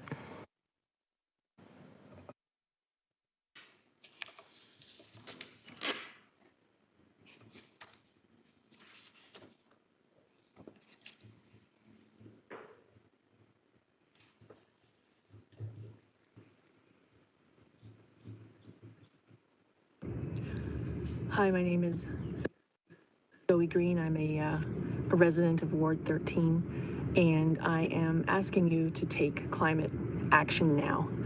The heat, the heavy rains, strong and damaging winds, tornado warnings, drought, species loss, and all of the other effects of climate change. We are experiencing all of this now in Hamilton. We need you to get behind this, councillors, and we need you, our elected officials, to represent the people of Hamilton. We need you to get behind the climate action plan now. Climate staff are working with very little and they have much to do. Provide them with the resources that they need.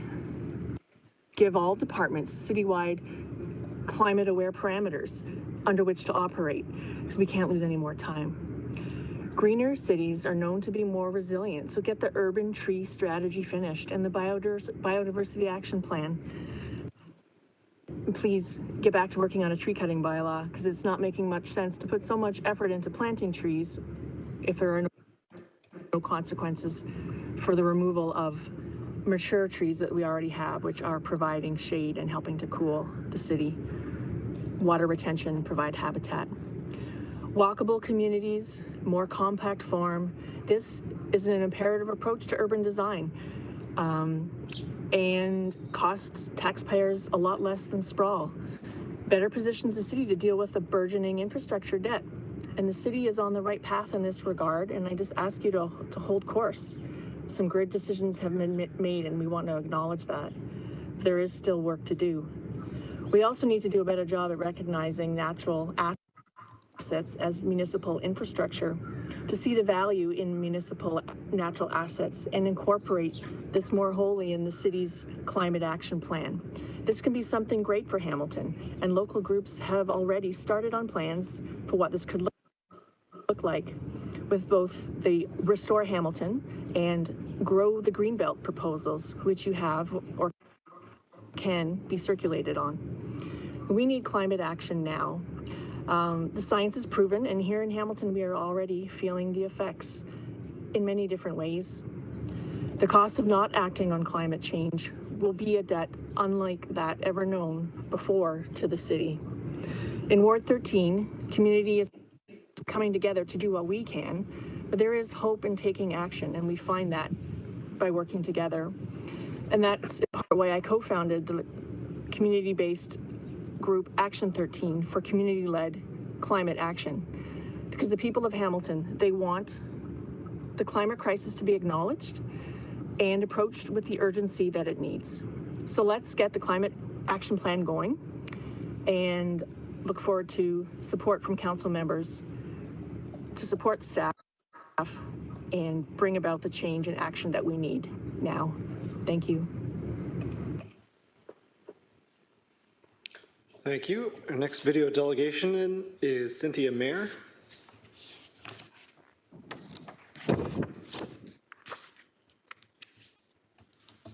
Good morning, Mayor Eisenberg and councillors. My name is Cynthia Meyer, and I live in the ward of Maureen Wilson.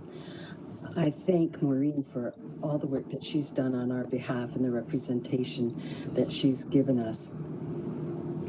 I would like to comment on the climate plan that the city has developed. There's many excellent measures that are included in it, but one glaring omission for me is the lack of mention of securing the city boundary. This is really critical that we preserve our farmland and our wetlands. There is always the threat that that development will encroach because the developers lobby is very strong. They have a strong ally in our premier, and we need to be very clear about what our wishes are. And as a citizen of Hamilton, I strongly request that you maintain and outline it, that the city boundary is to be preserved. We can make Hamilton into a really creative, vibrant, people-friendly place by developing thoughtfully the interior of the city. So please take the lead in this. Time is running out. I'm very concerned when I think about the little children around me, let alone future generations. The summers are so hot. I find it difficult often to be out on many days in the summer. So I urge you, I request, I beseech you, please preserve our city boundaries. And I have one other ask, and that is that the bylaws be adjusted to allow those of us who wish to remove our lawns to plant native species, many of which will be grow more than 18 inches tall, but their benefit to the little critters that pollinate our plants and their deep roots, which mean they don't need to be watered very often, is such a boon to the city. Presently at my property, which is the site of the Community Permaculture Lab, a small grassroots organization, we sequester 4,300 liters of water, and we teach others to do the same, and we will continue to do so. So I thank you for your work, councillors, and I ask you again, please, please preserve the city boundary. Thank you. Thank you. And our final video delegation of the day is from Jeffrey Cowan. Dear City Councillors, staff, and residents of Hamilton and the wider community, I'm Jeff Cowan, President and CEO of Hamilton Community Enterprises. We're known as HCE and are owned by the City of Hamilton, our sole shareholder, and are governed by an independent board of directors. We operate a for-profit business that serves the non-regulated energy and telecommunication markets in our home community and beyond. Today, on behalf of the HCE's board, staff, and customers, I wish to voice support for two interconnected reports prepared by city staff and presented at the August 8th meeting of the city's General Issues Committee. The first report outlined Hamilton's climate action strategy and proposes activities that stem from the Community Energy and Emissions Plan and the Climate Adaptation Plan. The second report offers an overview of the proposed Hamilton Region Decarbonization Hub, a new and inclusive approach to speed progress to a net zero at a systems level. As city staff have noted, these are complementary initiatives intended to link up with other collaborative efforts to deliver collective action on climate change. Effectiveness and efficiency will come from leveraging partnerships and assets such as the Bay Area Climate Change Council and an engaged business community. These two reports were informed by extensive community consultation, including many interactions with HCE and its partners. And in our view, they represent a unique opportunity for multiple stakeholders, public, private, and non-for-profit, to co-invest in creating a low-carbon society that will play out everywhere in Hamilton. At a GIC meeting earlier this year, I shared by video some general comments in support of Hamilton's climate action strategy from HCE's perspective. Since then, city staff have built out their recommendation with a focus on governance and administration and resource requirements needed to move forward. So now, I wish to be more specific about what HCE sees as the core strengths of the overall climate strategy and the ways we can contribute to its success. We applaud, for example, the recommendation to establish a centralized climate change office within our municipal government, responsible for coordinating climate actions across our community, monitoring progress, and reporting to the public. This would demonstrate the importance of climate strategy as a citywide priority and help ensure that resources from multiple departments are in place to get the job done. We understand that other leading municipalities in Ontario have set up a local climate office, and we encourage Hamilton to do the same. Similarly, we support the proposal to establish a community advisory committee to facilitate the flow of information and ideas among stakeholders. HCE already has expressed a desire to join this committee. We also like how the strategy approaches climate action in a holistic manner with a twin focus on mitigation, the thrust of the Community Energy and Emissions Plan, and adaptation, the essence of Climate Impact Plan. HCE currently contributes on both fronts. For example, by lowering GHG emissions through decarbonizing building heating and by reducing climate impacts through resiliency measures such as providing reliable access to local energy and telecommunication services. We appreciate that the climate strategy includes well-defined low-carbon transformations to reach short and long-term targets. HCE supports these transformations, including those we can help drive, such as harvesting industrial residual or waste heat to fuel an expanding district energy network and increasing the use of renewables. It's good to know that an organization like ours can easily plug into components of a comprehensive city strategy and work alongside others with specialized skills and know-how. HCE also endorses the recommendation to link certain components of Hamilton's climate action strategy to a proposed Hamilton Regional Decarbonization Hub. For example, we agree that the Decarbonization Hub, a collective with a significant presence of top manufacturers, is well suited to help lead on transformational actions related to industry. More broadly, we see the Decarbonization Hub as a way to involve key players, including the steel industry, in opening new pathways to net zero, including the adoption of hydrogen as an alternative fuel source.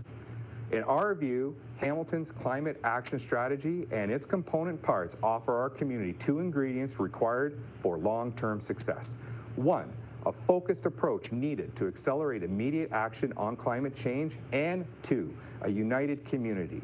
We need to secure additional funding from higher orders of government essential to move from ideas to implementation.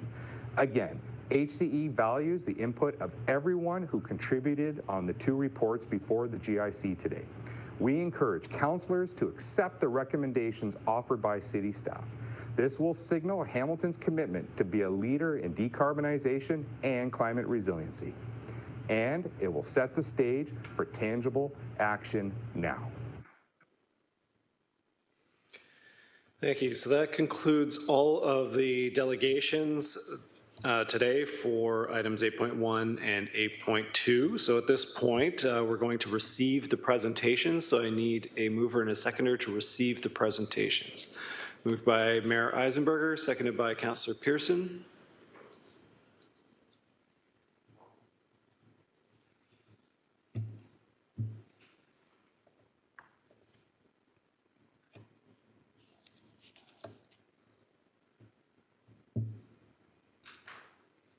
Thank you, Councillor Jackson. Councillor Pauls, are you able to vote, as well as Councillors Farr and Nan, please? I see thumbs up across the board. Thank you. That's unanimous. Thank you. So we're back to consideration of the report. So item 8.1, Hamilton's Climate Action Strategy. I need a mover and a seconder to put the report on the floor. Moved by Mayor Eisenberger, seconded by Councillor Vanderbeek. Thank you. Discussion on item 8.1. Mayor Eisenberger.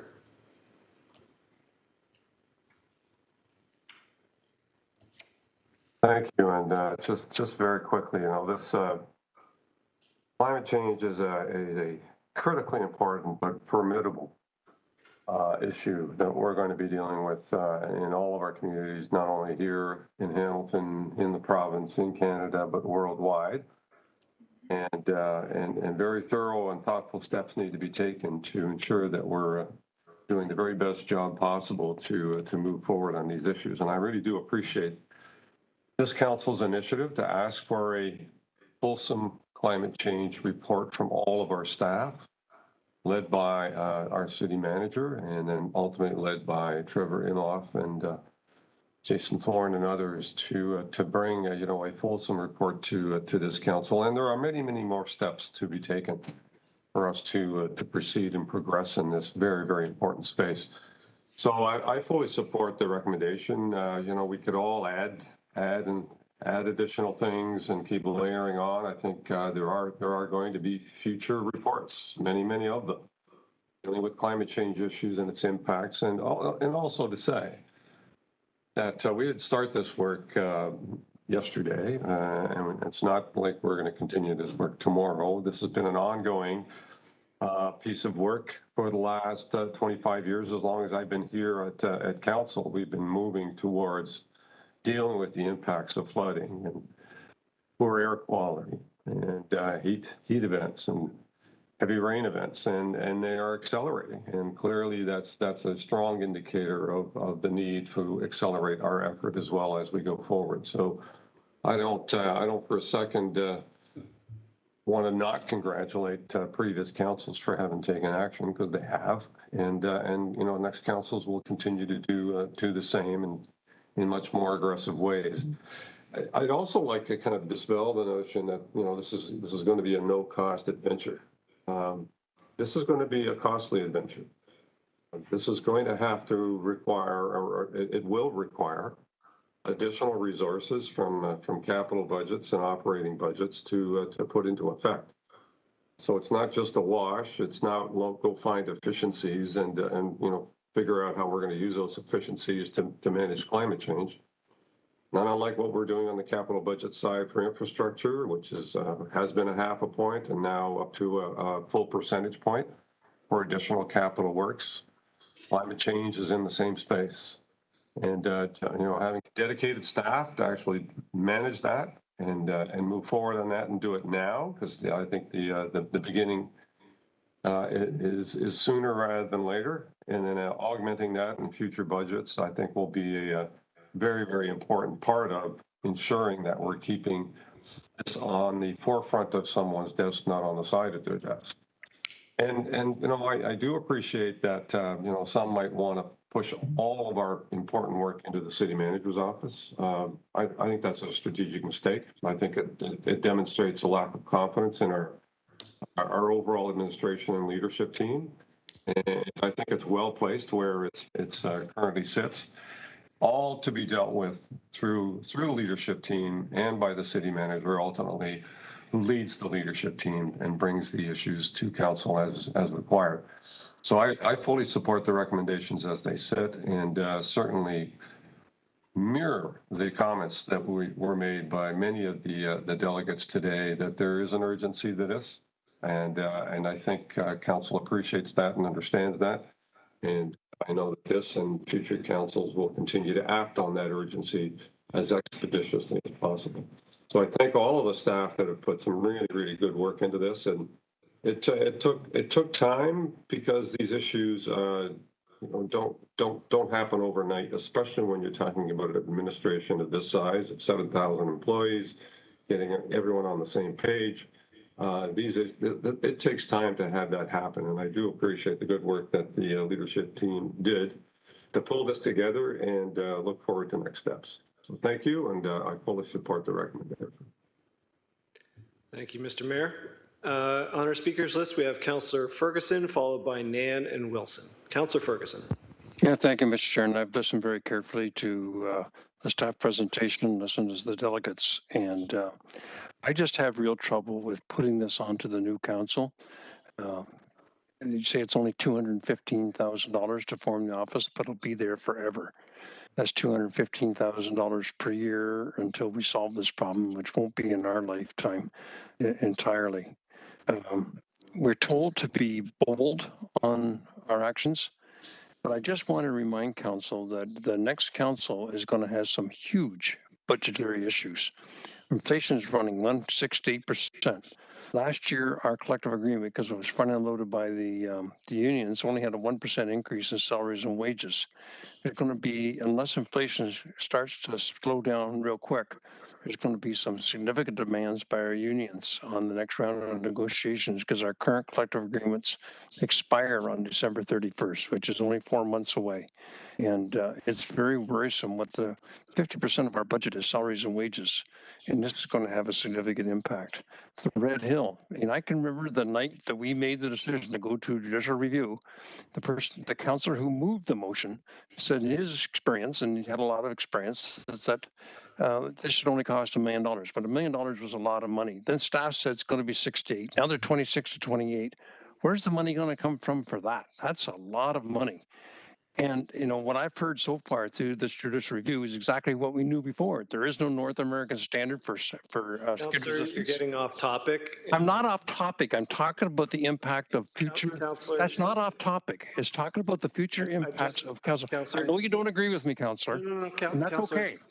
Councillor, please, let's just focus on what's before us, and the judicial review is ongoing, so let's be careful about our comments about that process. That's the capital cost. I think they're saying that we need another $27,322,000 just in 2022 to get through our capital projects. That's going to continue in future years. COVID-19, an extra $50 million for that, and the feds and the province have offered nothing this time to help us through this. That's going to impact the 2023 budget. And of course, the Shadow Creek, we have no idea when we eventually get the fines on that, if there is any, but to get the fines, what it's going to be. So I'm just very reluctant about burdening a future council. And it just bothers me a touch. The staff are bringing this in on the last week that we can make any decision over $50,000. And this is, you know, it's a annual charge of $215,000. And according to the report, it's all in Appendix E, $3.5 million of extra costs are going to come. And then all the huge millions and millions of dollars of capital costs that are going to be required to implement this. So I don't think we should burden the future council anymore at this point. This should be a decision for the future council. And I can't support this going forward today, but I think it should be deferred to the 2023 capital budget process. I mean, this is almost unconscionable that this kind of report would come in with this kind of budget impact in mid-season. This is a significant enhancement on top of all the other burdens that we're going to they're going to be experiencing. I'm starting to thank goodness my decision not to run again, because I wouldn't want to have to go through the 2023 budget. And with what we're seeing is coming, it's a freight train coming down the track inside the tunnel, and there's no light at the end of the tunnel. And so I'm not going to burden this future council anymore today. I would like to see the whole thing deferred until they take power on December the 1st. That's all. Thank you, Councillor. Next is Councillor Nan. Thank you, Deputy Mayor. Certainly many huge issues facing new terms of council. It's true. And the burden on future councils is many a wicked problems that I'm sure they will be able to continue tackling, as this one has been charged to do so as well. On that, I did have a couple of follow-up questions on the report based on some of the issues that were raised by delegates. If I could, through you to staff, on the biodiversity action plan that this council did approve, or I think it's coming back for final approval. I can't remember where the status of that work is. If I could just get confirmation from staff about where the biodiversity plan fits within this climate plan that's before us for approval today. Yep. Hello, through the chair to the councillor. Christine Newbold, Manager of Sustainable Communities. The biodiversity strategy is in process. It will be coming forward the plan is in the early term of the new council, so late November, early December. The biodiversity strategy is just that, focused on biodiversity, protecting biodiversity, expanding it, and actions that achieve that. It does relate to certainly the actions in both the community energy emissions plan, Growing Green, and also in the adaptation plan. So it's not that it's been absent from those plans. So, but the biodiversity strategy, like many other initiatives and studies, does also speak to climate change and runs concurrent and is aligned with these two plans. So I look at these other studies, the work that's going on across the community, across our city organization, and seeing them working in concert together. So if I've heard that clearly, there is a possibility that the new term of council can draw a clear link aligning the biodiversity plan with the climate adaptation and action plan. Through the chair. I just don't understand the distinction of how it is separate versus it being the entire issue of biodiversity is within the overarching umbrella of our work around climate, correct? It is, through the chair, it is, but it's very, very specific and scoped. In the community energy and emissions plan, that Growing Green section and all the actions in that was based on a technical modeling of targets and actions. And one of the things that was modeled was forest cover. So forest being biodiversity, but also primarily trees. It made sense to put the action in there about expanding the city's forests, and that city's not just in the urban area, but all across the entire city. And tree planting was that action there. Tree planting certainly is one thing that does contribute to biodiversity. The other action in the Growing Green section of the Community Energy and Emissions Plan is about our land use policies and the policy frameworks we put in place at the city-wide level, but also at the local level in terms of secondary plans or other area-specific land use initiatives, and making sure that we have a policy framework in there. Now, in our official plans, we also also have, of course, our policies on natural heritage. So those also speak to protection of our existing natural heritage areas. There's supportive policy within the official plans about supporting initiatives for stewardship and restoration. However, the land use protections are embedded in the official plan in terms of the planning process that we use when we consider land use changes within or outside of those natural heritage areas. Thank you. And in terms of the reference to the 2030 biodiversity targets, anybody on staff able to comment on those and how they're tied to either how they could be tied to this report or if they're more appropriately tied to the biodiversity strategy, please? Through the chair, I don't have a deep knowledge of those from just what I have been reading over the past week in terms of the submissions. I do see them belonging more into the biodiversity action plan that's coming forward because they speak very specifically to biodiversity. But certainly, those targets could be expanded on in a variety of documents. Okay, thank you. That's my time. Yep, thank you. Councillor Wilson.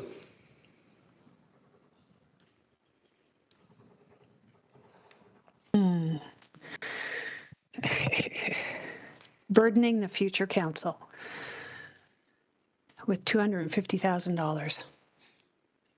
We're burdening a present generation, and we will be burdening a future generation right now as a consequence of our actions and, more specifically, our inactions. Inactions in terms of underfunding assets for the last 20 or so years. That's called pushing the cost of that to a future generation is a measure of a lack of generational equity. So I do take some exception to that. We don't have a choice. This city is going to be, its infrastructure parts of it will soon be underwater. Its vegetation will soon be at risk of failing, and its biodiversity is already compromised. 90% of the contaminants entering our waterways are a consequence of floods and the pollutants that they pick up. We have to act. We don't have a choice.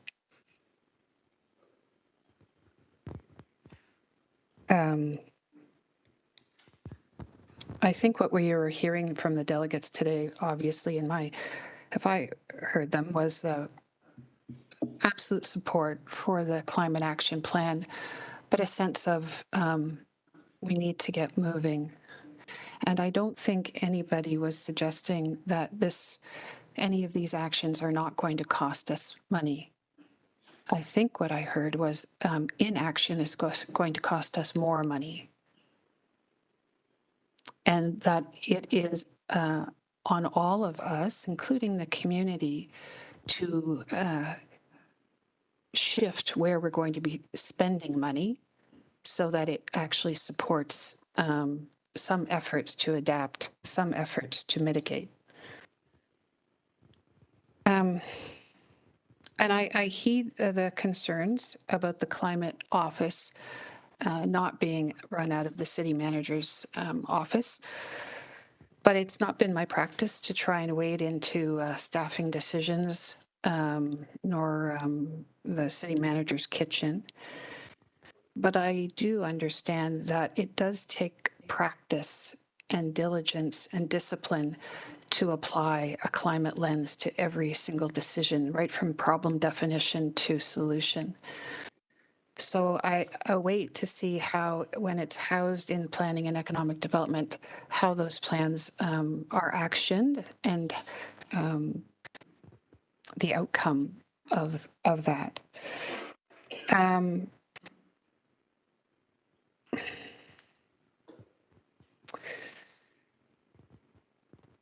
Councillor Nan asked the question about the biodiversity strategy, and I appreciate that.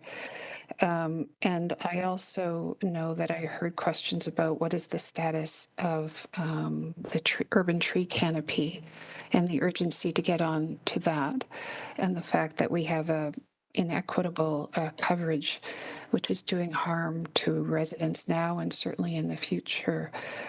Could I just ask through the chair to staff for a comment on that? The urban tree study, please.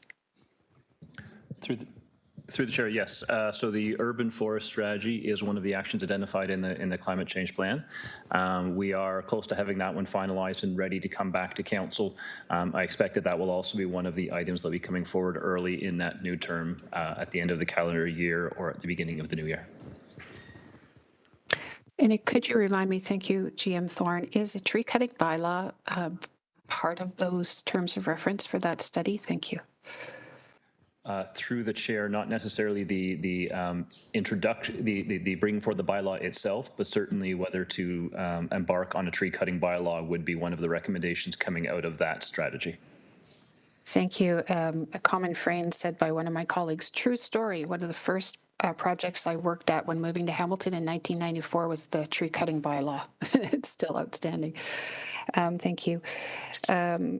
I guess for me, the lessons of COVID were that government can act in an innovative fashion when it wants to in response to an emergency, and governments can act quickly in response to an emergency, and that there is an inextricable role for government in responding to an emergency. So I think that's what the delegates were telling us, that this is an emergency. We have to be innovative, we have to do things differently, and we have to act. And that is my commitment now, and that will be my commitment moving forward if I'm elected to serve again. Thank you, Chair. Thank you, Councillor. Councillor Jackson. Thank you, Deputy Mayor Danko. And as I stated a few hours ago, I will be supporting this report and setting up the office for the climate action strategy moving forward.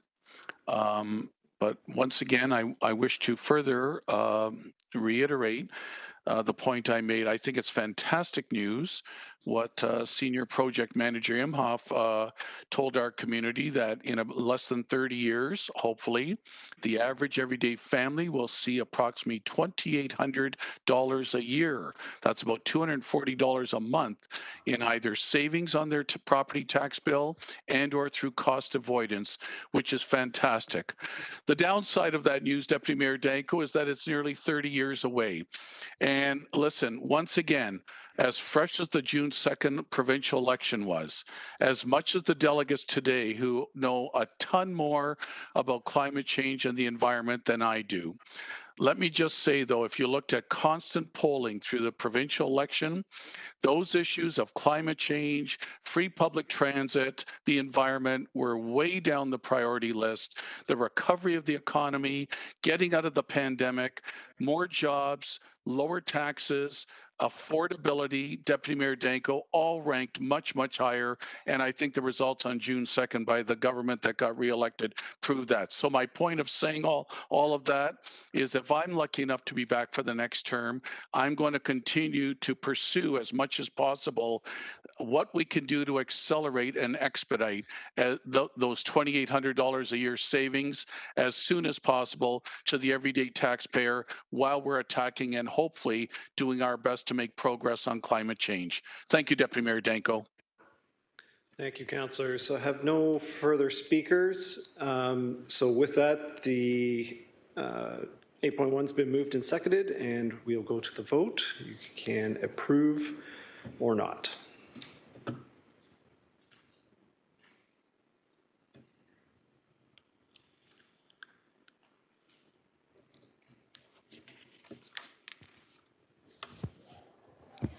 Councillor Pauls, are you able to vote?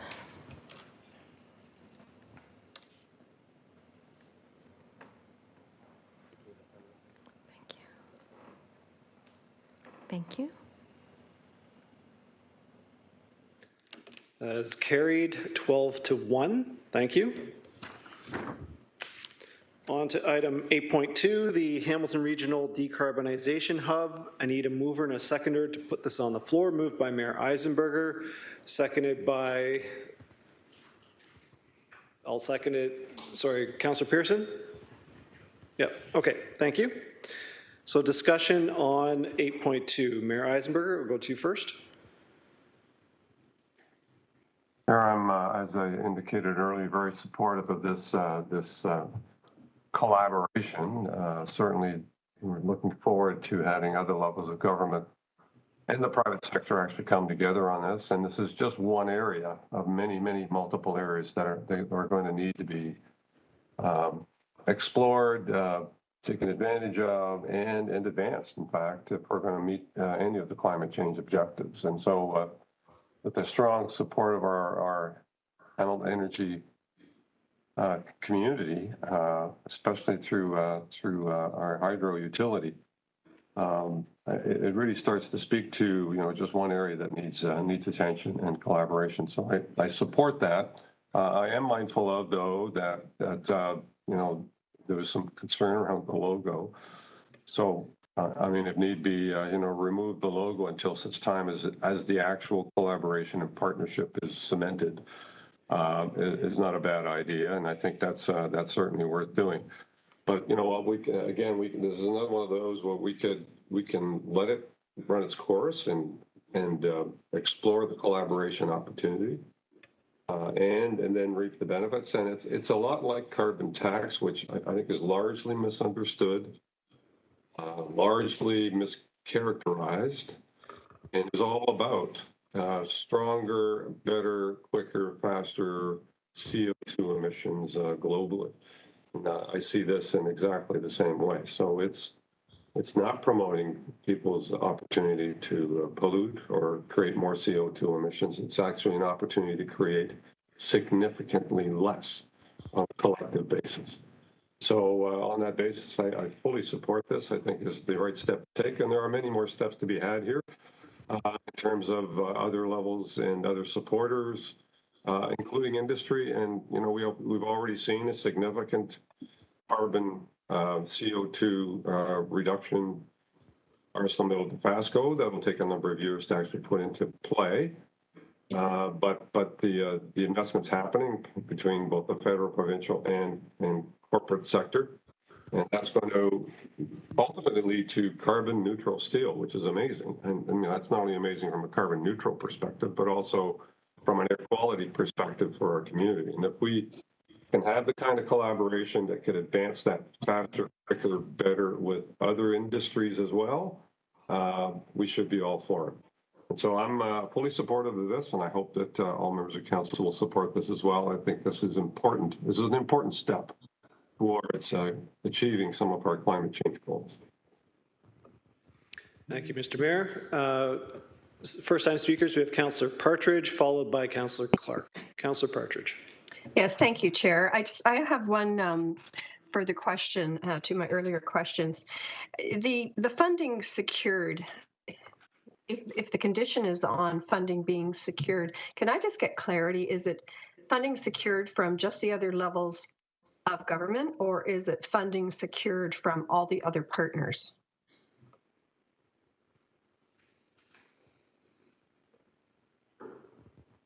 Go ahead, Cyrus.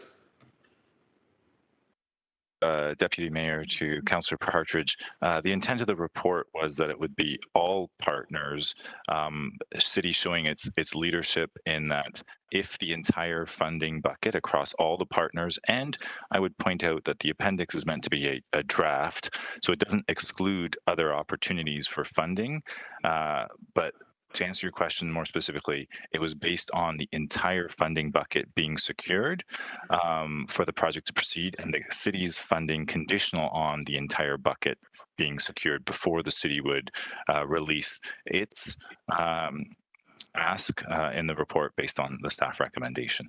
Hopefully I answered your question. If I'm not being clear enough, happy to clarify further. No, Cyrus, absolutely. And you do always provide clarity and answer my questions, so I very much appreciate that. And Chair, as I said earlier with my questions, I really do think this is putting the cart before the horse. No one else, none of the other partners have come forward and provided, any confirmed commitment for funding. And I understand, wanting to see the role of the city taking that first step.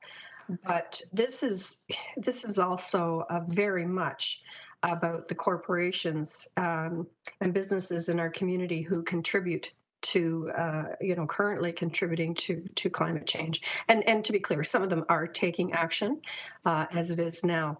But if this is such an important step in the city's initiative, because I think we're doing a lot, and we just approved 8.1, and so I am struggling with this one. I would prefer to have it tabled until some of the other funding has been confirmed, but I'll wait and hear what the rest of my colleagues say, but I am not leaning towards supporting it at this time.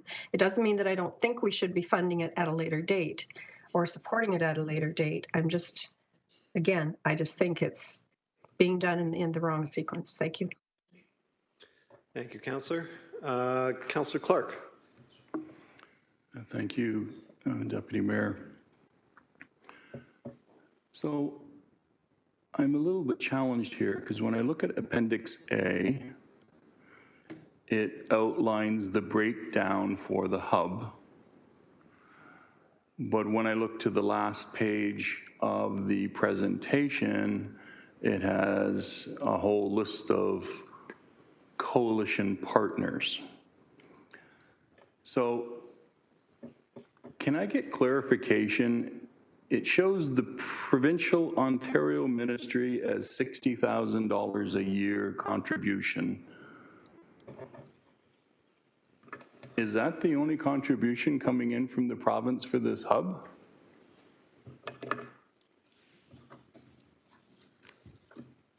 The last coalition page, it shows 1, 2, 3, 4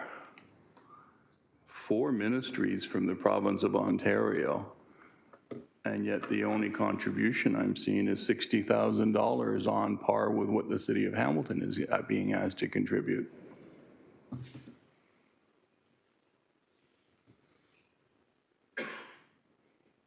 If I may answer through you, Chair, to Councillor Clark, I think just a clarification on the deck as well.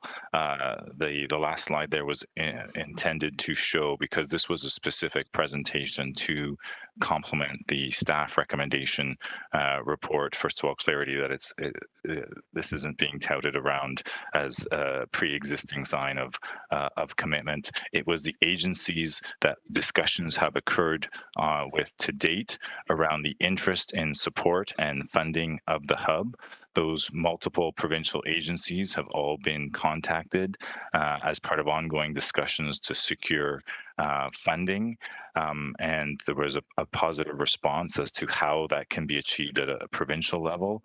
Similarly, through the FedDev Southern Ontario funding program at the federal level, and I believe, as I said, this was a proposed budget allocation, knowing that there is also federal funding opportunities at a higher funding level.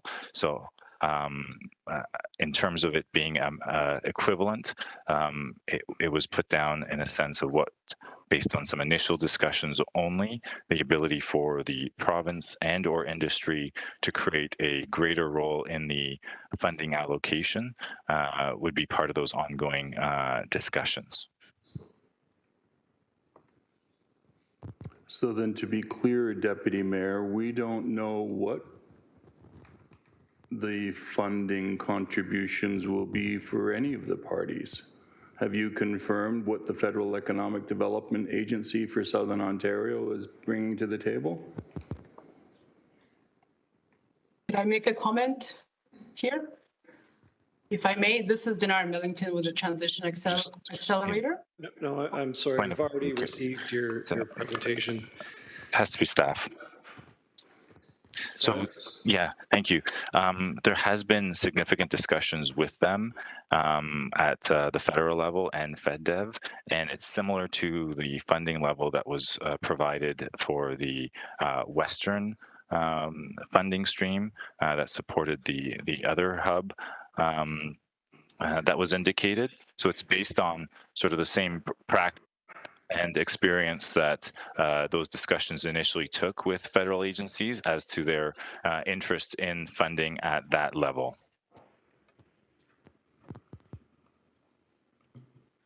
So Appendix A, Mr. Deputy Mayor, can I ask, what is confirmed on this page?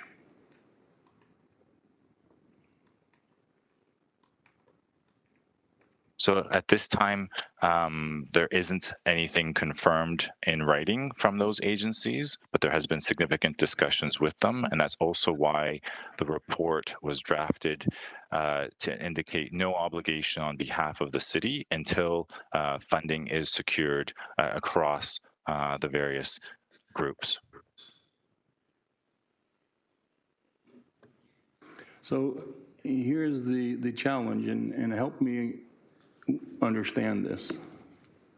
The city of Hamilton has limited ability to change provincial or federal policy when it comes to energy, when it comes to fossil fuels, when it comes to the electrical grid.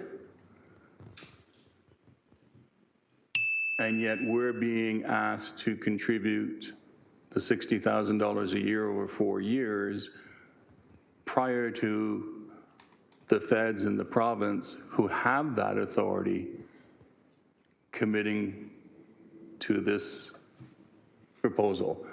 I'm not disparaging the proposal. I'm not saying it's a bad thing to have this type of hub, but I am struggling understanding how the city of Hamilton could be asked to cough up $60,000 a year for 4 years when all of the other people on this page, all of these other government agencies and governments have not committed to a single dollar. Can someone help me understand that? If I can add a clarification, the report is drafted, is seeking endorsement as well as conditional funding approval. So there is no commitment on the part of Hamilton for this unless the entire funding bucket is secured. I think to some of the observations made by the mayor, there's two approaches as has been identified, and one of those approaches could be to continue to have those ongoing discussions, but because the focus would be on the benefits to Hamilton and a larger multi-sector focus on decarbonization, having the city potentially identify their interest in the hub proceeding and seeking that additional funding buckets until the entire sum is secured would send a strong signal to other agencies and participating federal community industry stakeholders that the city sees the benefit in bringing those parties together, both from a funding and the benefits of a multi-sector, multi-industry focused hub. But I appreciate the sensitivity of the perception as it's written potentially now that sees the city just carte blanche being committing funds without dedicated funds already committed from other partners. So then I would understand that we would not be on the hook for the $240,000 unless all of the other parties have come to the table.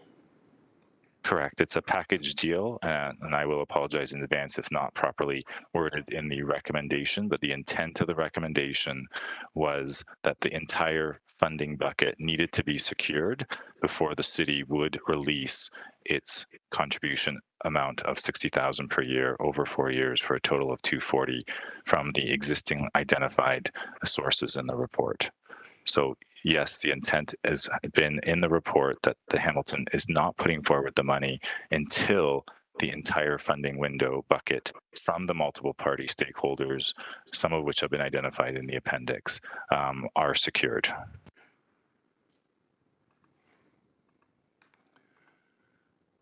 And do we have any indication on the timing in terms of the province and the feds coming to the table? At the federal level, definitely the 3 to 4 month timeline has been indicated, and there's ongoing discussions at the provincial level, but no firm timeline at the provincial side as of yet. Thank you, Deputy Mayor. I may have been confused by the presentation and the documents that are before us, because I can see the clause that indicates that the City of Hamilton comes to the table, but only after the other partners have agreed to come to the table. I apologize for that. Thank you. Thank you, Councillor. On our speakers list, we have Councillor Powers, followed by Councillor Wilson. Thank you, Councillor Danko. In principle, I'm supportive of the direction that this is going, and I'll probably end up voting for it. What I found was, as the presentations and the resulting responses came through, I became increasingly confused by what was being, told to us and what was going to happen when.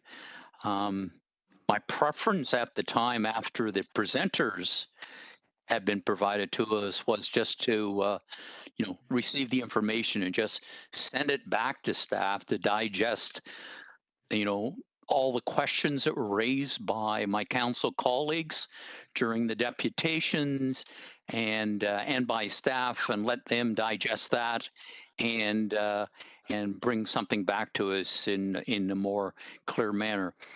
My thinking is that's still the preferential direction that I'd like to go, but I don't want to lose the ultimate object that we've got of this. And as Councillor Clark so rightly alluded to, that particular section is, we are not on the hook until the other ones have come to the table with some contributing and hopefully significantly larger contributions towards this. That's just my comments. I don't know exactly where I'm going to go on this, but we'll see. Thank you. Thank you, Councillor. Councillor Wilson. Thank you, Chair.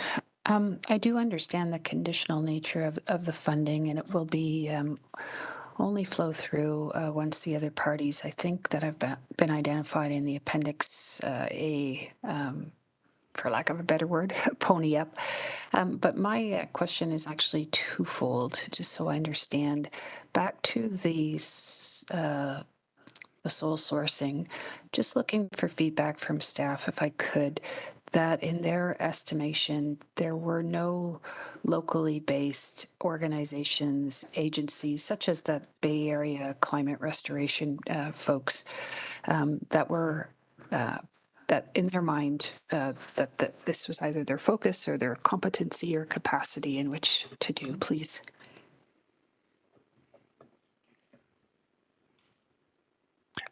Through you, Deputy Mayor, to Councillor Wilson, there was discussions that occurred with Bay Area Climate Council, as well as Mohawk and McMaster, as well as Canadian Steel Producers Association, AMD, Stelco, and some others, looking at how and by which mechanisms and entities could bring forward the expertise to launch a hub like this.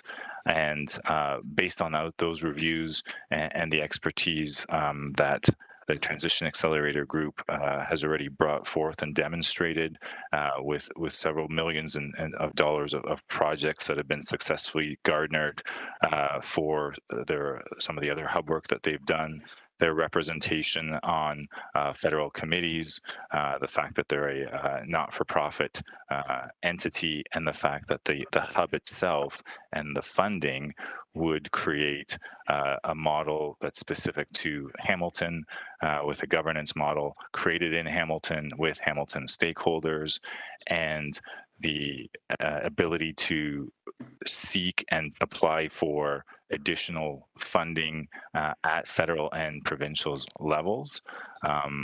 Staff felt that the expertise that this group had would help us to move this at a fast pace, and also to be able to bring this such that the innovative component of this hub being a national first on a multi-pronged, multi-sector decarbonization approach would also show that Hamilton is a position and a leader in this type of thinking around decarbonization, which in itself would then also have a feedback mechanism of being able to secure and finding a home for additional funding for projects and other activities that look at a multi-sector, multi-pronged based approach to decarbonization. Thank you. Two other questions. In reference, on page 4 of your report, I just want to further to a discussion about scope and applicability. It says the accelerator proposes to launch a Hamilton Region Decarbonization Hub, the first of its kind in Canada, a pilot with a potential of national and international interest and scale. So I guess my question is, if the accelerator has, you said one of the reasons it has been chosen is it has done and grown the capacity in other communities to do this type of work. I just want to make sure that the type of work that is going to be generated will be Hamilton specific, but am I understanding this sentence to mean that there could be some Hamilton specific directions or strategies that could come out that would equally be applicable outside of this jurisdiction, and hence is that the rationale for making it a suitable candidate for federal funding? If you could just give me some sense of comfort that it actually is going to be Hamilton in its focus and in its lesson and its applicable actions. Yes, through you, Mayor, Deputy Mayor, to Councillor Wilson. I think you've captured the essence of it perfectly. In that, even if you look at some of the investments that have come in, for example, around AMD and our industrial sector, if you look at examples that Trevor had spoken to around how we can achieve net zero, if you look at our economic development action plan and the appendix that included how this work would align to the various strategies within the city. We have a unique ecosystem here in Hamilton around our industrial sector, but also our transportation sector, our buildings, our advanced manufacturing, and by looking at it across all those sectors, whether that be for, I can give you a brief little example if you can hear me. I was speaking to one of the administrators at one of our hospitals talking about funding that they were seeking to support their decarbonization activities related to the hospital. Their comment was, if I could show that this type of group exists, I think it would create a differentiator for me when I'm applying for funding to help decarbonize the activities in our hospital facilities. If you look at McMaster and the work that they've done around recently, I believe, if memory serves me, switching to electric boilers from natural gas boilers, those types of activities and work and innovation happening in Hamilton as a sector-based approach happening across multiple industries could form that foundational baseline to show when you tackle this across multiple sectors with multiple stakeholders with a common goal of how we change our outlook from sector-based efficiency to regional-based approaches to tackling decarbonization and reaching net zero. That's going to put us on the national and international pages as to a leadership role in how this is done here in Hamilton. Thank you. I have one final question, Chair, and I don't know what my time is. You're past time, but go ahead. Thanks. But one of my colleagues, I think it was Councillor Clark, a while ago, raised the issue of governance. So I think you said this is a 4-year commitment. Who actually sets out the deliverables? And how is this going to be evaluated by whom and when? Thank you. To you, Deputy Mayor, to Councillor Wilson. The intent, as I understand it, is that both from a steering and a governance perspective, that would be created in the Hamilton concept with Hamilton players at the table to ensure both from a governance model, priority model, and an evolution model, it's defined here with folks in our community, not being told, but that being developed jointly with those sector partners here in Hamilton to ensure that the 100% focus is on how this benefits our region with our uniqueness and the sectors that we have represented and the partners that we have represented here in Hamilton. I appreciate that. I guess more specifically, though, those sectors, other than through the chamber, are not putting money on the table. So I'm more specific in my request of who sets the agenda and how and at what opportunity is it evaluated as to how we're measuring success of this initiative. Thank you. Those are my questions. I think some of those will come out in more detail as the hub gets created and its governance model is implemented, because I think part of the activity is ensuring that those pieces and those accountabilities are built into the model, definitely from a federal perspective, and I think other funding at a provincial level, there would be requirements around how job creation, how tracking of reduction in greenhouse targets as an outcome of the hub's activities, relevant employment as it relates to sectors that are supporting decarbonization. All of those would be KPIs that would need to be considered as part of the development and deliverables of the hub model itself. Sorry, when will you be reporting back, and who reports back to this council on its investment?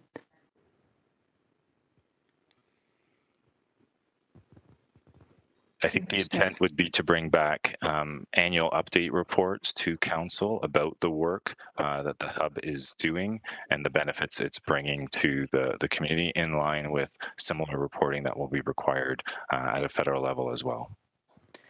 Okay, well, in terms of due diligence and accountability, I don't know if it's appropriate, but I think it's incumbent, for us to have that maybe a more specific direction, either now or when you secure the monies on your report back frequency, and what your KPIs and how we're going to evaluate it. So if last comment maybe to Cyrus, if he could comment on whether he thinks that's appropriate to come if you secure the money, or whether that direction needs to come now. Thank you very much, Mr. Chair.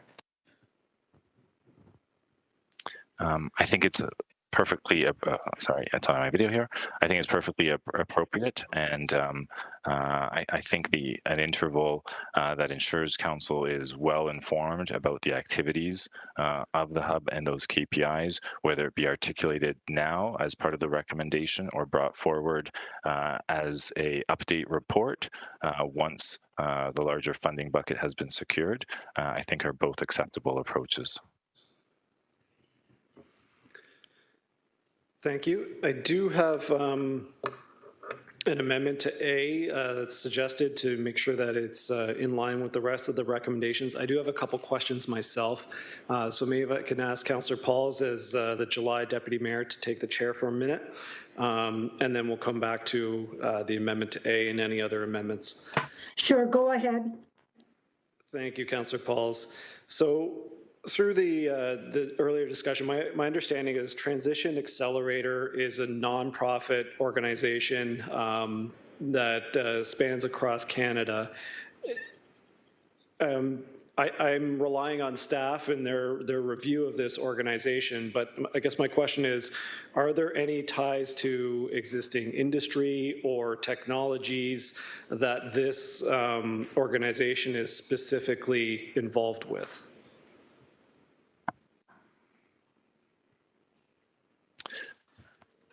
Through you to Deputy, to Councillor Danko, there has been a lot of discussion with the steel producing sector in Hamilton, mainly because they are seen as the largest contributor to greenhouse gases. There has also been discussions at the academic level around how applied and theoretical research that's happening at both McMaster and Mohawk can inform industry around the work of supporting decarbonization in our community. I will profess I do think there was a little bit too much focus on maybe the approach that was taken in Edmonton around a hydrogen hub, and when the various groups, the fact that this is a three-divisional report, both from an economic perspective, from a climate action, and an innovation perspective, was we looked at how are all the pieces that can be brought together within our community to support this. And there is no, and that's why it was broadened to make sure that the focus here was on a Hamilton region decarbonization approach that could look at multiple technologies around decarbonization and not focusing on one specific sector, because that we will need those types of approaches across various solutions to help achieve our decarbonization goals without focusing specifically on 100% electrification. 100% on hydrogen. There's going to be mixed solar, wind, biogas, various forms of hydrogen, electrification, and yet, new technologies that may be in development that can support our industries in coming together to decarbonize. Thank you, and I think you indicated that right, Cyrus. It is a big red flag for me anyway, that the focus of the presentation being on hydrogen technologies, because it made it feel like it was, basically a sales pitch for hydrogen and carbon capture, and not a broad decarbonization approach. But through you and through Trevor, my understanding is that it's not going to be focused on any one specific technology, that we're talking about decarbonization, all available technologies. But, again, I would be really disappointed to find out after we move forward on this that partners or people involved with Transition Accelerator are financially involved in the hydrogen industry or something like that, that have a financial stake in promoting one technology versus the other. And specifically in Hamilton, through McMaster Innovation Park and the McMaster Automotive Research Center, there is world-leading research going on right now on battery technology to eliminate the reliance on rare earth metals like lithium. So it would be really great to have the focus on supporting local industry as well and local research, which I think is the intention here. But maybe I'll just leave that if you have any comments, Cyrus. It's my final question. No, I think you captured it really well and maybe more articulately than I could. And all those activities across multiple methods of achieving decarbonization was really why it was framed as a decarbonization hub versus, the analogy. And I think maybe what didn't come across in the presentation, and it did state in some of the slides, is that they were meant to be illustrative example of the work that's been achieved and the expertise that the group brings, not specific to the Hamilton instance of focusing on one of those technologies alone. And I think maybe recalling the presentation and that one slide on the right that had sort of the shift in not approaching specific sectors for efficiencies, but looking across them, and that blend, like you said, of electrification, new drivetrain technologies that might be coming out of research at Mark. Even, I know McMaster is very interested in looking, and the province has released a a report on, small nuclear. It's that whole spectrum of solutions. And without looking at those full spectrum of solutions, we need to look broadly to achieve the required goals by 2050, of which this hub can help coalesce those ideas and ensure there's synergies amongst the industries that are participating, and a broad range of industries participating. Thank you, appreciate that. So with that, I'll take the chair back. So there's a suggested amendment to A that would include a qualifier.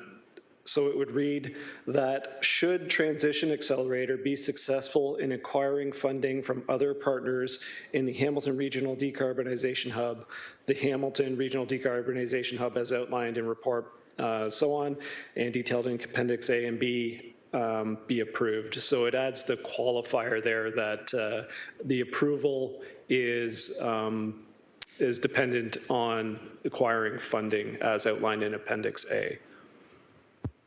So I guess I would need somebody to move that, to put it on the floor. Mayor Eisenberger? A question, so where did this amendment come from? This is a suggestion by Legislative Coordinator Paparella. Oh. So the intention is to bring in line all the recommendations that are, dependent on the qualifier for funding. Okay, essentially says the same thing. I was just curious where, normally amendments are brought from councilors or mayor or either, but okay, I'm okay with the amendment as it says the same thing as what's intended, so that's fine. I'll move it. Okay, thank you. Moved by Mayor Eisenberger. Who'd like to second? I'll second that myself. So we'll vote on the amendment.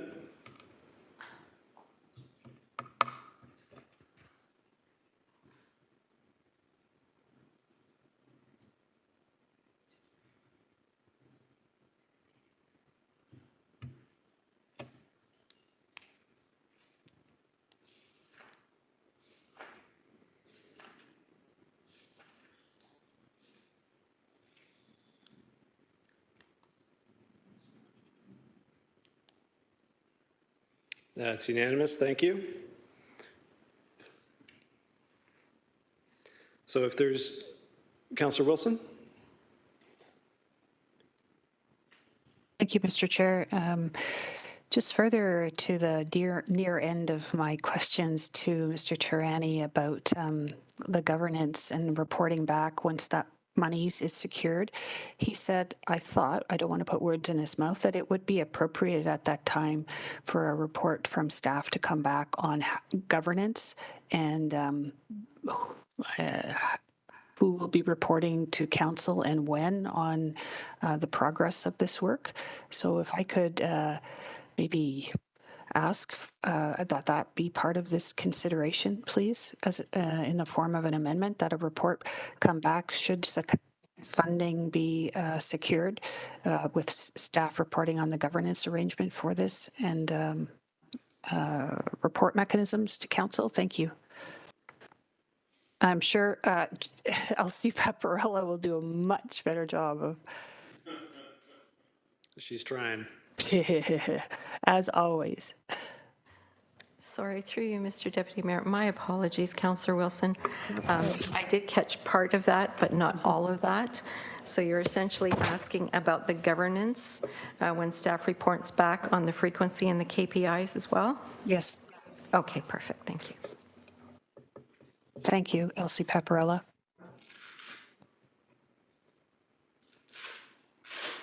So you're putting that on the table as an amendment, Councillor Wilson? You have a seconder? Yes, as an amendment. No, I don't. Councillor Powers, are you willing? Oh, thank you, sir. Thank you. Is committee clear on the amendment? Elsie Paparella, are you clear on the amendment? Can you read it again, please, Mr. Chairman? It's Councillor Pearson, please. Thank you. Councillor Pearson, just to clarify through you, Mr. Deputy Mayor, the wording isn't completely done yet. Essentially, Councillor Wilson is asking that when staff report back on the frequency of reporting back to committee on the status, as well as the KPIs, they also report back on the governance. I'll have that all perfectly worded. before my report hits the floor tomorrow.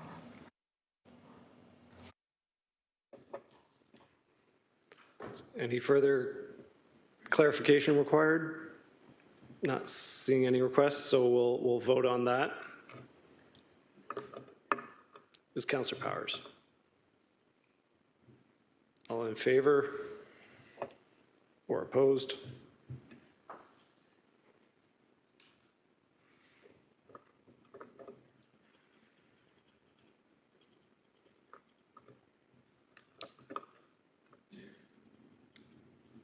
That's unanimous, thank you. So then the report and recommendations in the report as amended, I believe it was originally moved by Mayor Eisenberger and seconded by Councillor Pearson. All in favor or opposed?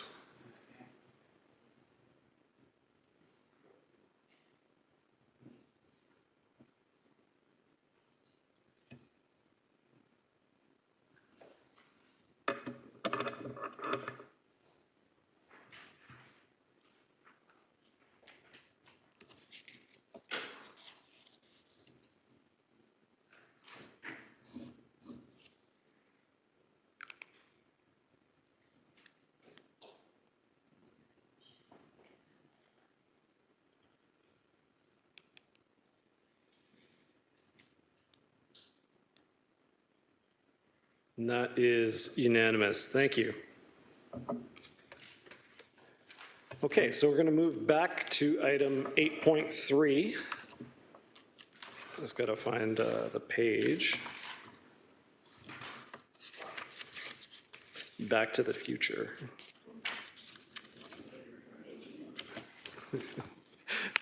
I thought General Manager Zagaric was sneaking out too, but he's coming down to present. So item 8.3 is the 2023 to 2025 multi-year outlook with capital financing plan updates. So we have General Manager Zagaric, General Manager of Finance and Corporate Services, and also sporting his Ukrainian flag colors today. Good afternoon. Thanks, Mr. Deputy Mayor. And given the content I'll be presenting, you might wish that I'm leaving. But the intent for today is to take committee through our 2023 to 2025 multi-year budget outlook.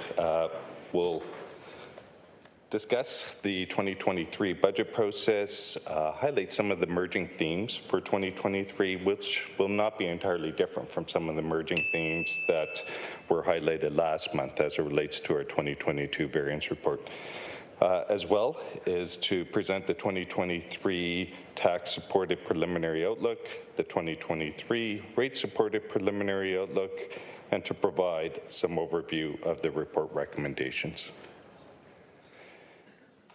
Due to the upcoming election, staff is not seeking a recommended guideline for city departments, boards, and agencies with respect to user fees, a capital levy, or rate-supported budget. This is not unlike what other municipalities are doing as it relates to the 2023 budget process. In preparation, 2023 budget staff will follow City of Hamilton's budget principles, and these are highlighted on slide number 4 in today's presentation, and those will help to direct staff as it relates to the preparation of the 2023 maintenance budget. Any proposed amendments over and above what staff identified through the 2023 maintenance budget will be presented through business cases through the budget process to the next term of council. You'll see on this slide is just to remind council and to the community the differences that municipalities face versus senior levels of government with respect to issues such as deficits. Under the Municipal Act, the City of Hamilton must account for deficits in the prior year and cannot fund a deficit through debt like senior levels of government. In 2020 and 2021, just as a reminder to council, is because of the level of financial support as it relates to the pandemic, the City of Hamilton did not have a deficit in those 2 years. In fact, we had a surplus, and council took the prudent step of setting aside $35 million over those 2 combined years into a COVID-19 emergency reserve. However, with respect to 2022, committee members may recall that last month staff presented the 2022 variance report that identified a tax-supported deficit of approximately $23.7 million. This was principally driven by COVID-related expenses of about $82 million and a shortfall in provincial federal funding of approximately $37 million. In addition, staff presented a rate-supported deficit forecast of about $2.9 million. And with respect to the preliminary 2023 outlook, you will see that staff are projecting approximately $23 million as it relates to COVID-related pressures. With respect to the budget process timeline, we will continue to work with clerks as it relates to onboarding of newly elected staff members, recognizing that come November and December, some of the preliminary discussions will be around the budget process and appreciating the challenges that represents given the content and some of the pace as it relates to deliberations. So we will work with clerks as it relates to education sessions, and that may be targeted principally to newly elected officials. Just as a reminder, the following principles, approximately 7 principles, staff again will apply in terms of setting the 2023 maintenance budget. Again, I'm not going to read through these principles, but these were principles that Council would have approved through the 2022 budget deliberations that helped to inform our outlook for 2022. And just as a reminder, last fall, we projected a maintenance budget of approximately 4.1% using the principles that are before you. Some of the emerging trends as it relates to and themes as it relates to the budget 2023 budget outlook. Recovery from the pandemic represents a potentially significant pressure in the 2023 budget. As mentioned, there's currently a forecasted unfunded pressure of about $36 million in 2022 and a forecasted pressure of about $23 million for 2023. These are principally related to homeless, serving system, public health, long-term care, decreases in revenues in transit, recreation, parking, and OLG shared revenues. Just again, in terms of the level of financial support from senior levels of government, we appreciate approximately $160 million of support in 2020 and 2021. And again, we are looking for that same level of support for 2022 and 2023. In addition to COVID, inflation and supply chain and labor shortages are having an impact as it relates to our 2023 forecast. The city is experiencing significant pressures in commodities, contracted services, and employee-related costs that play a big role in the development of the 2023 budget. Fuel prices have increased approximately 50%, which have also impacted contracted services secured by the city. High inflation and low levels of unemployment have created a competitive labor market, and while the city continues to be a strong candidate interest in many roles at the city, there are some areas that have identified roles that are particularly difficult to fill, caused by a shortage in qualified available applicants. And committee members will see in the report that's before you today is the commitment to report back on vacancies, and you'll see in the departmental comments is some qualifiers as it relates to challenges in today's labor market, as it relates to recruitment and retention. Debt capacity and cost of borrowing is a pressure in 2022 and in 2023. As presented through the 2022 tax and rate-supported capital budgets, the city is approaching the debt limits approved by council. Most recent projections show the city exceeding the tax and rate debt limits in 2024 and the DC debt limit in 2027. Inflation and supply chain issues may have significantly impacted the cost of delivering capital projects, which may put upward pressure on debt in order to maintain critical infrastructure. Additionally, Bank of Canada has increased interest rates in order to combat inflation, and the city must strike a balance between managing debt for infrastructure with the cost to borrow the city's debt limits in order to maintain the city's AAA credit rating. However, the city may need to look at some additional increases to capital levy and water and wastewater rates in the short term in order to manage debt levels. Also, amendments in provincial funding are having an impact to the 2023 budget. The city's received some one-time mitigation funding for public health, children's services, and neighborhood developments. These are not commitments that extend to 2023, and in order to ensure service continuity, the city has had to absorb approximately $3.6 million in inflationary pressures as it relates to these services. Asset management. We've heard a bit today about asset management in addition to information that staff presented earlier this year through the Public Works Department and the Core Asset Management Plan. Through that Core Asset Management Plan, Council approved asset management plans for transportation and waterwork assets. An annual funding gap, approximately $95 million for tax supported programs, was identified based on asset needs and planned operations and maintenance. An additional $100 million in annual funding gap was identified for the rate supported programs.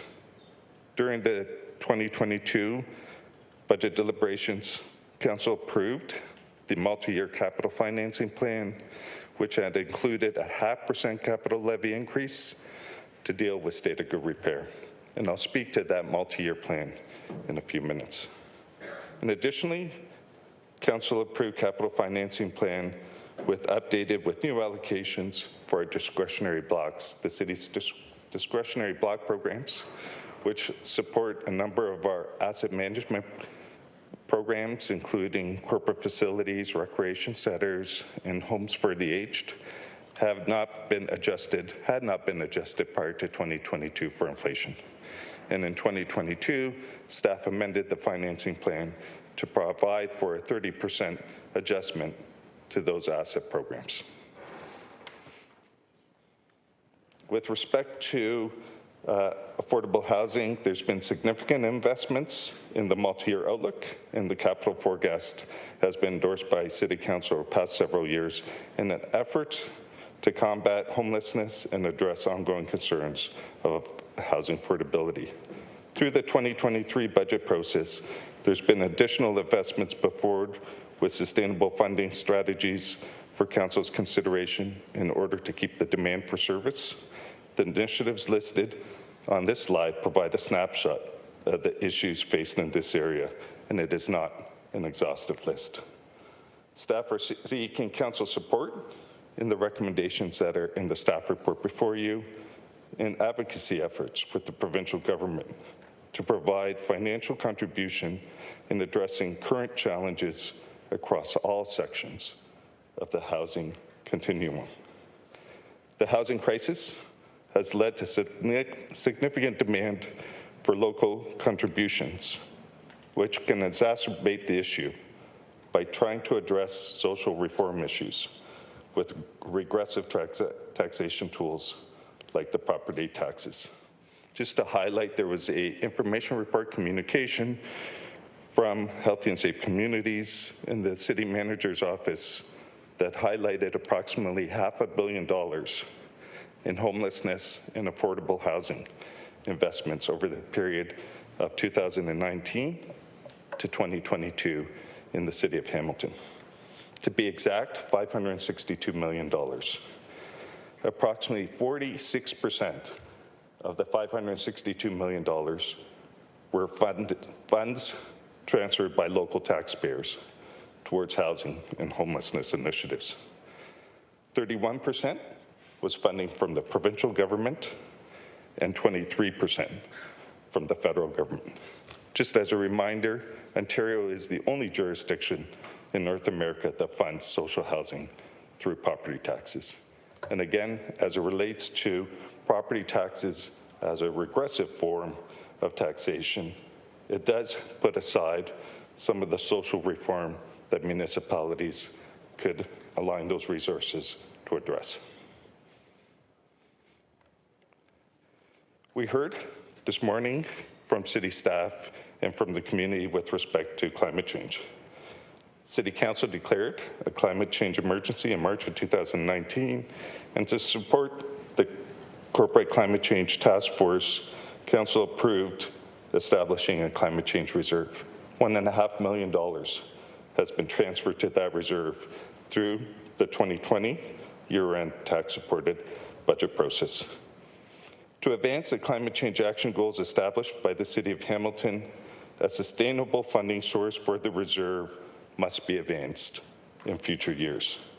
To this point, staff are earmarking a 0.25%, or approximately $2.5 million each year, towards the climate change reserve, starting in 2023. Emergency response. Hamilton Fire Department presented a 10-year service delivery plan. The plan for 2023 includes additional costs for volunteer staffing and equipment, as well as outfitting and staffing for the water down station. Based on the current construction timelines, staff are anticipating the water down station will occur beyond 2023. At its meeting in May of 2021, Council approved a 2-year phase-in of the impact on rural fire area rating.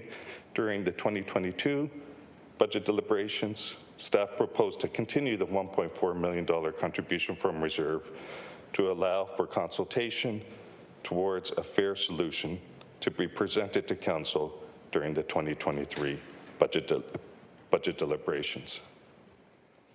Hamilton Police Services. Hamilton Police Services presented a 10-year plan commencing with the 2022 tax-supported operating budget to enhance its overall staff complement by 13 officers in each of the next 10 years. The strategy was proposed in order to bring city services up to a benchmark standard of officers per population. This investment in emergency support services represents approximately $1.2 million each year. Hamilton Paramedic Services presented the Hamilton Paramedic Service Master Plan in May of this year. The plan provides direction for the service over the next 10 years through technology advancements, innovation, resource allocation, and optimization of operations.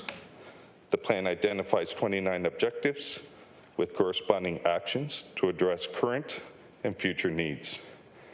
Model A, assumed in the preliminary outlook numbers, represents an anticipated net levy impact of $2.9 million in 2023. This includes staffing and outfitting requirements to meet service demand for growth and address existing deficiencies as outlined in the plan. Transit strategy. Council's approved a 10-year transit strategy. 2023 represents the annualization of year 6 and the start of year 7 of that 10-year plan. For 2023, a net levy pressure of 3.3 million is anticipated to support the continuation of the 10-year local transit strategy. You'll see on this slide before you, it outlines the forecasted outlook for 2023 for city departments, for our boards and agencies, for our capital financing program, as well as what staff have been able to track or identify as potential business cases and council-referred items, as well as the COVID pressures we are forecasting for 2023, and then finally, some assumptions surrounding assessment and some tax policies, growth tax policies. During the 2022 budget process, again, staff prepared a multi-year forecast, and you'll see including years 2024 and 2025 in the forecast that's before you.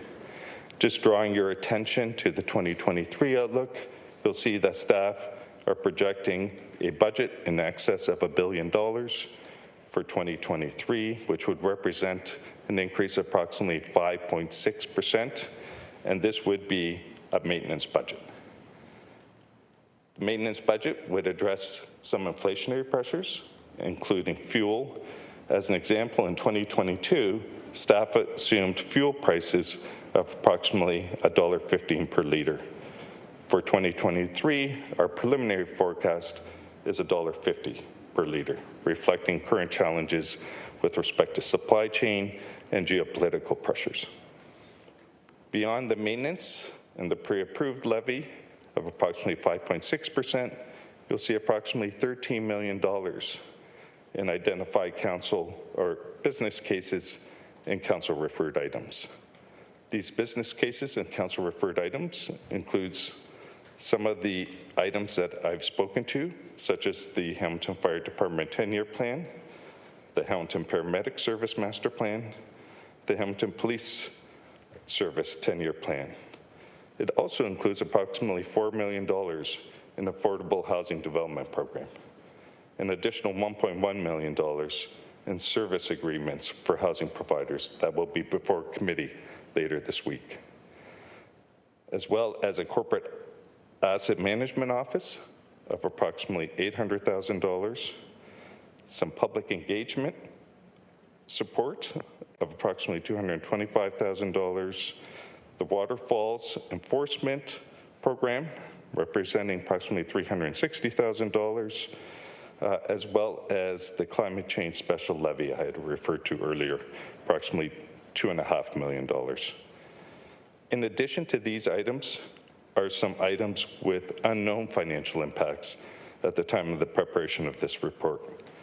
The Arcledon Avenue funding agreement with Good Shepherds at the time of this report was not reflected in the budget forecast, as well as the 60 Caledon report that is before Emergency Community Services later this week. COVID-19, as I mentioned, continues, and the COVID-19 recovery continues to have an impact on our 2023 forecast. Just drawing your attention to the COVID numbers for 2023, you'll see forecasted COVID pressures of about $23 million. You'll also see a offsetting contribution from COVID reserve, subject to our 2022 year-end position. We're forecasting approximately $11.9 million of draws from the city's $35 million COVID reserve.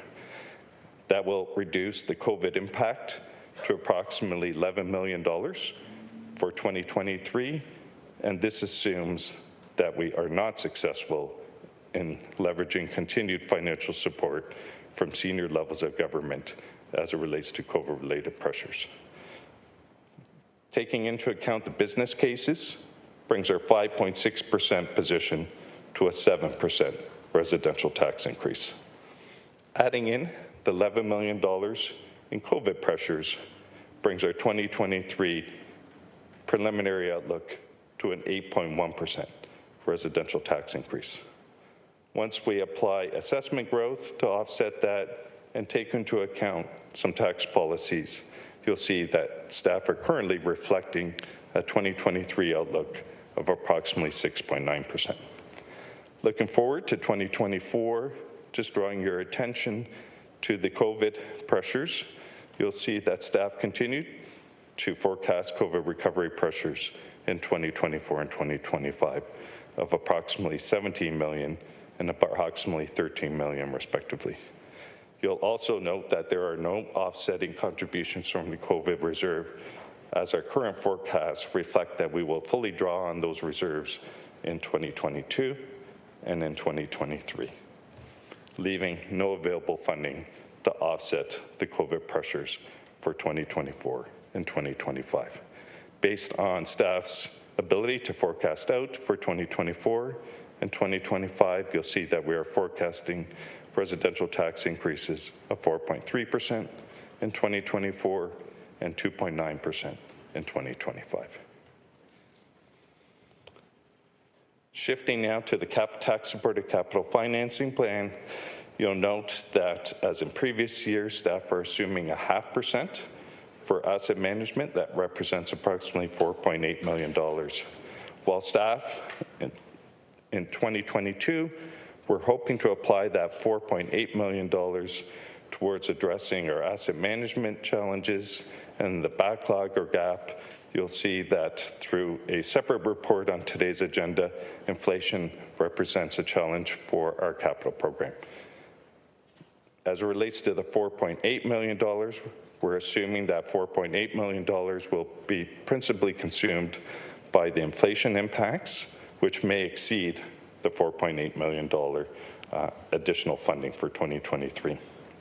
West Harbour development, we're reflecting a 0.4% increase to further support our West Harbour development. As it relates to our commitments under the ISIP transit program, additional $45,000, and as mentioned previously, approximately $2.5 million towards climate change, bringing our capital levy for 2023 to a forecast of just short of $8 million. In 2024, you'll see that staff are forecasting an additional 0.6% towards our asset management program. This is in support of the 10-year asset management program, which staff are reflecting a 0.6% or 1.1% combined with asset management, the 0.5%, and we are forecasting that each and every year for the 10-year period starting in 2024. In addition, some additional West Harbour commitments of approximately $1.7 million in 2024, and some additional transit commitments towards our ISIP funding agreement with the federal provincial governments, for a capital levy requirement of approximately $12.8 million in 2024. And that is followed, as I described, with a commitment towards asset management of just short of $11 million in 2025, and again, the net levy requirement being approximately $11 million in 2025. Some of those continued challenges and themes include inflation and the supply chain pressures. You'll see a separate report on today's agenda identifying approximately $27 million in inflation and supply chain challenges as it relates to 2022 projects.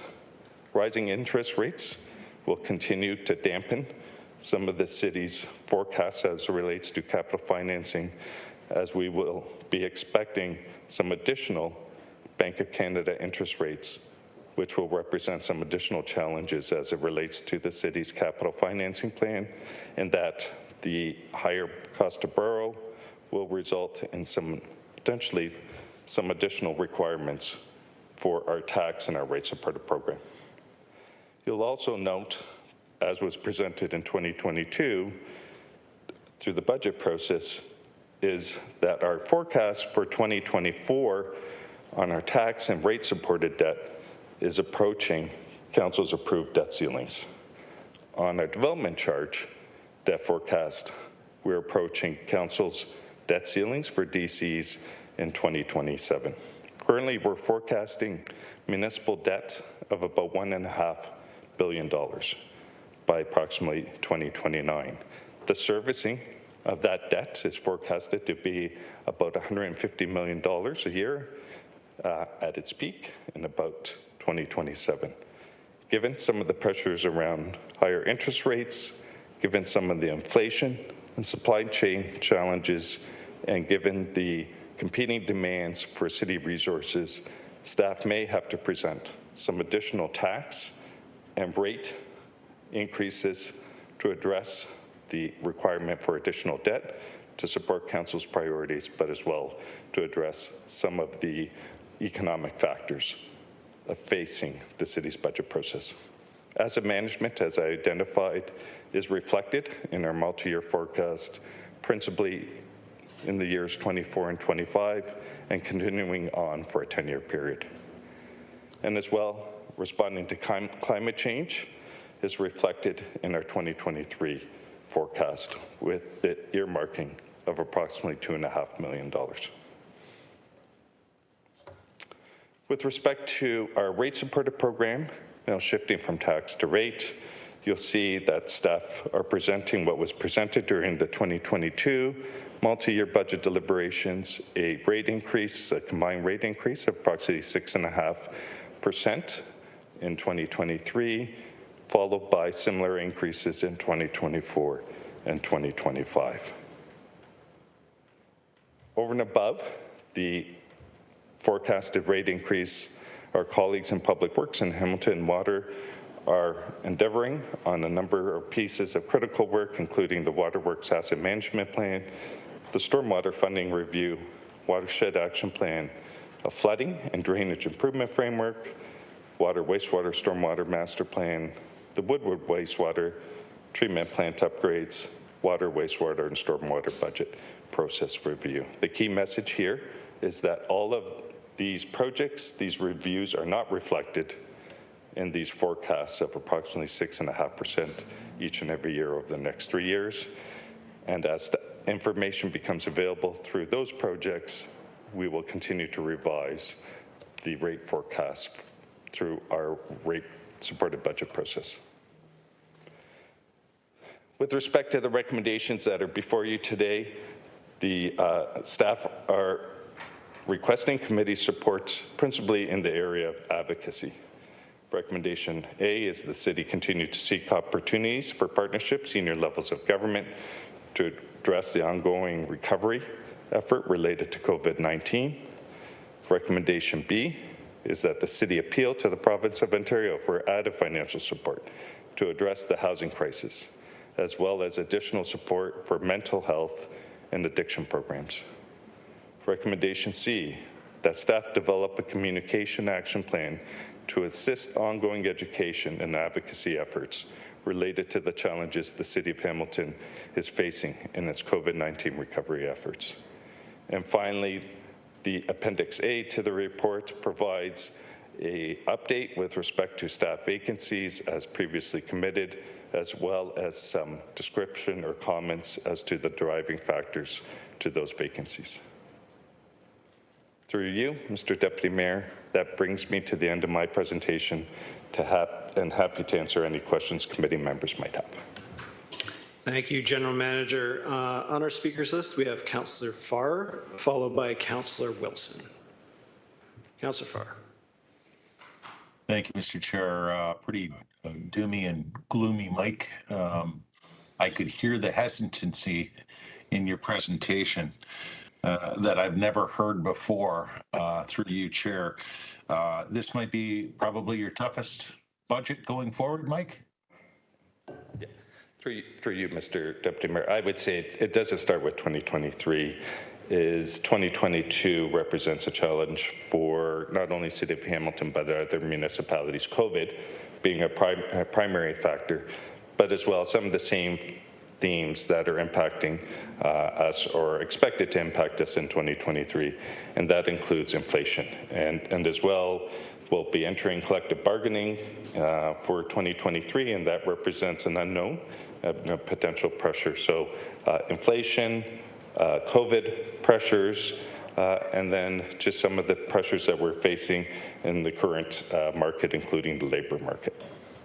Through you, Chair, I heard the reference earlier by Councillor Ferguson with the bargaining and inflation, and also traditionally, we over the last decade anyway, or more, have kind of been consistent, Mike, with inflationary budget increases, and we're not. I guess we are seeing that today with your 9% for 2023. That's about where inflation is now, if not a little higher. Through you, Chair. So through you, Mr. Deputy Mayor, inflation currently sits at 8.1%. The central bank is expecting inflation to be still strong in the sense that in excess of the Bank of Canada's target for the balance of 2022 into 2023, and may be close to the Bank of Canada's overnight rate of 2% by the end of 2024. So it is not something that we are assuming will impact us for 2022 and only part of 2023. We're expecting inflation to be around for a period of time, hoping the Bank of Canada and some of the geopolitical issues get resolved such that by 2024 we're more back into what we may consider norm and what we've experienced for a number of decades now.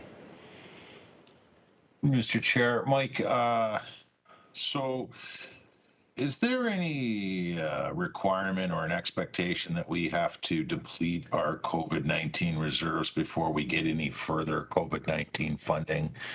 I mean, I don't want to say they're super healthy right now. I mean, you're obviously very, very concerned, rightfully concerned, but like, how come we don't know yet? I mean, we're making the appeal, and I'll support that obviously today, but how come we don't know yet whether or not we can get further assistance? So through you, Mr. Deputy Mayor, municipalities have communicated, including this municipality, to the province of Ontario federal government for continued support, and just wanting to, again, to highlight, recognize the $160 million in support in 2020 and 2021 and approximately $45 million in 2022. The challenge is that the 2022 funding falls short of our forecasted $82 million in COVID pressures for 2022. And those commitments expire in 22 or part year 2022. So again, a shortfall for 2022 and no COVID-19 financial support commitments from senior levels of government beyond 2022. And for that reason, staff are being conservative. We're assuming that the approximately $22 million in COVID pressures will have to be addressed by the City of Hamilton, including the COVID pressures in 2024 and 2025. The recommendation to appeal to higher levels of government for housing dollars as well. Recent provincial budget came out. There was no mention about any increased funding in that area, was there? Yeah, through you, Mr. Deputy Mayor, we're still reviewing the documents, but as it relates to incremental additional funding, again, we didn't highlight or notice any new programs. How about for mental health, which is also what you want us to appeal? Yeah. Through you, Mr. Deputy Mayor, I'm not sure if GM Burden noticed any commitments as it relates to mental health.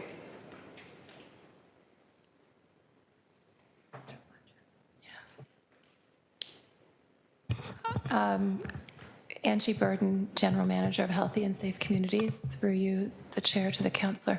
I did not notice any directly. I'm wondering whether Morgan Stahl did in the budget. Yeah. And through you, Mr. Deputy Mayor, again, we're relying on the previous budget announcements prior to the provincial election. We'll better understand if those get reiterated end of day tomorrow. But again, that's based on the previous budget announcements going into the provincial election. April. Yeah, the April announcement. I think all I'm hearing from leaks is maybe an increase in ODSP, but I guess we'll wait and see on that. That's all I have for now, though. Mike, you didn't really answer my question from the beginning, so I'll end with it again. Is this maybe in your career the hardest budget going forward? Yep. Through you, Mr. Deputy Mayor, absolutely. And not just as it relates to 2023, but looking forward. And I'm not sure I answered Councillor Farr's question with respect to city reserves. And here represents some of the challenges that we've tried to highlight around the authorities of municipalities around debt. With respect to financial flexibility, this council, previous councils, have made efforts to address reserves, and not just through the year-end process. We've increased contributions to program reserves to try to build up the financial flexibility and our financial management, and that's been reflected through 3 credit rating increases. You know, over the last 8 to 9 years, we've had 3 credit rating increases to our current AAA status. Here's the challenge: irrespective of those efforts, on our tax stabilization reserve, we have an uncommitted balance of $3.3 million, and you have a report before you today with respect to the inquiry, which will effectively draw upon that reserve and may put that reserve in a negative balance. You have a report on your agenda today as it relates to inflation and supply chain. Approximately $27 million in pressures for previously approved projects.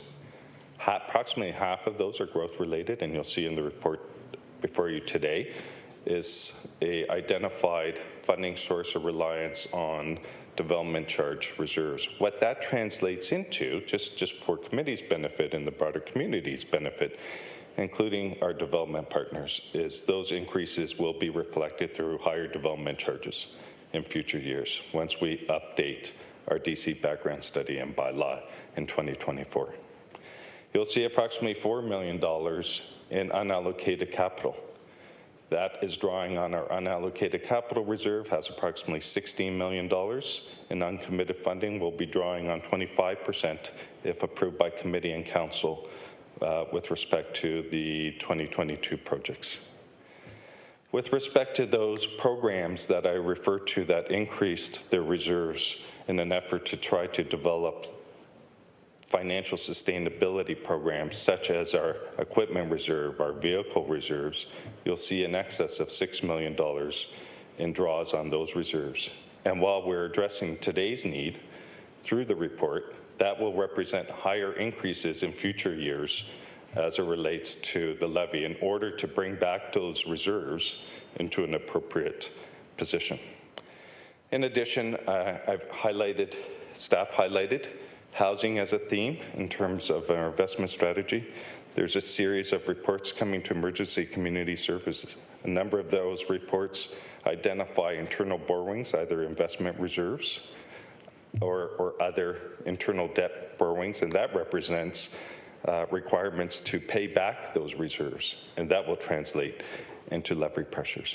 And so if my voice sounds weighed, it really is mindful in terms of trying to continue to practice some sound financial management practices as we develop the 2023 budget, being mindful of the impact these impacts will have not only on current taxpayers, but as Councillor Wilson made reference to earlier today, not translating into a burden on future taxpayers. And so we're very mindful in the development of our debt policies such that we don't meet today's obligations by taxing future generations through our debt policies.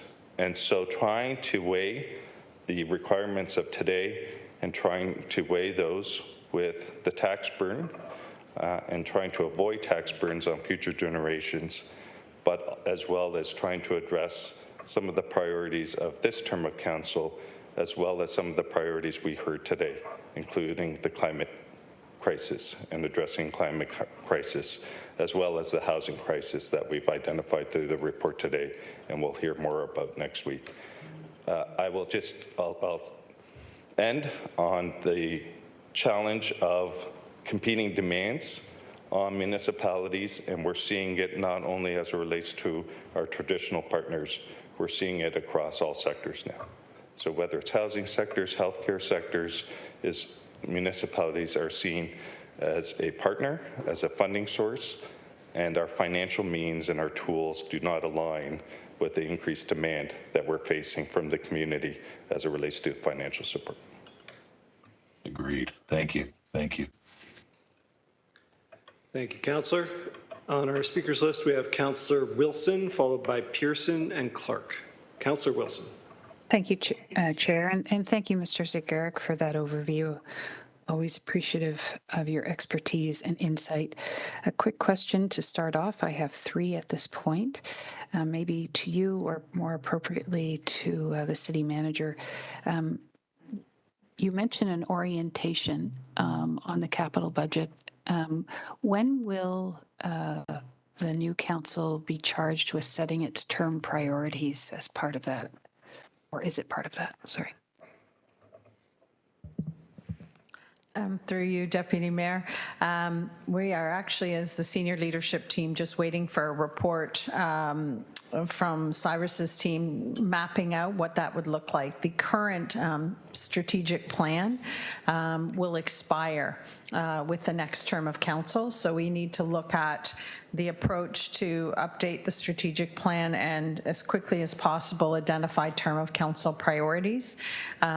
We'll have to see how that schedule of what they're recommending fits with the orientation schedule that clerks always bring will be bringing back to SLT to finalize, but it is our intention to come forward to a confirmed term of council priorities. And through you, Mr. Deputy Mayor, I'll just add, based on our experience over the last few terms of council, is we have offered education orientation sessions with new members of council, especially in November and December as we enter into deliberations on user fees, on the tax supported capital program and the rate supported capital program. We'll look to continue that with newly elected officials, just more so focused on process and how to read the documents that are presented to them, maybe where to focus, given the quick turnaround in terms of those deliberations relative to inauguration. So we'll continue to continue that practice as we've had in previous years, and as it relates to those deliberations will be in the hands of committee as it relates to the dates that are before them in terms of November, December, just wanting to highlight with respect to user fees and the rate supported program principally is any delays beyond January 1st of 2023 could represent some foregone revenues as it relates to those programs. So that represents the time sensitivity and looking to support those new members of council. Thank you, Mr. Zagarek. My second question is your reference to the Hamilton Police Service and their 10-year plan to have an enhancement of 13 officers per year over the next 10 years. But part of your information also includes some of our complement crunch. And we know during the deliberation on the universal childcare that part of the reason that was so fundamentally important to our future economy was that we know that our working population is shrinking and we're going to need all hands on deck. So my question is, could you just confirm for me if that $1.2 million for that complement is not secured, does the service keep that operating surplus, or is it returned to the public city coffers? So through you, Mr. Deputy Mayor, it's a decision by council, and during the budget the final variance report and disposition, if we are in a surplus, corporate surplus position, what is presented to council and has been presented to council, and it's been a practice, not a policy, is that boards and agencies retain any surpluses or are expected to address any deficits. And so in the case of Hamilton Police Services is in 2021, they had a deficit and they had to address that deficit through their reserves. But in years prior, they had surpluses, and those surpluses were applied to their reserves as they have internal policies that deal with surpluses. So again, the Police Services Board has approved a series of policies that deal with year-end surpluses or deficits.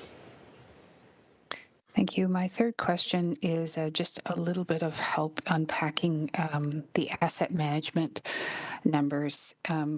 Previously, you've noted that our typical 0.5%, which is around 4.3 or 4.5 million or 4.8, depending, this time that $4.3 million is going to be eaten by inflationary pressures. So it's gone to pay for the interest. So I just want to make sure I understand that which you are proposing. On slide 9, in 2023, you had 3.3%, 2024, 7.1%, and 2025, 6.6%. If I could, through the chair to you, Mr. Zicker, could you walk me through what you are exactly proposing for our capital reinvestment over the next, 3 or 4 years? Thank you. Through you, Mr. Deputy Mayor. As Councillor Wilson identified, while we were developing the 2022 budget, we continued to forecast 0.5% for capital financing for 2023, and in 2022, our hope was that 0.5% could be applied towards state of good repair and addressing some of the the gap or backlog. However, given where inflation continues to sit in 2022, where it's expected to be in 2023, we are assuming that 0.5% or $4.8 million will principally get consumed by addressing inflation. Beyond 2023, what staff have reflected in the presentation is a further 0.6% towards asset management. So bringing the 0.5% of 4.8 with the 0.6 to just short of $11 million. And while it's reflected as $11 million in 2024 and 2025, it's important to note that we are reflecting that each and every year over the next 10 years. So again, we are reflecting a 10-year phased-in approach that represents approximately $11 million towards asset management. Now, with respect to 2025, if inflation continues to be a challenge with respect to asset management, a portion of that $11 million may be consumed by inflation in those years, but we are hoping that inflation returns back to what we may consider normal levels, and that will free up some financial capacity to address the backlog of asset programs and projects. Okay, thank you very much.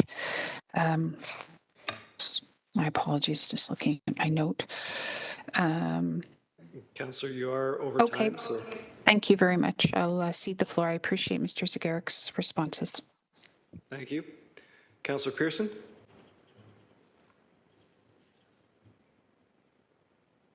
Sorry, I couldn't find the button to click on it here. Thank you, everyone. Mike, thank you so much. And I do want to reiterate Councillor Farr's comments. The first time I heard the shakiness in your voice. I guess my question, Mike, just as you were mentioning about, I'm going to go to the 0.5%. So we're going to stand by the 0.5% increase for capital works that we've maintained for the last while, except for 1 year, correct? And you said that's 4.5%, Mike? That it equals, or 4.5 million? Sorry, 4.5 million. So through you, Mr. Deputy Mayor, maybe this reference will be helpful. Each 1% municipal tax increase translates into approximately $9.9 million. So 0.5% we're currently reflecting at about $4.8 million. And thank you, Mike, because you answered that was the question I was leaning to, and you knew it. 9.9, 1% is $9.9 million. Okay. Do we have an idea, Mike, of how, well, assessment's been frozen because they're not doing a reassessment now until 2024, correct? Through you, Mr. Deputy Mayor, yes. And so we currently still reflect the $382,000 average assessed value that we reflected in 2022. Okay, super. Alrighty. And Mike, can you just, and I know it's a tough one, what do we have, and I know you're saying we're getting very close to an uncomfortable level with our reserves. So how are we standing with our reserves? So through you, Mr. Deputy Mayor, I mentioned the tax stabilization reserve. We may be in a negative balance. The target for that reserve, the council approved target's $38 million. And so that will be something that we will need to focus on through our 2023 year-end disposition. While we're currently forecasting a deficit, if that changes to a lesser deficit, I would suggest that staff would be very likely to recommend some transfer to the tax stabilization reserve. The alternative, given the constraint of the tax stabilization reserve in its current position, is that any in-year decisions may require some reevaluation, reassessment of in-year priorities, meaning shifting resources around. So the flexibility that a tax stabilization reserve is, it provides us that immediate capacity to deal with any in-year crisis or opportunity on the operating side. On our tax-supported capital side, our unallocated capital reserve is just north of $16 million, and I believe the target is $32 million. with the report that's through before committee, the recommendation is to draw in excess of $4 million from that reserve. So that would leave us about $12 million. However, the uncertainty of inflation and the pressure that might have in 2023, it's critical that we continue to carry some balance in that reserve, and not only as it relates to in-year emergencies, is if there were to be any funding programs from senior levels of government, that gives us some flexibility to support in those programs. In our program reserves it will not represent an immediate crisis in our program reserves. So whether it's vehicle reserves or equipment reserves, but the recommendations that are before committee as it relates to the inflation and supply chain challenges will draw approximately $6 million on those reserves, and we'll have to offset those again through future year transfers to reserves. The alternative is keeping vehicles on the road longer than their useful life and incurring additional maintenance impacts as it relates to those vehicles. And so we'll work with program areas to try to strike the balance in terms of those contributions to reserves, as well as trying to ensure the longevity of those assets and try to align the useful life of those assets with the reserve balances. So again, the City of Hamilton has a very good practice. We put money aside in reserves towards a replacement of those vehicles. If in future years we haven't that flexibility, it will mean we will need to issue debt to fund those vehicles. And so, as I mentioned previously, we're forecasting will be above Council's approved debt levels for both our tax and our rate and our DC programs. And that would create some further headwinds as it relates to our debt forecast. And so we have some opportunities with respect to trying to balance debt and contributions to reserves on our capital program. Moving off of capital, we haven't that flexibility on the operating side. We can't issue debt. And so as we deal with COVID pressures, as we deal with inflation pressures on the operating side, we haven't the same flexibility on our operating side. Thank you for that. Did I hear a bell, Mr. Chairman, Ms. Deputy Mayor? You did, Councillor Pearson, but if you have a follow-up question, go ahead. Well, thank you, because I just want to ask one more then.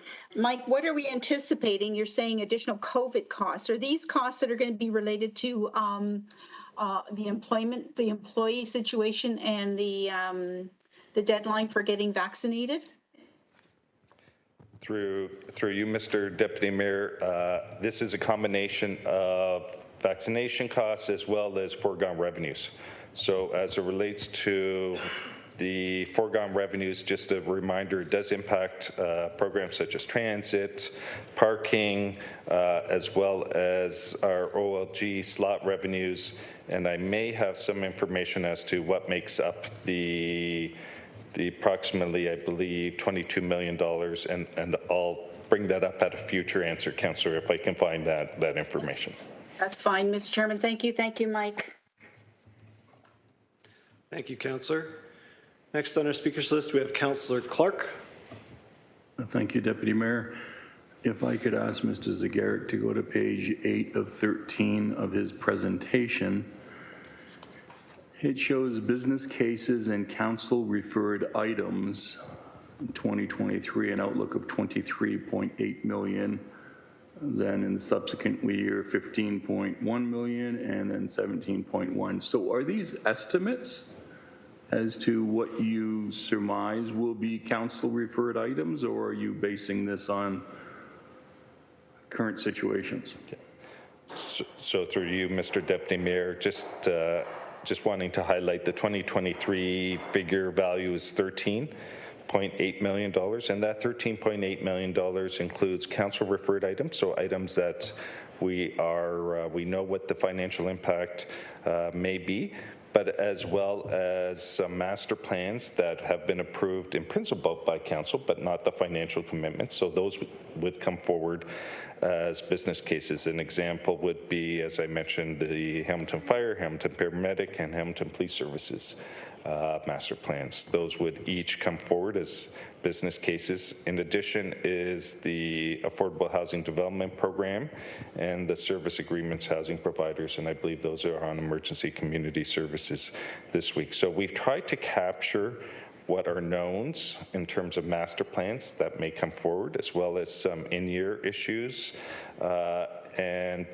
Again, there are still some unknowns. As I mentioned, some of the reports coming to emergency community services would represent some additions, principally around DC exemptions, which would be treated a little. The DC exemption impacts would principally impact 2023, 2024 latter years. Yes, most certainly.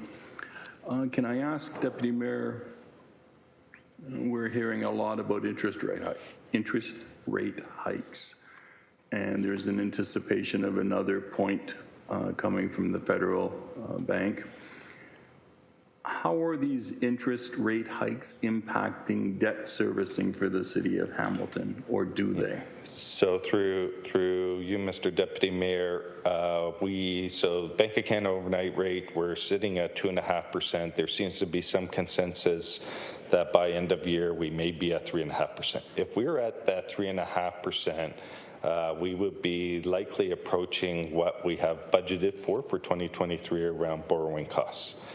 If we are north of that, we would look to what future, where there may be some consensus future years. And just to illustrate our flexibility, if it's a 24-month pressure and we see a drop in future rates, we could draw on our investment reserve to see us through that 24 months, and then so not budget for the peak, but budget for a more blended rate. So again, very mindful because higher borrowing costs erodes at our capital program, and that when you're issuing more money to service debt, that provides less direct funding towards your asset investments. And so very mindful, and we're monitoring it, and we have some flexibility with our investment reserve to sort of see us through maybe a 24-month period. Beyond 24-month, we would have to do something more structural. Thank you. Deputy Mayor, can I ask a question about Appendix A, which is dealing with the summary of staff vacancies? It's showing, for all intents and purposes, a 10% job vacancy for the city of Hamilton at the present time. Can I ask if we know whether or not that 10% job vacancy rate is on par with what other municipalities are experiencing? So through you, Mr. Deputy Mayor, I'm not sure if any other members of senior leadership team might have that information.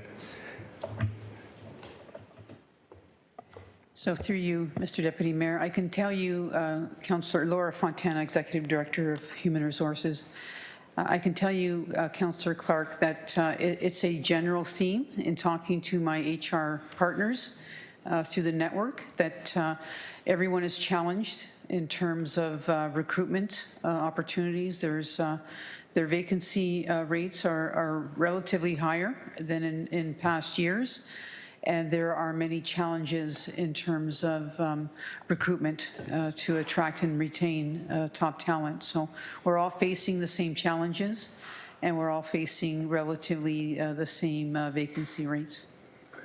It seems almost counterintuitive to me, given the unemployment rate. Do you have any thoughts as to what the heck is going on? Because it seems odd that we would have record unemployment, and yet municipalities and many other employers that I've spoken to are having real challenges finding employees. So through you, Mr. Deputy Mayor, I think it's the type of vacancies that we have, the level of skill that we're looking for, the type of experiences. Generally speaking, we're more challenged in terms of the opportunities that people have in the community. So, for example, the hybrid model now, our competition has expanded beyond the Hamilton area. and into the Greater Toronto area, with the hybrid model being a very viable option. Employees, top talent again, have opportunity to work virtually in the GTA.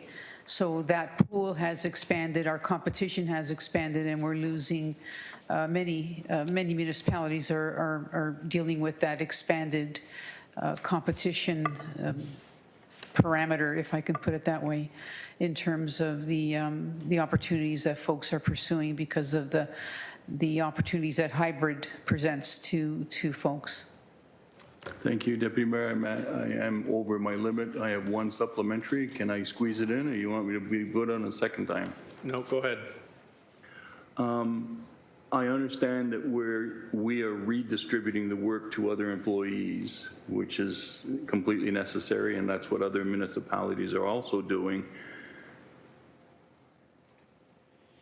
Are we concerned that redistribution of that workload to other employees will result in additional vacancies because they feel they're being overworked now?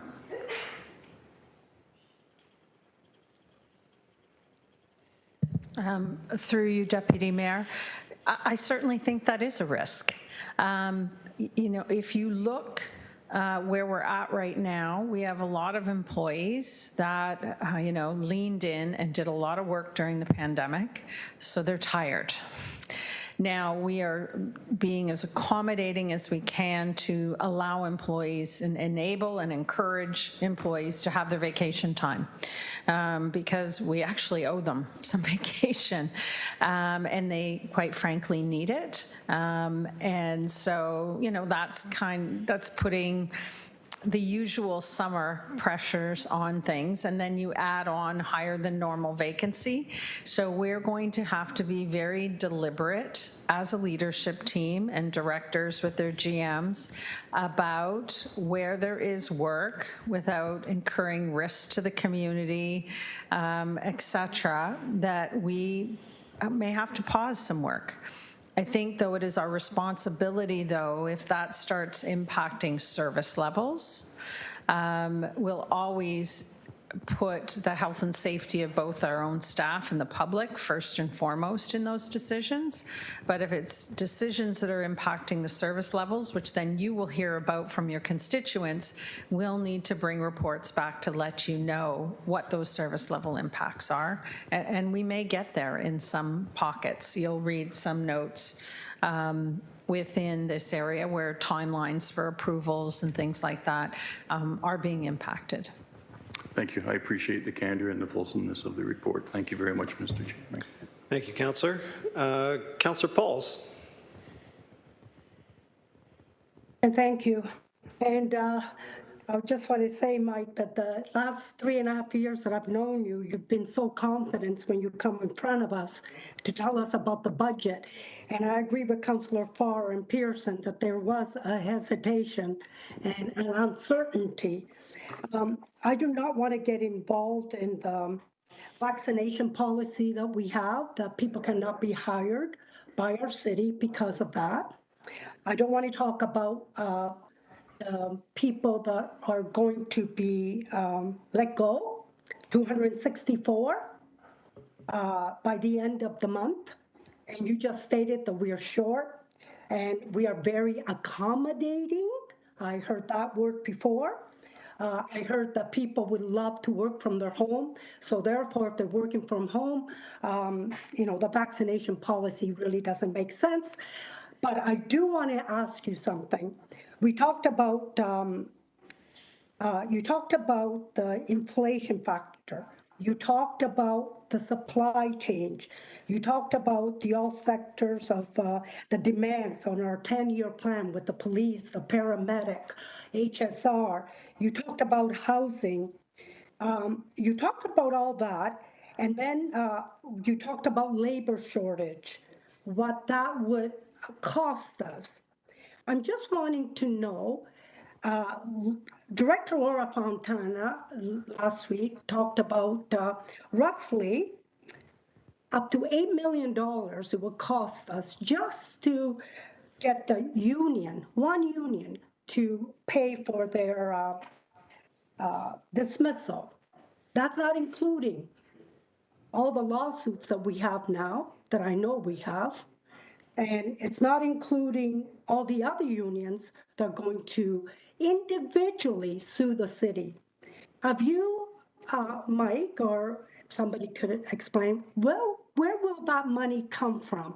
Is it the taxpayers' money when we have to let go 264 for not complying, and we might have even more because I know a lot of them are on leave. I know we didn't have the answer, but I know a lot of them have left, have better jobs. So I'm wondering if you can let me know where the money is going to be, even if it's just $8 million, let's say. Where will it come from? So through you, Mr. Deputy Mayor, is we are mindful and tracking that information, recognizing that will likely not impact us in 2022, maybe not in 2023, maybe some in 2023 and some in 2024. What I mean by that is only when there's an action, only when there's a departure termination, does that impact the corporation financially. At that time, it would be a one-time type of transaction, meaning we would incur that cost on a one-time basis. So therefore, we wouldn't tax for that. We would draw from reserves. We have some employee-related reserves that we would look to principally to address that. But again, it would not impact us in 2022. There may be some impact in 2023, but maybe more so of an impact in 2024. Well, I appreciate that, but what about the impact of us trying to train all the new people, all those costs? I heard that people are tired because they were doing more than one job. We're moving them around. What costs can we put on that? It might not impact up in 2023, but all of a sudden, 2024, we have all this impact. So where is that money coming from to train people for not knowing the job as well as the people that have been with us for 20, 25 years plus?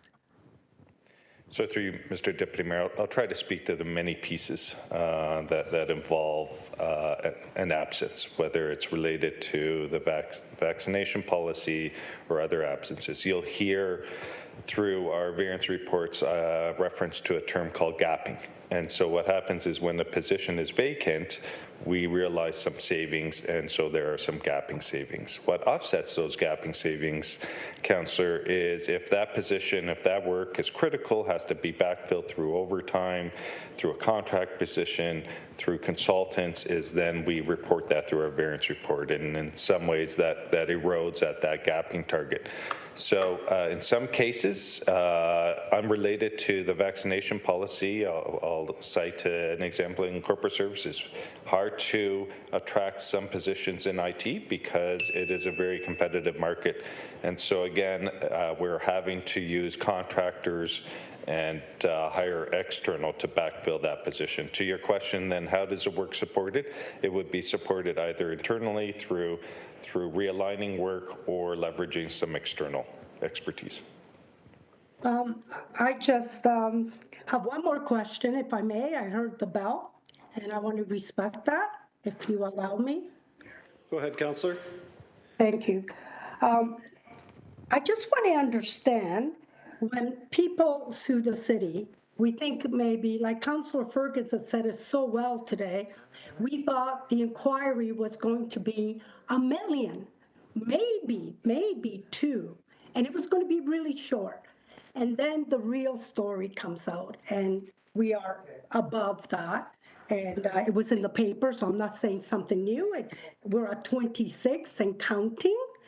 I'm just wondering, we know we have lawsuits on our hands. We know that. We don't know if we're going to win. We don't know if we're going to lose. But I want to say, where would that money come from? So through you, Mr. Deputy Mayor, through HR's report last week, HR identified some arbitration costs and some legal fees, so those would be reflected through our 2022 in year. So again, those would be absorbed, Councillor, in year in 2022, and any future arbitration costs or legal fees, we will reflect that in 2023. Effectively, it would be funded from the tax or rate supported, depending on that particular labor group and where those employees reside. But again, it would be absorbed into our tax or rate supported programs. Well, it's good to know that's going to be absorbed and we are going to pay for it. So thank you very much. And again, I always had confidence, I will always have confidence in you when you come. But today I did find a little bit of hesitation, and I think we should all be aware of that. Thank you. Through you, Mr. Deputy Mayor, if I could just circle back quickly to Councillor Pearson's question regarding the $23 million in COVID pressures, because I know staff prepared some wonderful notes for me highlighting that $23 million. Approximately $12 million of the $23 million is in anticipated homelessness and serving system expenditures. $4 million in potentially unrealized transit revenues, $3.6 million in potentially unrealized recreation revenues, $1.5 million in potentially unrecognized parking revenues, $1 million unrecognized OLG revenues, that's the Flamborough slot revenues, and finally approximately $800,000 in long-term care costs. And that makes up the $23 million of COVID-related pressures we're forecasting for 2023. Thank you. I don't see any further speakers on the list. Oh, I'm sorry, Mayor Eisenberger. Just want to say I have faith in Mike Sigarik, and I'll move to receive the presentation. Thank you. So move to receive the presentation by Mayor Eisenberger, seconded by Councillor Clark. All in favor?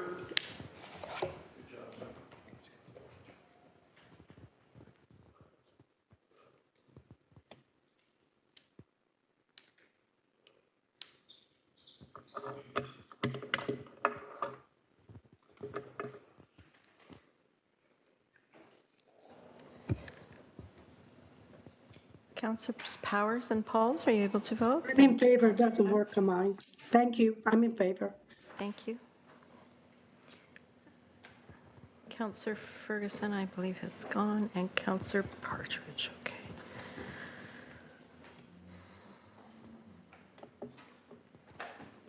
That is carried unanimously. Thank you. And then on the report.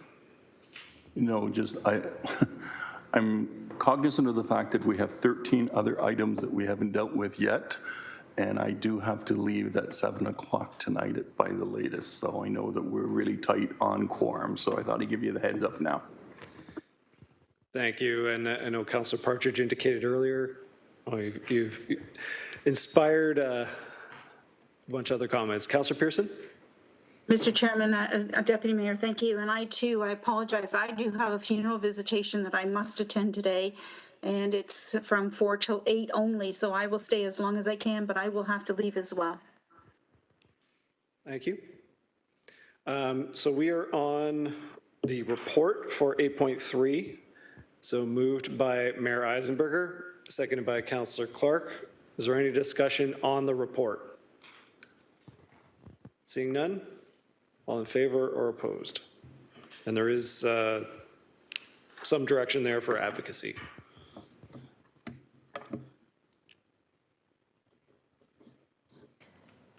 Councillor Farr, are you able to vote? Oh, I just got it. Thank you, sir. That's unanimous. Thank you. So moving forward with our agenda. Page 21. Do I got to skip to here? Page 21. Page 21. Okay, so we are on item 10.1, the Green Fleet Strategy and Action Plan. Mover and seconder to put this on the floor.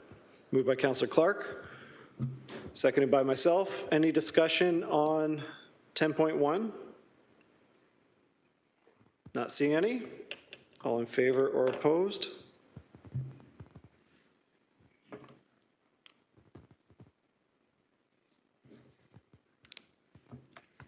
As noted, it is Climate Change Day here this afternoon. That's unanimous. Thank you. Item 10.2 is the response to the Bay Area Climate Change Council's options for travel report. Mover and seconder, moved by Mayor Eisenberger, and I'll second that myself. Is there any discussion on 10.2? Councillor Wilson.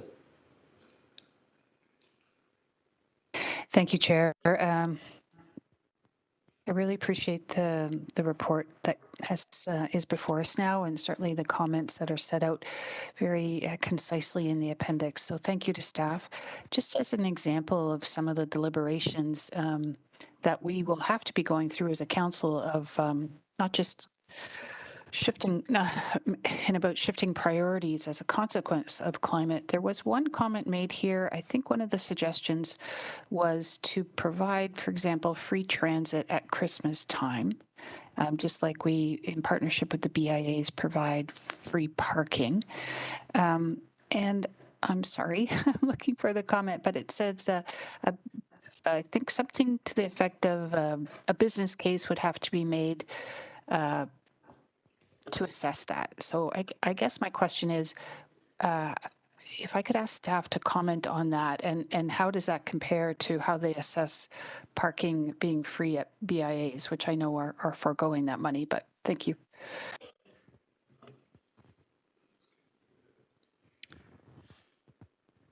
Oh, it's on page 3 for my colleagues. Further analysis is required to determine the business case. Director? Through you, Deputy Mayor, to Councillor Wilson, thank you. We were asked to provide comment as a result of the Bay Area Climate Change Report on the opportunity to provide free transit at Christmas. We have not done any kind of assessment at transit in terms of how much revenue we would potentially forego if we were to implement a program of that nature. And therefore, our response would be that we would need to do some assessment prior to being able to support that kind of recommendation. If I could, through you, Mr. Chair, perhaps, I'm not sure, maybe GM Thorne. I'm assuming that the BIAs deem it to be a good business case to provide for free parking because it generates retail revenue. Is that the case? Through the chair. Hi. Brian, GM Thorne had to step out for a second, but I can answer it since it's parking related. Brian Hollingworth, Director of Transportation, Planning and Parking. As you all know, the free parking during the holiday season has been in place for many, many years. Experience varies by BIA, and we've actually been working with the BIA to understand the pros and cons of such a program. And looking at best practices in other municipalities, and we're hoping to bring back some further information both to the BIAs and council soon. Again, thank you to staff. I think some of the comments on this for potential action will be an interesting platform for which maybe a new council will wish to seek direction. So thank you. Thank you, Councillor. Can I ask Councillor Pauls just take the chair briefly? Go ahead. Thank you. There's two recommendations here that the report is suggesting could be referred for additional information. Number 21, the new bicycle registry. The suggestion is that be referred to the Hamilton Police Services Board.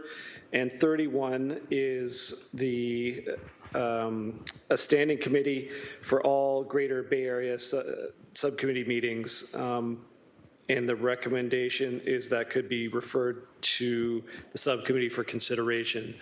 Can I ask staff, is that something that we could do today as an amendment to this report as action to refer those two items?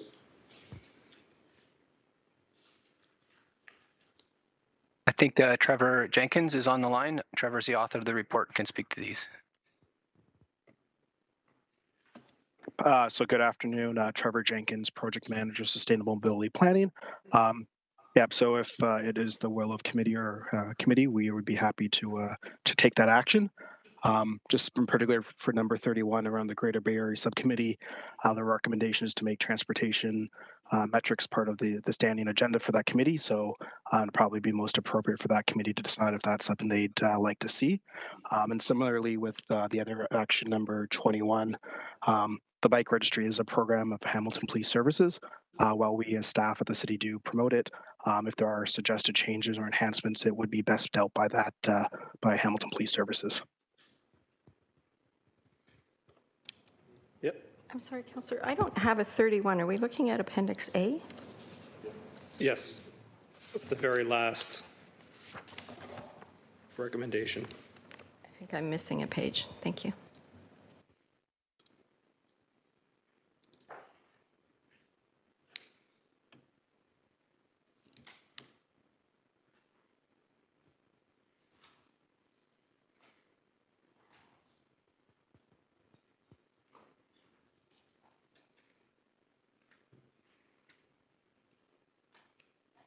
Were you able to?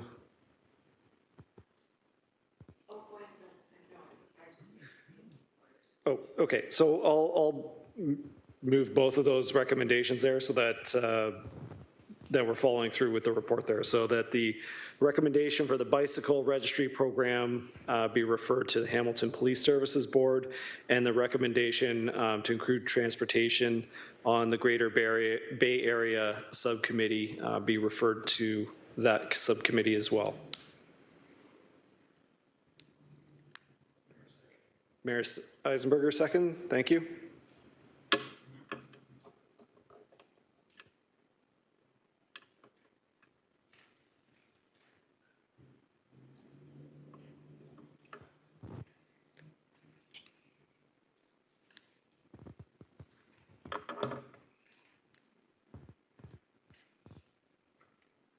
It's coming.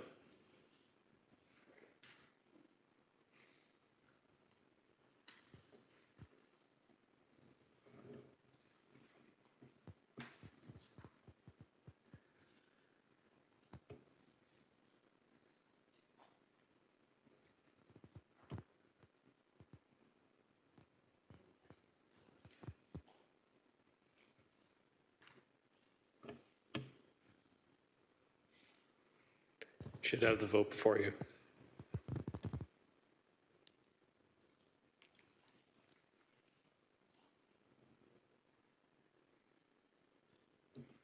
Councillor Pauls, are you in favor? Yep. Yes, I am. It's just my system. That's okay. I just didn't see your thumbs up, that's all. Thank you.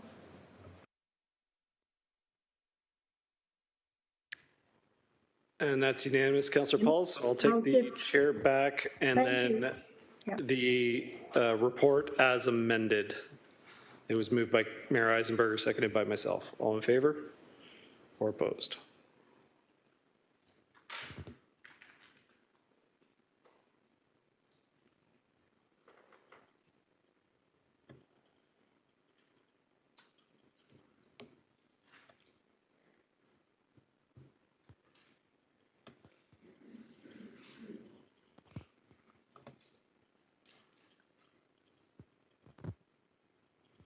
Councillor Farr, are you able to vote? Thank you, sir.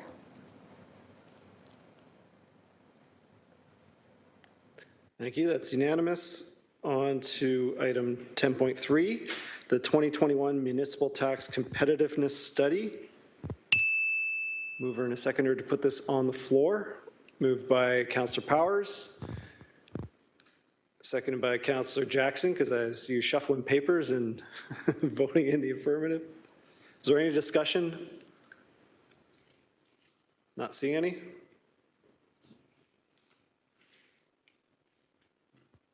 It's like an auction. If you move, you bought it.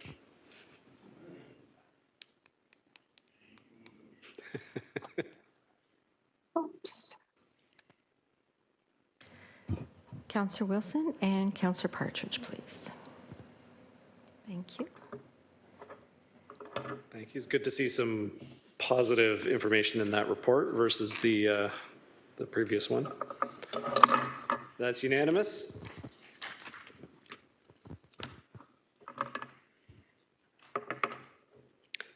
On to item 10.4 is an increase in capital project expenses.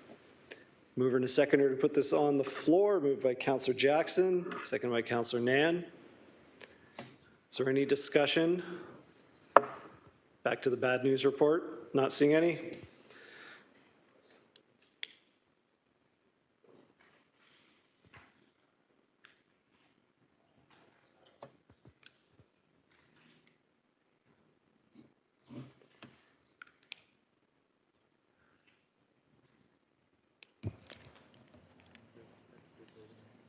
Councillor Partridge, did you wish to speak, or are you having trouble voting? No, I'm sorry. Is the vote up already? I just had one question. It is up. You're the last voter. I'll just hold the close. No, that's fine. That's fine. We can carry on. I'm supportive. Thank you. That's unanimous. 10.5, the Shadow Creek Order Procurement Update. Mover and a seconder to put this on the floor. Moved by Councillor Pauls, seconded by Councillor Powers. Is there any discussion on 10.5? Councillor Wilson?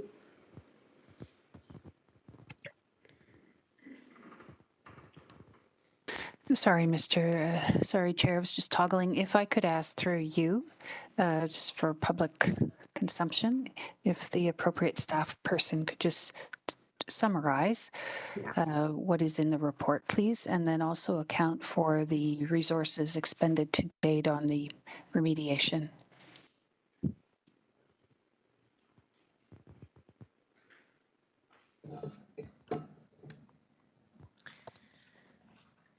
Good afternoon, and through you, Mr. Deputy Mayor, I am Carrie Vanderperk. I'm the Director of Watershed Management. I also have Tim Crowley, who is called in virtually at this meeting as well. He's the project manager for the Shadow Creek Dredging Project and is also available to answer any questions of a more technical manner. The report before you today is recommending a procurement policy change for the contract administration and construction monitoring for the Shadow Creek Dredging Project. As you may recall, back at the end of 2020, when the MECP director's order was originally issued, the order required the city to hire a qualified person to assist us with the response to the order. Due to the complexity of the order and the tight timelines, the general manager of Public Works at that time declared an emergency so that a qualified person could quickly be procured through a Policy 10. So we've been operating under that Policy 10 since early 2021 in order to continue to procure wood services. And now that we're moving into the construction phase of the project, staff feel it's time to move from the Emergency Policy 10 into a non-competitive Procurement Policy 11 for the remainder of the work that Wood is doing for the city as a qualified person. So as outlined in the report, under the Emergency Policy 10, the total expenditures for wood services to date are just under $800,000. It is anticipated that the new Policy 11 purchase order will be valued at approximately $780,000. And as you know, a Policy 11 requires council approval for purchase orders exceeding $250,000. So that is why we are here today. I just also wanted to mention quickly while I have the opportunity that we will be bringing back a report to General Issues Committee September 7th, and that will provide a fulsome update on the status of the construction project as we are in the process of mobilizing currently. And we do anticipate that in-water work will begin within the next few weeks. So this report will outline the costs of the dredging project to date, the expected total incurred costs, as well as the project schedule details. And we also have all of that information available on our City of Hamilton website at hamilton.ca/Shadow Creek Remediation, where that information is updated on a very regular frequency. It is a wonderful resource for the public to get up to date on any information regarding the status of the project. Councillor? Thank you. I concur. It is a wonderful resource, and I appreciate the work to date. Very much appreciate Carrie's role and all of those involved. And thank you for referencing the forthcoming September report, because I think that will be an invaluable overview for all of us to consume, particularly the public. Thank you very much. Thank you, Councillor. Councillor Jackson. Thanks, Deputy Mayor Danko. Director Vanderperk, a couple of quick questions. Are we in step continuously with the MECP, please?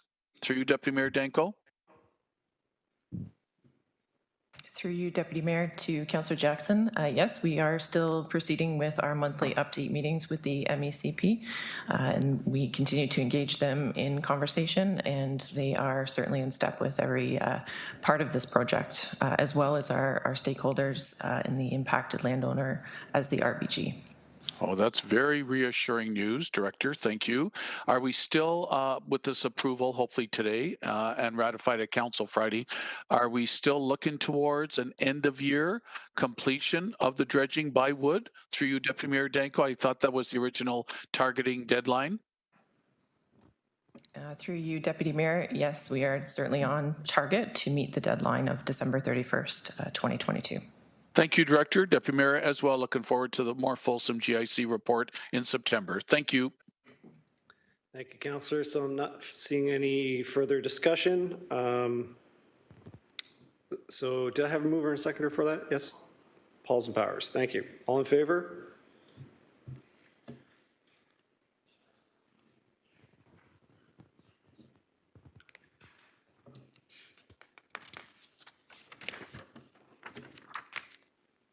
That's unanimous.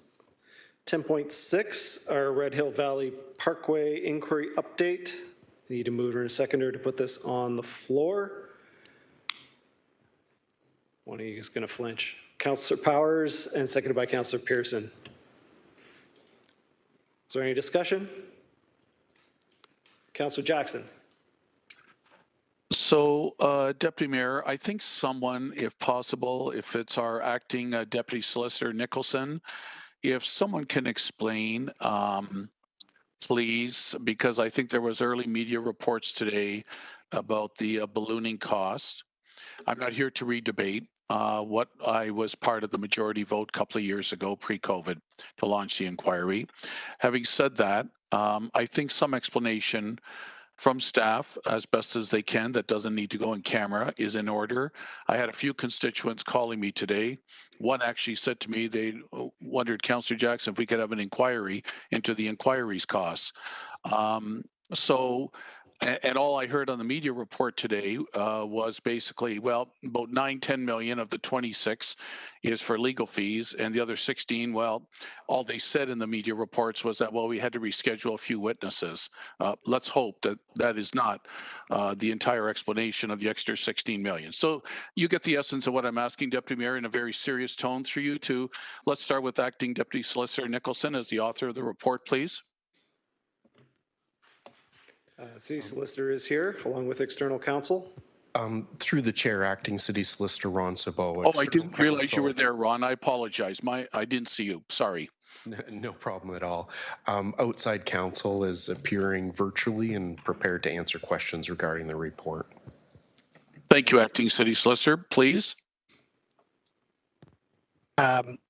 Good afternoon. So thank you for that question. So I can provide a little bit more insight into the costs and the increase of costs that are now being estimated to get us through the completion of this inquiry.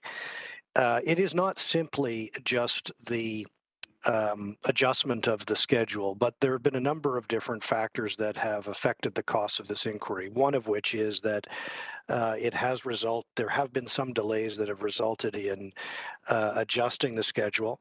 There was a period of time where we were not sitting during the month of July for witnesses to be called to testify. And the other aspect of this is that the original estimate contemplated that this inquiry, the hearing stage of the inquiry, was going to start in January of 2022. It did not actually get started until April of 2022, and that's partly the reason why you're seeing costs that are exceeding the original budget that had been proposed by Commission Council. There have been a number of witnesses that have had to be rescheduled that are now going to take place in September and October rather than July and August. And that the reason for those witnesses being put over into September and October also is taking into account that the privilege motion, the motion over the privilege documents, is scheduled to proceed tomorrow on August the 9th. And depending on the outcome of that motion, there may be, and we've been told by Commission Counsel that they intend to conduct further interviews of witnesses before the witnesses, the remaining witnesses, are called to testify in September and October. So that is contributing to the increase in the expected budget that we've been given by Commission Counsel. External counsel. Oh, sorry. I didn't mean to interrupt. Sorry. Sorry. So there are a couple of other factors just to keep in mind that we've been told about. One is, as you've indicated, Councillor Jackson, that there was the budget that was originally proposed by Commission Council. They did exceed that by $1 million. And that's in large measure as a result of the additional work that Commission Council has put into this, including the work related to the privilege motion.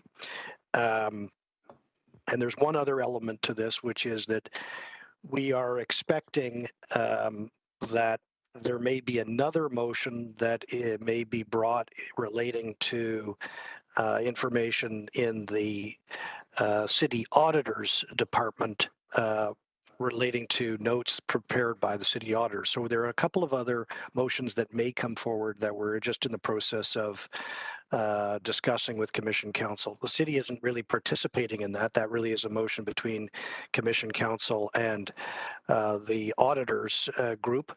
And so that will be additional costs associated with that motion to the extent that that proceeds. And the parties are still working the details of that out. So external Solicitor Letterman, thank you for providing some feedback as to some triggers and drivers of the extra costs. Deputy Mayor Danko, through you further to external counsel Letterman. Eli, separate from all this, my own lawyer now, unrelated. When I go to see my lawyer, the clock starts ticking. When I'm with him, if he makes a phone call to me, clock ticks as well. But when I'm not engaging, there's no clock ticking other than whatever work he may be doing. But otherwise, the clock is stopped. So using a very simplistic example to this inquiry, I listened carefully. You said, Councillor, from January to April, things didn't get really started, 4 months there. July, most of that was taken off, recess, whatever, fair enough. Was the clock ticking during all that time that has caused the extra ballooning of these costs? I mean, if nobody's meeting and there's no witnesses and no interaction, aren't the pens and the invoices put down? Or correct the simplicity of what I'm trying to share here. Through you, Deputy Mayor Danko, please.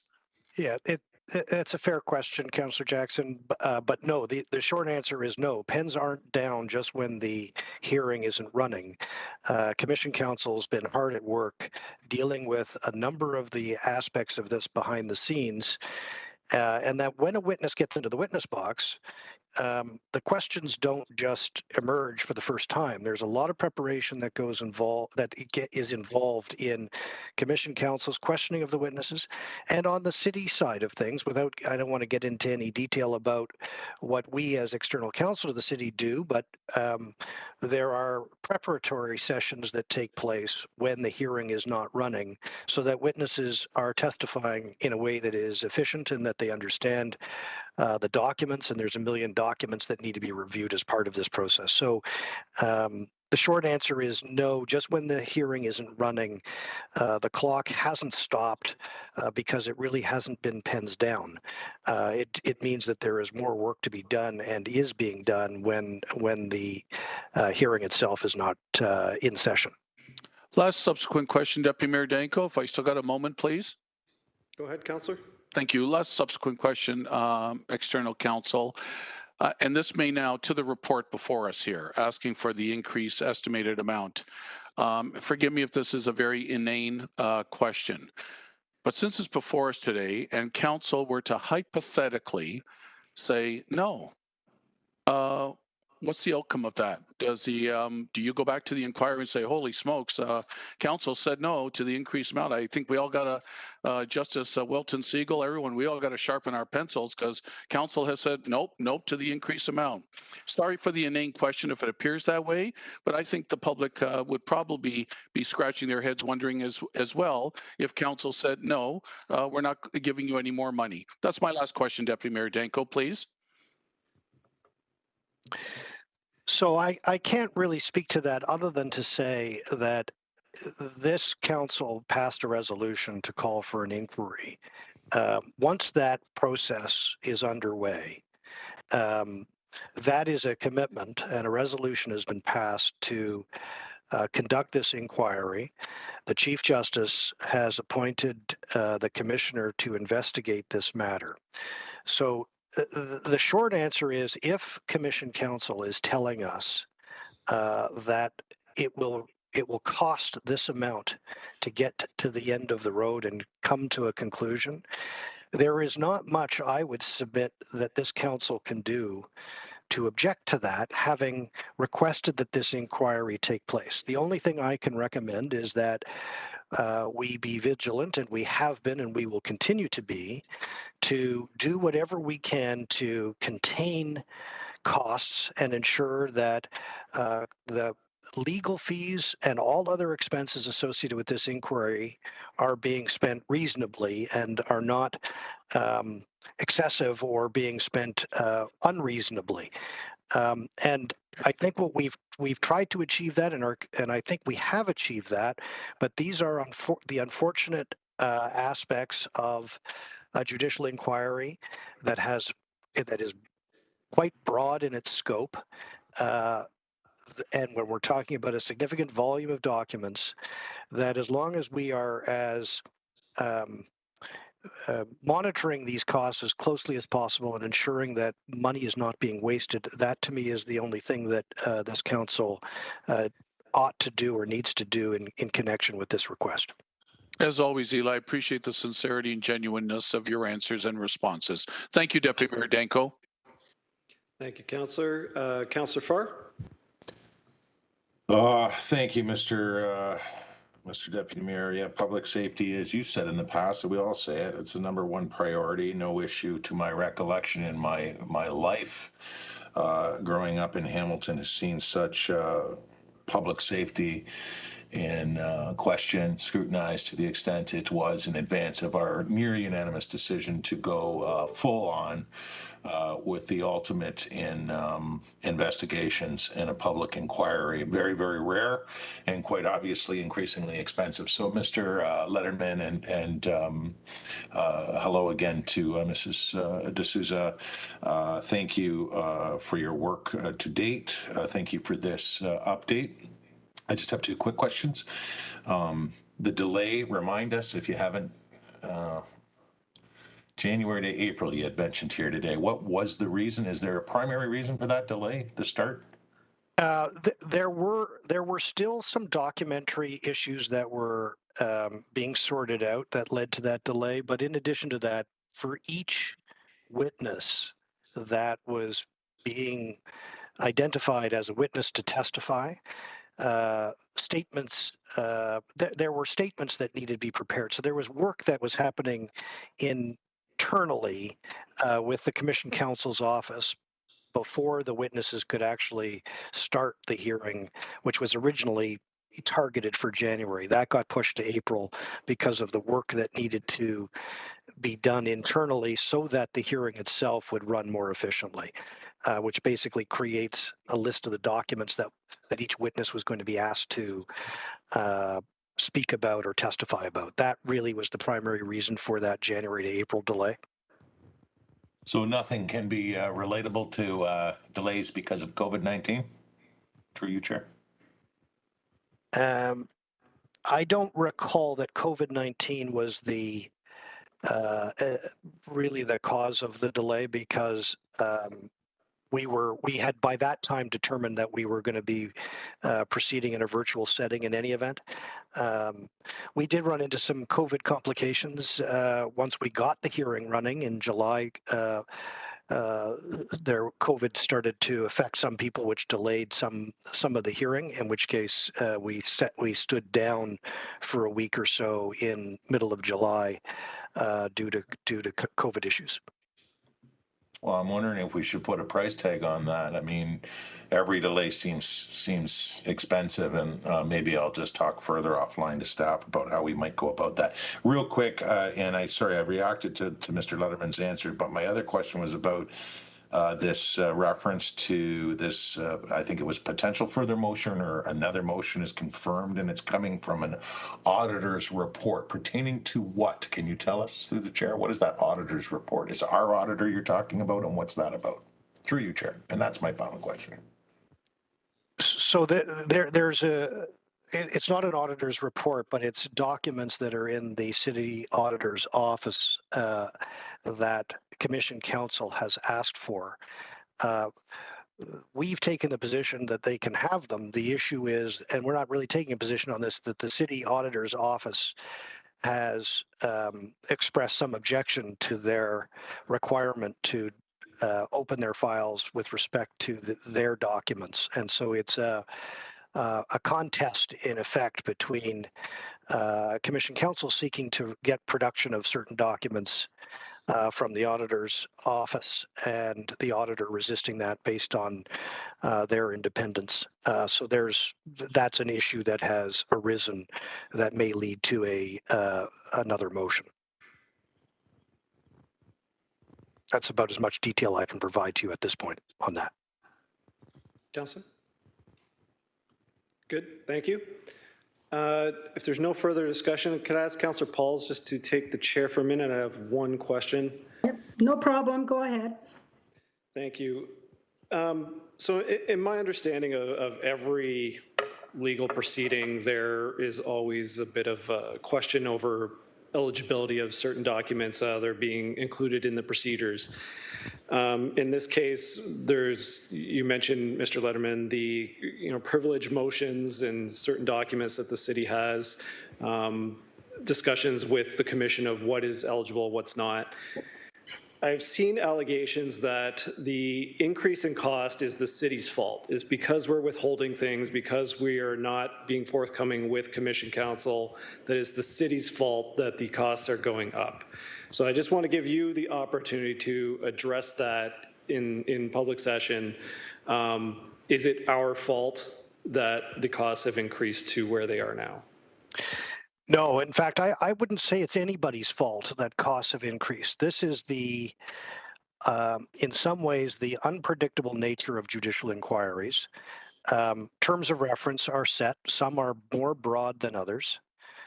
We have a broad set of questions to be answered by the commissioner. At the time that budgets are set for an inquiry such as this, one does not have a true sense of the volume of documents, the number of witnesses that are going to be called, or the types of motions or issues that may arise during the course of a hearing, such as whether or not privilege attaches to some documents or some communications that otherwise might or might not apply in certain circumstances, and other procedural things that can occur. So I would just say this: I don't think there is any basis to say that the city or anything the city has done has driven the costs up, but nor would I say that it's being driven up by the fault of any particular group, participant, or by Commission Council, but rather this is the unfortunate reality that one faces when a judicial inquiry is appointed to broadly look under every stone to answer a broad set of questions that we have set in this judicial inquiry. So that would be my short answer to that point. Thank you. Appreciate that. I thought it was just important to put that on the public record to dispel that allegation here. Yes. So with that, I will take the chair back, Councillor Pauls, and I do have further speaker, and Councillor Wilson. Thank you, Chair. Sorry, Mr. Letterman or Solicitor Letterman. I want to make sure I understood what you just said in reference to the city's office of the Auditor General. The Auditor General has some documents that Commission Council is seeking to receive, and the auditor is at this point, is it a formal objection that has been issued on the basis of the auditor is independent, but the auditor reports to council? No, can you just want to make sure I understand that? Thank you. Yeah, so I don't want to, thank you, Councillor Wilson, for the question. I don't want to spend, we are in public session, so I want to be a bit careful about describing our views about this, other than to say that, broadly speaking, the issue is whether or not documents that are in the office of an auditor general's, a city auditor's hands or within their files are compellable by Commission Council in a judicial inquiry. That really is the question. The city really takes no position on that. It's really between the mandate of the auditor's office to determine whether or not documents that are within its files that are prepared as part of an investigation or a confidential process, whether they are compellable in a judicial inquiry. That's the issue, and that may be the subject of a motion that is being talked about right now. I see. Okay, thank you. Thank you. Thank you, Councillor. So if you see no further speakers. If I could, just for a second, Councillor Mayor Fred here. But just on that point, I mean, it almost sounds like a legal circumstance that maybe hasn't been tested before. Is that what I'm hearing? So there's no case law on this that would suggest that Commission Council can request and demand of the auditor certain documents. So this is now testing kind of law at this point. There may be a yes. The short answer is I haven't yet seen the briefs that have been exchanged on this issue, but as I understand it, this may be a bit of a murkier area that may be tested if there isn't a resolution on the point, and may lead to a motion where whatever case law is out there that deals with this issue will be put before either the commissioner or the commissioner's delegate to adjudicate that point.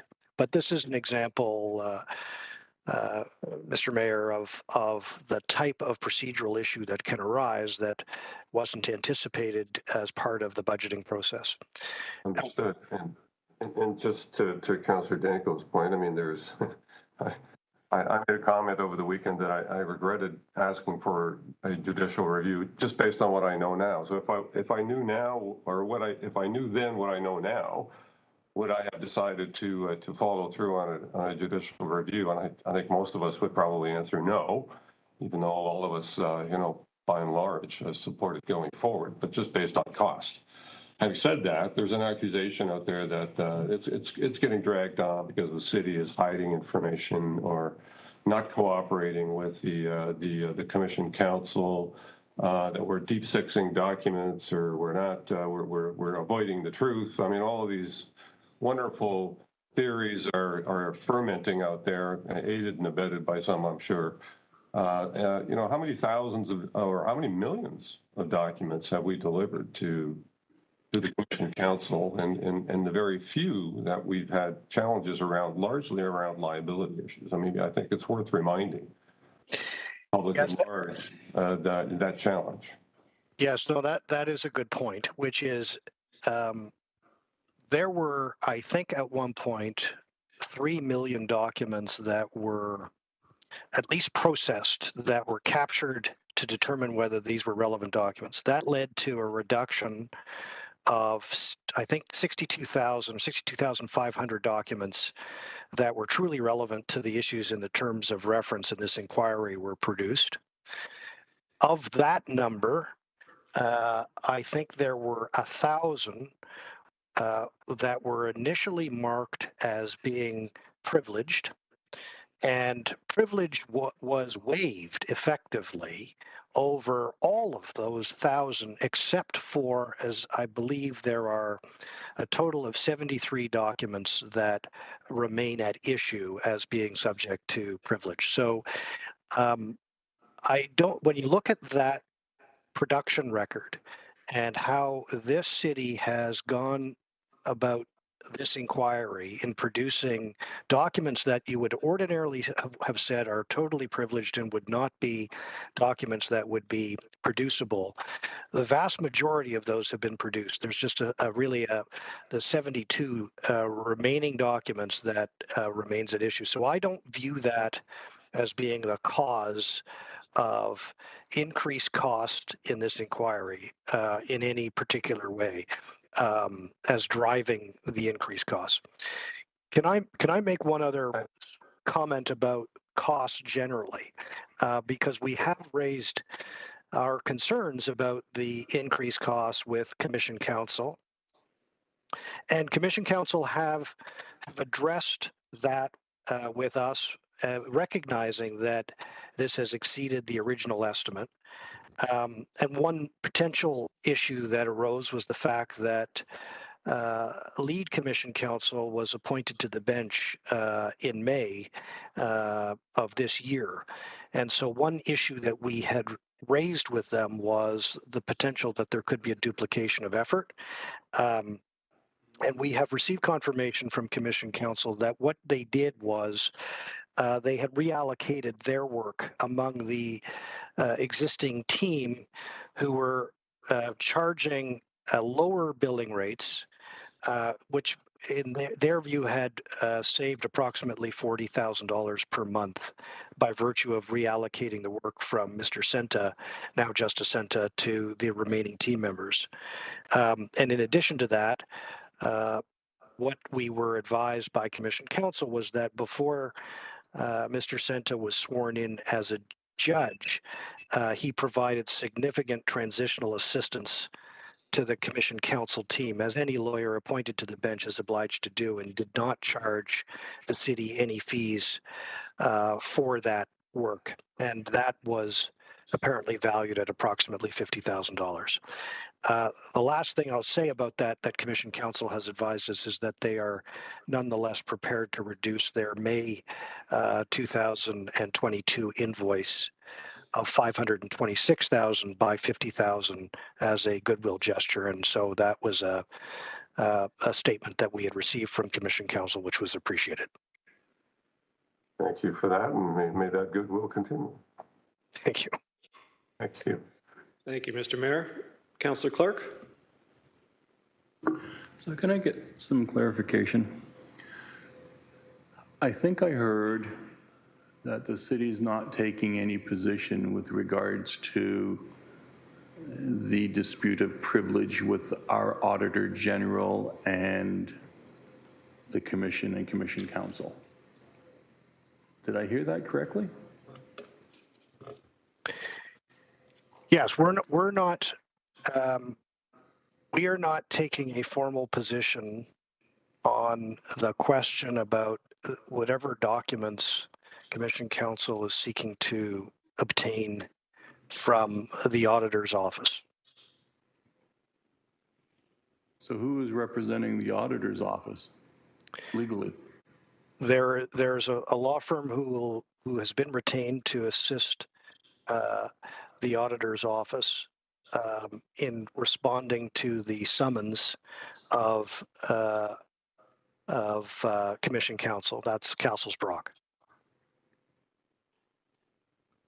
And so my understanding was that the legislation that created the opportunity for the municipality to create that Auditor General's office had very clear language around confidentiality of any documents and interviews, and which is one of the reasons why we didn't go down the road of the Auditor General doing this review, because all of it had to be confidential. I find it curious that the city's not taking a position to support the Auditor General. In maintaining, in resisting the production of the documents, the point. I would assume that he's knowing Mr. Brown, that he's trying to ensure that he follows the legislation that enables him to have the authority that he does. Yeah, so at this point, this is, Councillor Clark, this is an issue that has arisen between the auditor's office and Commission Council. At the moment, we have not expressed a position on this. It may be that once we see the briefing on this, that we do take a position, but at present, this is not a contest that we are engaged in. All I'm saying about it is that to the extent that a motion is scheduled around it, this will represent another cost that is having to be factored into the budget when we're looking at the total cost of this inquiry. Thank you. And with respect to the rumors about the costs increasing as a result of the dispute over privileged information between the Commission and the city, I believe it was in the Spectator that the Commission Justice indicated that any delays as a result of these disputes over privileged information will simply increase the costs. So it was actually a quote from the Justice that may have started all of this banter back and forth in the broader community. So by all means, look up that in the Spectator. Thank you. Those are all my comments. Thank you. No further speakers on this item. So it was moved by Councillor Power, seconded by Councillor Pearson. All in favor or opposed?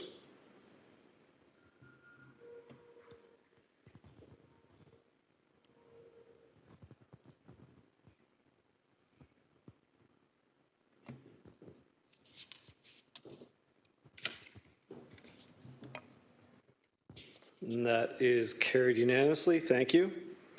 On to item 10.7, the Downtown Entertainment Precinct Master Agreement Update. And I appreciate our guests in chambers for their patience. They've been here all day. I need a mover and a seconder to put item 10.7 on the floor. So sorry, I didn't say who waved first. I'm going to go with Councillor Farr and Mayor Eisenberger. And discussion, Mayor Eisenberger? Yeah, thank you. And, you know, another good news story for our downtown entertainment precinct to have an organization as prestigious as OVG become a partner in the entire, you know, project play, or at least on the concert hall side and the arena side. And, you know, put in significant resources to facilities, which is going to serve, you know, our community, you know, exceptionally well. Let me just ask through you to our staff. We have a material agreement. I think the long list of things that we offered up and they accepted and commitments they made were all very public, and I don't know that we need to have them here today, but just to remind us again that there's no material change in the overall agreement. This is just a matter of adding in OVG as a primary tenant to allow them to be part of the overall downtown precinct, you know, master plan. That's essentially where we're going. Through you to. Yes, Ray Kessler is here. Through the chair, Ray Kessler, Chief Corporate Real Estate Officer for the City of Hamilton. You are correct, Mr. Mayor. There is no additional consideration being given at this time. It is purely a matter of making adjustments to who may control the lead tenant in this case. Much appreciated, and the kind of the minimum commitment they're making is an additional $50 million to the arena redevelopment, which could be more, but certainly that's they've indicated that as a minimum contribution they're prepared to make for this, adding them to this overall agreement. Correct?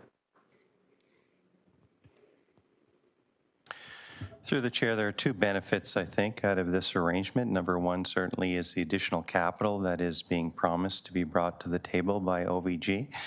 I think the other element as well is, and we always anticipated through the master agreement that Hugh Peg would be bringing on some additional partners to assist. OVG certainly has a track record with regards to their operations of these kinds of venues, and I think there's certainly a considerable benefit to having somebody with the kind of track record and expertise that OVG brings to the table involved in this transaction or this arrangement.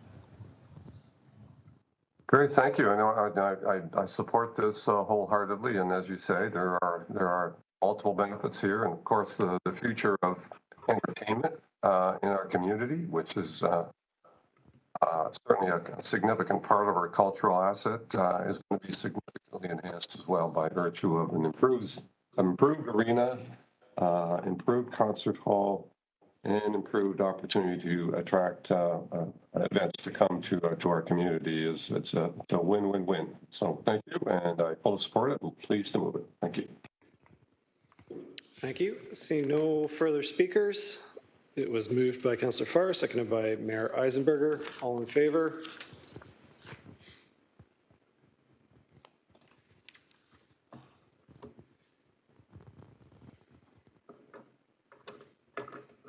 Councillor Pauls, are you in favor? Thank you. That's unanimous. Thank you. Item 10.8 is the City Hall Safety Plan. And just a note that there is a private and confidential Appendix A to this report. So if we do wish to go on camera to discuss the appendice, then we will defer. Otherwise, I need a mover and a seconder to put item 10.8 on the floor. Moved by Councillor Partridge, seconded by Mayor Eisenberger. Sorry, did you want to speak, Mr. Mayor?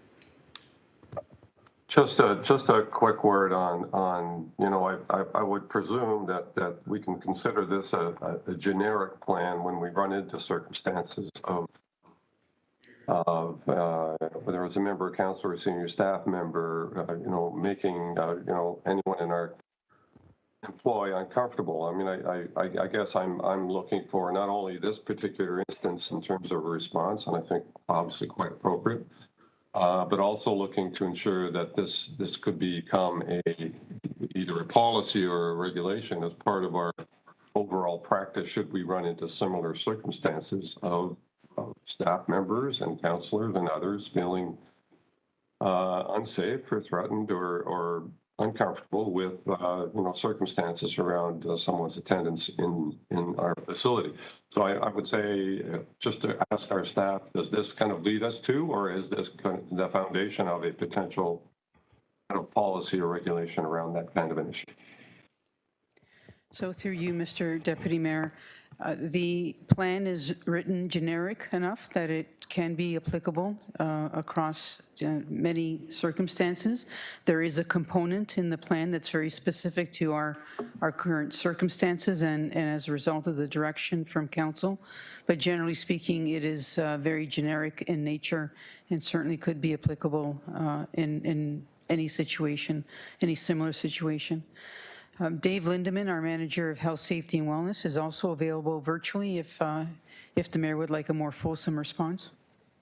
No, I see Dave there, and I thank you for attention to this. And so is it the intention that as I follow through on this to make this the kind of foundation of a future policy so that we can apply that should a similar circumstance arise?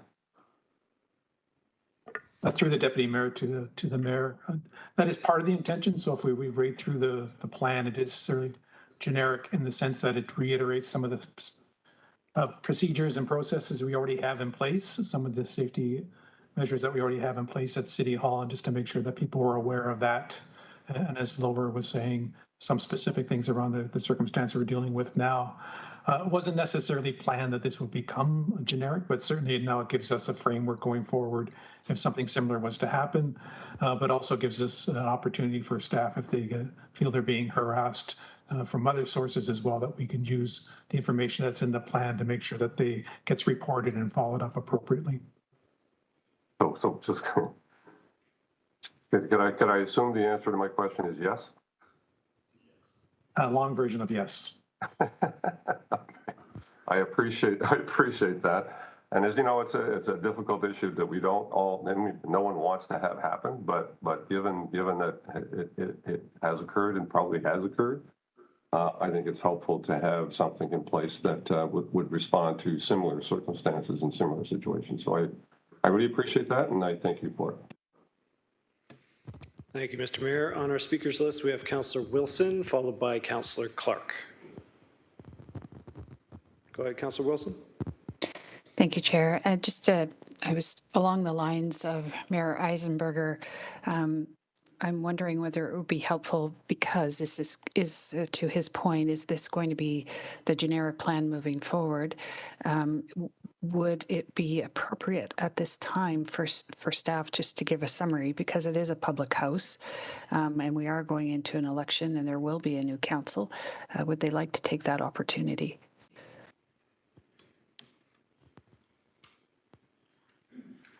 It was difficult to kind of understand the answer to Mayor Eisenberger, because he kind of leapfrogged over to the put staff.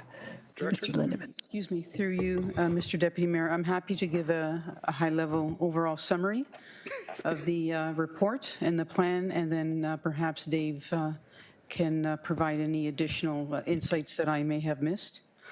So again, the plan was in response to Council's direction for a safety plan as a follow-up to the Integrity Commissioner's report respecting the complaints against Councillor Terry Whitehead, and specifically that staff be directed to develop a plan of action to fulfill our obligations under the Ontario Health and Safety Act.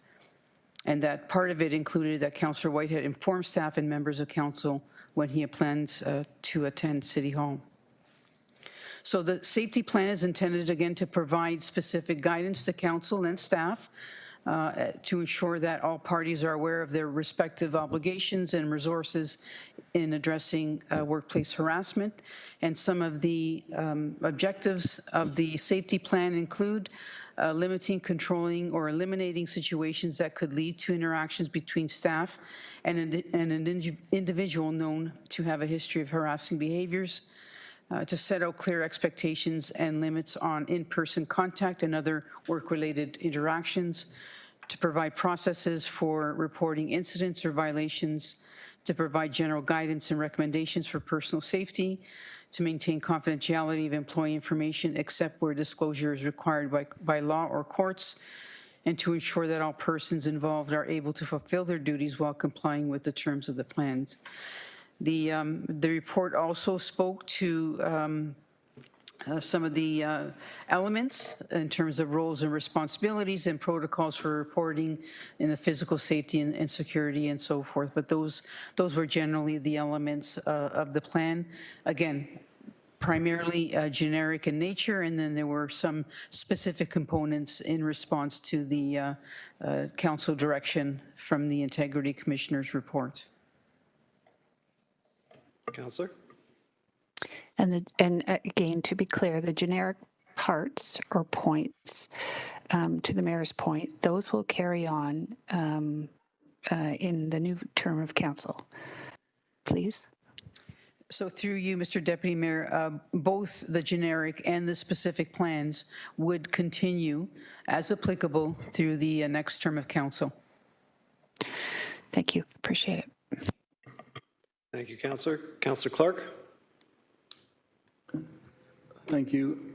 I'm cognizant of the fact that this matter is before us here because a councillor was involved and the allegations were clear, but I don't want to leave the impression with our employees that should they bring forth a workplace harassment allegation, that it ends up on the floor of the council chamber for discussion.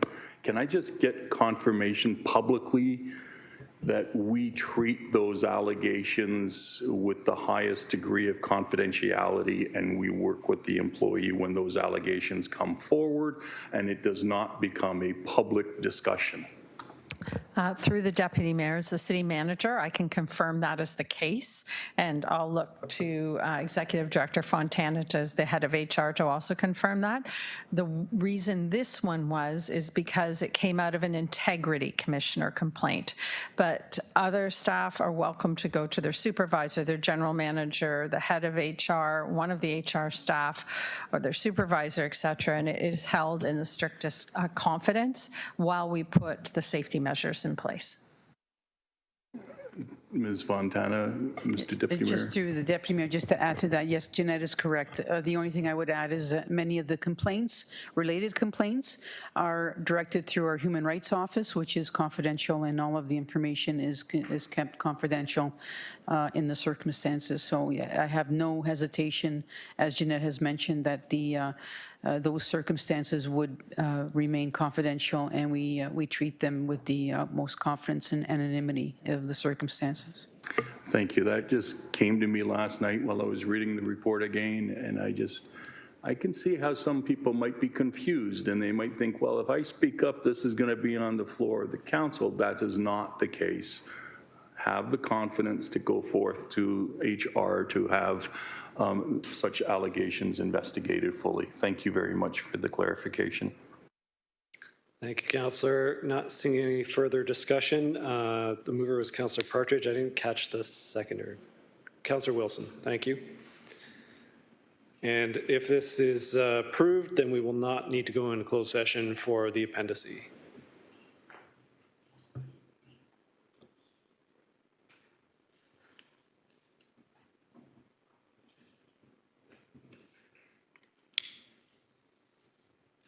Councillor Jackson, are you still in the meeting with us? Okay. Oh. Councillor Jackson, are you able to vote, please?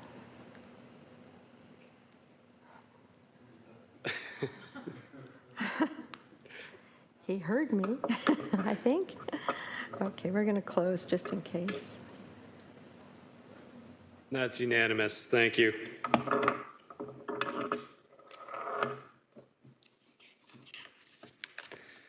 Okay, item 10.9, the definition of affordable housing. Moved by Councillor Clark, seconded by Councillor Nan. Discussion on item 10.9. I see Councillor Farr. Yep, just quickly through you to the author. I remember the genesis of this, and I remember the healthy discussion, and I have certainly been part of healthy discussions on the definition of what affordable housing is for many, many years now. My standard answer has been it's a broad spectrum. It's anywhere from housing with supports all the way up to affordable home ownership. This is a brief report, but reading it last night, I kind of came away initially confused. Then I read it again and I thought, what's the summary here? What's the answer in short? And why not get that on the record? Because it was the last time we talked about it amongst all of us and trying to figure out what the definition is. So what, in summary, through you, Chair, to the author of this report, for our purposes as local elected officials, is affordable housing? Because you give a lot of different definitions in what's before us. Is that Mr. Fletcher? Also someone who's shown some stamina and been with us all day. Hey, Al, how are you? Hello, through the Deputy Mayor to the Councillor. Thank you for your question. So the simple answer is affordable housing at the high end is the 60th percentile of household income. So as that relates to City of Hamilton on numbers that we had done end of last year, beginning of this year, before the interest rate changes for a renter, that's about $42,000 household income to afford the 60th percentile. For a household income for home ownership, it's $109,000. And that is the top end of affordable housing. As you noted and correct, that's the top end, and it goes to the spectrum, throughout that spectrum down through our emergency shelter system, depending on the depth of affordability. So it's a broad spectrum. Thank you. Thank you. On our speakers list, we have Councillor Nan, followed by Councillor Pearson. Councillor Nan. Thank you, through you, Deputy Mayor. Just a couple of questions in terms of the follow through. Appreciate the report, and perhaps I misunderstood what we would be seeing today, but I'm just curious about, given the range of definitions that are placed here in this report, some of which that speak specifically to the municipality's ability to co-invest and partner with applications, let's say for the federal Canadian Mortgage and Home Corporation, where CMHC defines affordability in 3 categories, one being affordability for an individual household, not being more than 30% of their net income, rent geared to income, which is based on the calculation, and then low-end market rental being 80% of CMHC's defined average market rent. And then it goes on to talk about our definition of affordable housing as it relates to existing municipal bylaw language, and that is applied towards our planning endeavors. So if I could, through you to staff, one of the genesis of requesting this information is that there seems to be a lot of confusion in the community when we as a council or when we as a corporation are talking about affordable housing. It often gets used in these vague terms, appreciating that it is a broad spectrum, but there's a request and desire, I believe, across the municipality to see the city define what we're talking about when we say affordable housing. So if I could, to General Manager Burden or to Acting Director Fletcher, do you see this coming forward as part of the ongoing work around this municipality support for landing and addressing housing affordability?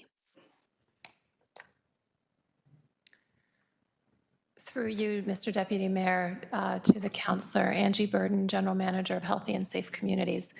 The information report that is provided today was in response to council discussion arising from a development application at the July 8th council meeting.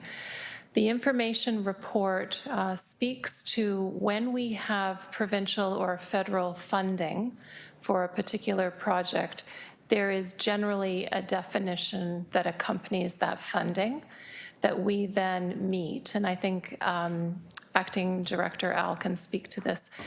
The other piece, though, is there was some discussion at that same council meeting about council's ability to approve a definition of affordability, and that's where we are stating in the report through the contributions of our colleagues in planning as well as real estate that there are other considerations around what that definition might be, and that council does in fact see that definition with the approval of the development application and has opportunity to weigh in on that.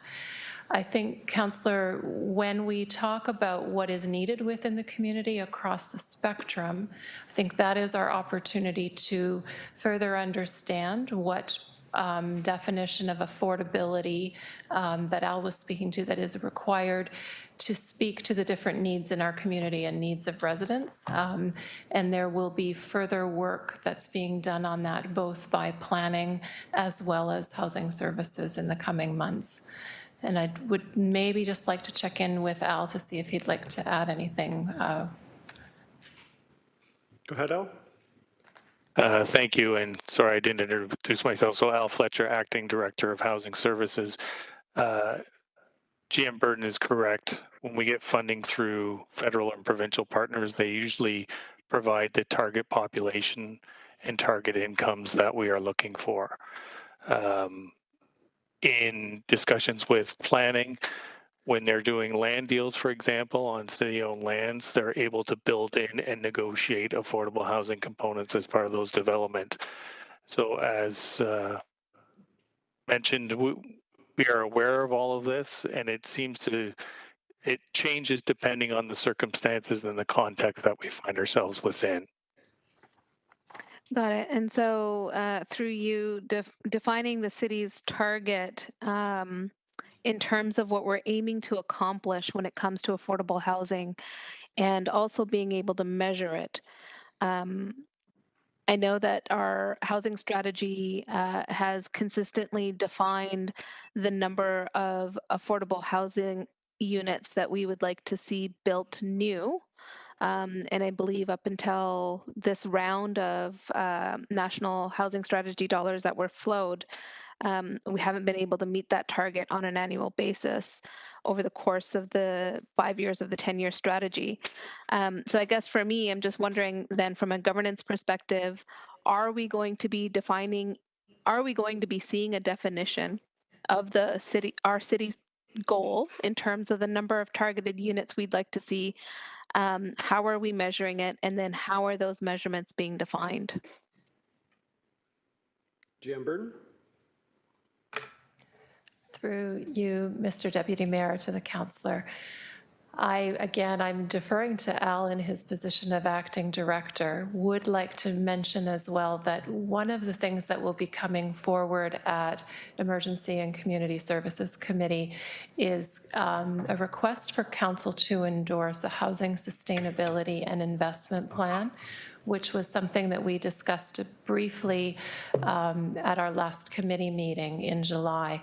And really looking at quantifying the need and being able to understand how our investments are being used with that return of an investment along the continuum. And I believe, Councillor, that will speak to some of your questions around how do we actually get to measure, set goals, and then measure impact, and also have a sense of what is needed along every phase of the continuum to achieve a healthy housing continuum. That has been, some of the challenges around that have been exacerbated by some of the fiscal reality that GM Zagaric talked about earlier today.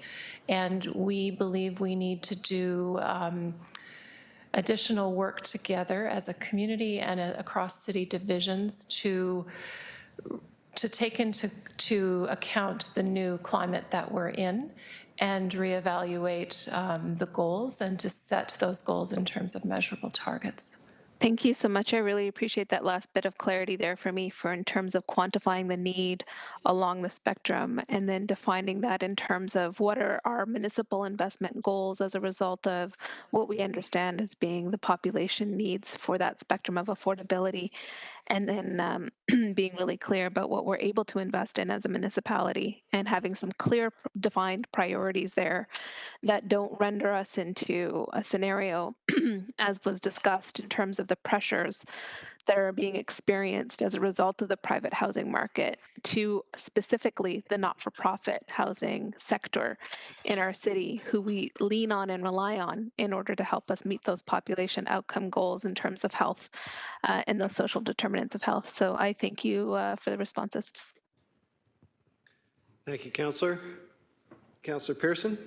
Yeah, thank you, Mr. Deputy Mayor, and certainly appreciate the previous speakers and the questions and answers.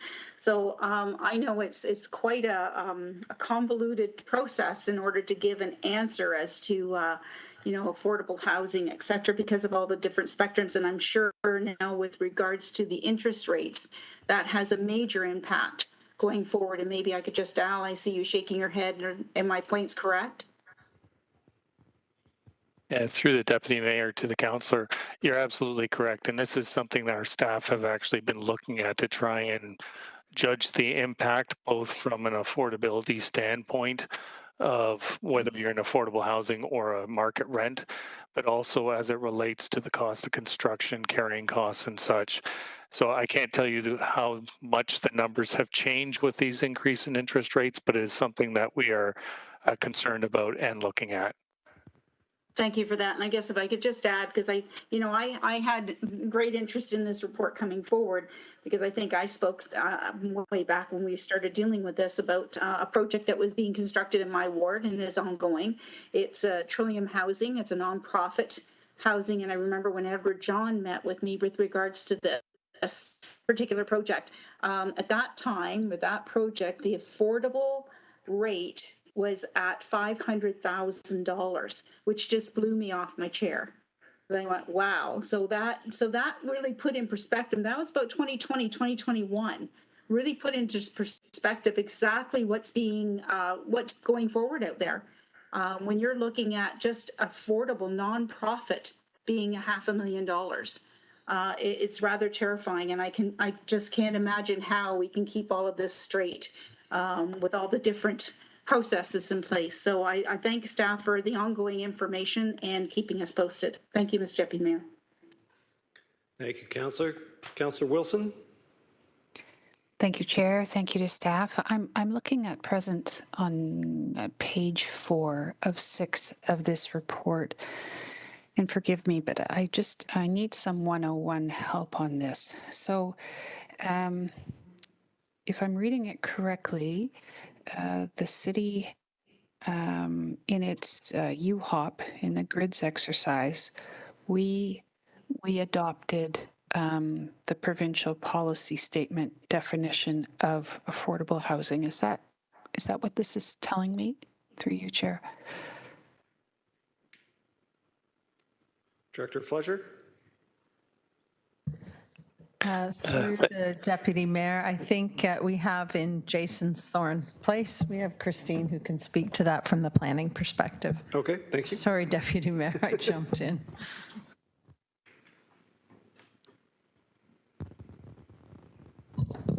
Thank you. I thought Al was going to chime in there. Also a planner. Through the chair to the councillor, yes, this definition in the Urban Hamilton official plan, and it's in the Rural Hamilton official plan as well, comes from the growth plan and I believe the provincial policy statement too, or as I believe. Thank you. Through you, Chair, to staff, are municipalities obliged to adopt that provincial growth plan, provincial policy statement definition of affordable housing in their UHOPs and their OPs? Through the chair, I'm not certain. I'd have to go back and double check that. However, in terms of the term affordable, it does also repeat throughout all the documents in the provincial legislation, starting from the provincial policy statement down to the Greenbelt plan and the growth plan. So there's continuity in that respect. So I would need to double check if we can alter that. Thank you. Through the chair, it's my understanding that the City of Toronto adopted their own definition in their own revised OP. So I just take that for my own scant reading that we do have an opportunity. Is there an opportunity then in the future or even near future to modify our definition for planning purposes when we're dealing with developers of how we're defining affordable housing or affordability, beg your pardon? Through the chair, that's what I would need to double check with our legal staff on. Okay. I'm not trying to trip you up. I'm just trying to do some reading on this on my own occasion, on my own time, and I came across something. There is an opportunity to create what's called local context policy, which we can modify our definition for planning purposes. So if you were able to report back to this body on the opportunities to modify our definition, the opportunity for us to have a definition that differs from the provincial policy statement definition, and the opportunity maybe in the near future, so we don't have to wait for another OP amendment, if there is an opportunity in something called local context policy to do that, as it would provide, I think my understanding is it could help inform this community about what it's seeking to get from housing when we're dealing with developers in terms of trying to leverage some affordable units. So if I could leave that with you, maybe direction. I don't think it comes in a motion, but I'll cede to the chair to tell me so. Staff have a little bit additional to add. Oh, thank you. Yes, through you, Mr. Deputy Mayor, Acting Director Al Fletcher has a comment on local context policy and can speak to that today. Thank you. Thank you. Through the Deputy Mayor to the Councillor. I know Christine will check into that and look at the actual obligation that we have. I think in principle it was done for consistency, but in saying that, any adjustment to that, affordable housing does have a spectrum or a range or continuum. And by adjusting that, it doesn't mean that we're not focusing on all those areas of that affordable housing spectrum, because in the recent years, we have not been able to meet the need from the top end of the spectrum down to even our emergency shelter capacity. So while you may want to use that in negotiations with developers, for example, on selling of city lands, the affordable housing spectrum will still always remain the same from that 30% or from the 60th percentile that can afford based on 30% of net income. But each components of that affordable housing spectrum are important, and there are demand or supply and demand issues throughout that spectrum. So by just adjusting the definition, you may or may not affect other areas within affordable housing, if I'm making myself clear enough. Thank you. So sorry, Mr. Chair. Personally speaking to Acting Director Fletcher, I am not clear on it. So if there was an opportunity with that information coming back to provide greater clarity, that would be most helpful. Thank you. Thank you, Councillor. Seeing no further discussion on this topic, sorry, I can't remember who the mover and seconder were.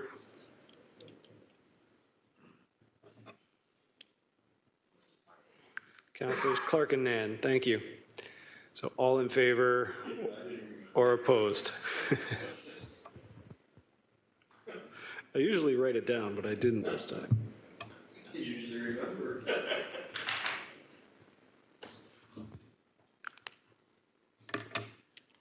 Mr. Mayor, are you still with us and able to vote?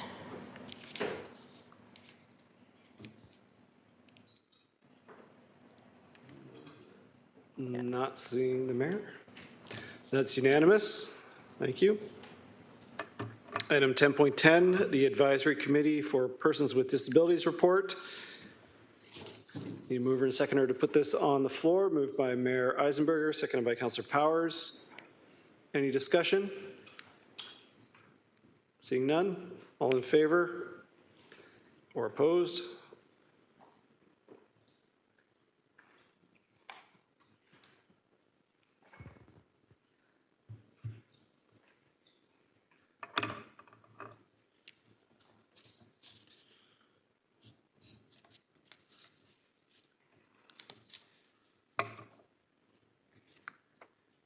That's unanimous. Thank you. There are no motions. There are any notices of motion. Seeing none.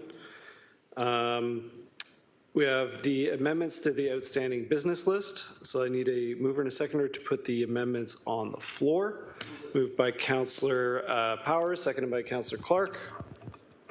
Any discussion? Seeing none.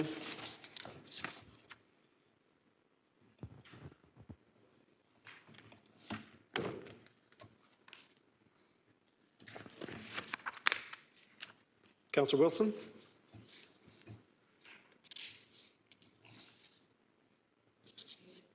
Sorry, I meant to flag it earlier. There is an outstanding business item with respect to the health impacts of the Shadoke spill, and it's been pushed out further. I was wondering if there's anybody on staff who could speak to that and why that is the case. Thank you.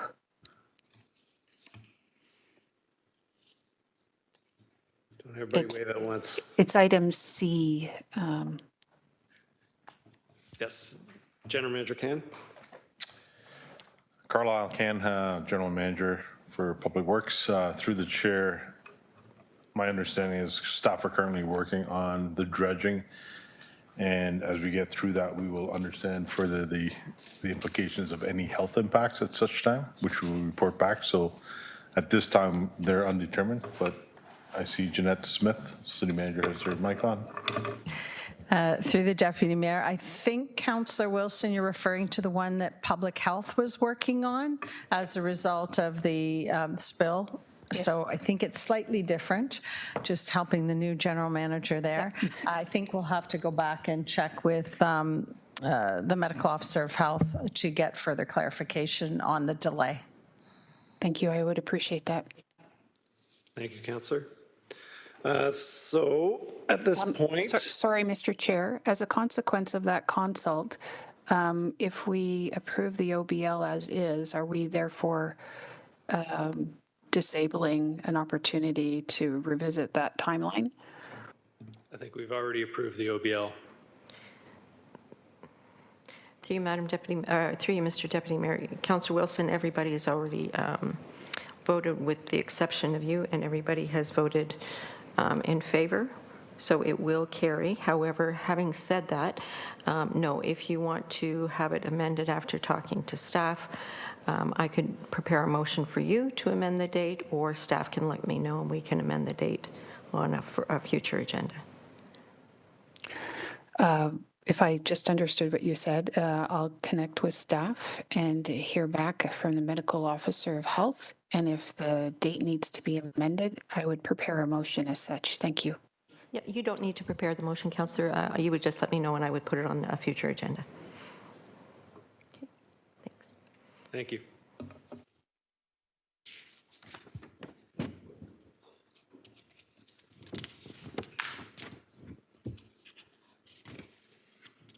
That's unanimous.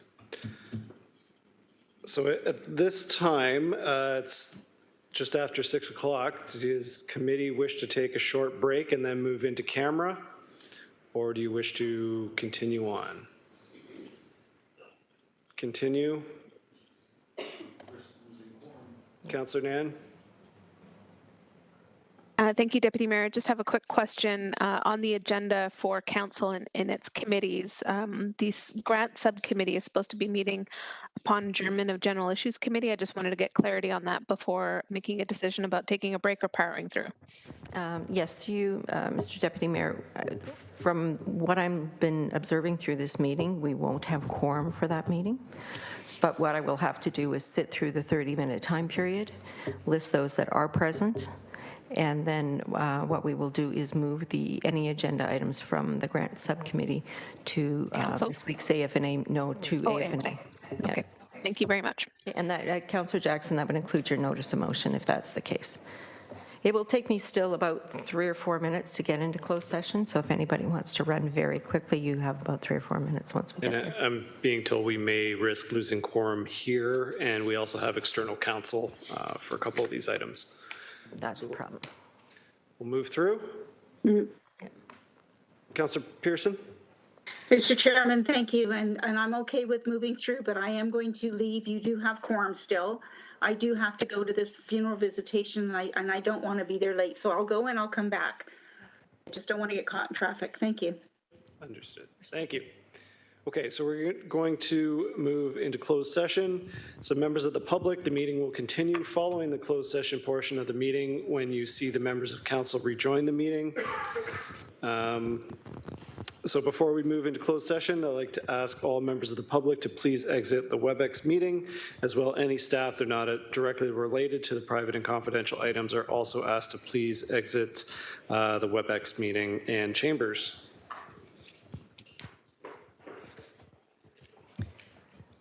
And just for clarification, Councillor, you will have to still have a mover and a seconder and read through the reasons why. You will only be moving into closed session to discuss items 14.2 and 14.3, as committee decided not to move in to discuss item 14.4, they already addressed. So you will move in under all the reasons listed except for B, which is personal matters about an identifiable individual. Thank you. Am I missing the Page 28. page? Oh, I am missing it. Would you like me to read it out for you? No, I'm just going to flip back one page. Okay. Need a mover and a seconder to move into closed session. Moved by Councillor Clark, seconded by Councillor Partridge, to discuss items 14, what was it, 14.2 and 14.3? Correct. Pursuant to section 9.1, subsections A, B, E, F, I, and K of the city's procedural bylaw 21-021 as amended, and section 2392, subsections A, B, E, F, I, and K of the Ontario Municipal Act 2001 as amended, as the subject pertains to the security of the property of the municipality or local board, personnel matters about identifiable individual, including municipal or local board employees, litigation or potential litigation, including matters before administrative tribunals affecting the municipality or local board, advice that is subject to solicitor-client privilege, including communications necessary for that purpose, a trade secret or scientific, technical, commercial, financial, or labor relations information supplied in confidence to the municipality or local board, which, if disclosed, could reasonably be expected to prejudice significantly the competitive positions or interfere significantly with the contractual or other negotiations of a person, group, or persons and organizations, and a position, plan, procedure, criteria, instruction to be applied to any negotiations carried on by on or behalf of the municipality or local board. All in favor or opposed? Through you, Mr. Deputy Mayor, just for a point of clarification, as noted earlier, since we're not moving in for item 14.4, we will no longer move in under subsection B, which is personal matters about an identifiable individual, including municipal or local board employees. That's just clarification for the record. Thank you. Okay, thank you.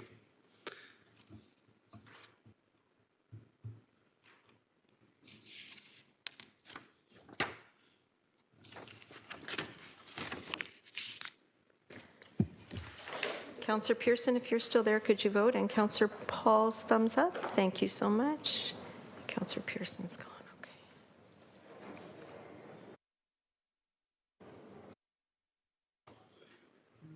That is unanimous, so we will now move it to closed session. It'll be a few minutes to change over.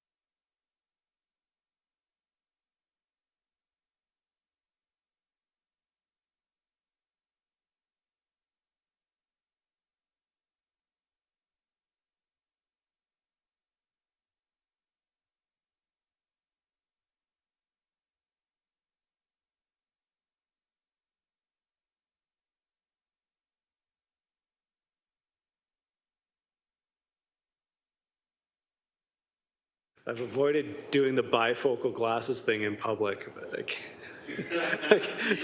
can't get away with it anymore. I know.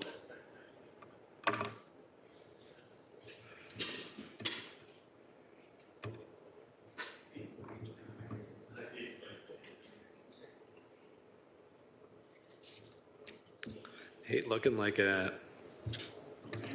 Yeah. Rather not see.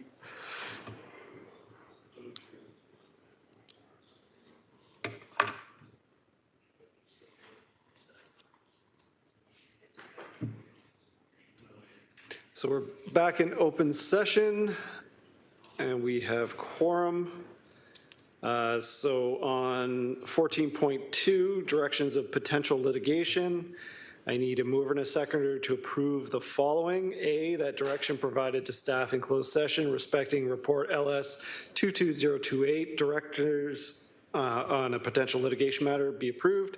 And that B, that report LS 22028 respecting report LS 22028, direction on a potential litigation matter remain confidential.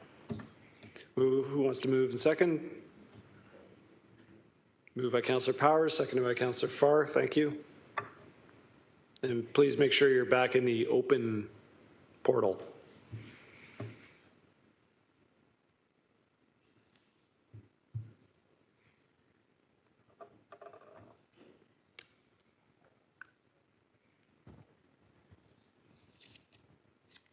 Councillor Pauls and Councillor Partridge, I'm sorry I did not receive either vote. Can I see your thumbs? Thank you. Councillor Pauls, beautiful thumb. Thank you so much. That's unanimous. Thank you. On 14.3, Red Hill Valley Parkway Inquiry Update, I need a mover and a seconder to approve the following.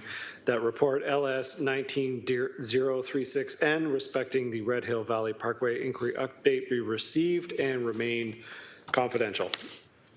Mover and seconder.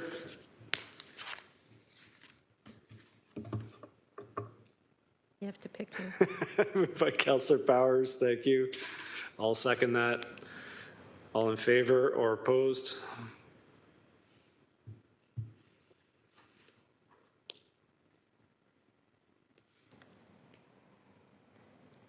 Thank you.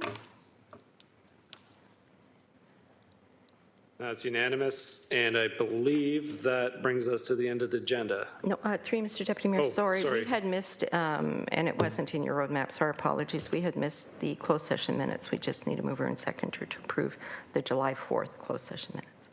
Thank you. Moved by Councillor Farr, seconded by Councillor Partridge to approve the closed session minutes, item 14.1.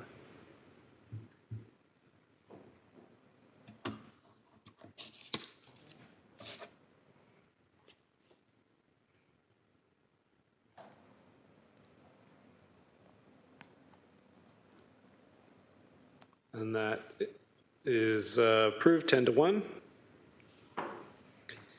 And adjournment. Mover and seconder. Moved by Councillor Powers, seconded by Councillor Pauls. All in favor? While the vote is up, I just want to let everybody know, thanks, Councillor Jackson, we will not have quorum. However, I do still have to do the 30-minute wait, and therefore I will have to take attendance with whoever is there for GIs or for grants. So if you want to wait a few minutes just to pop in so I can have you down as attendance while we switch over. And Mayor Eisenberger voted against adjournment, so you should have to sit around for the next 30 minutes as an ex officiato member. On the grants committee. There you go.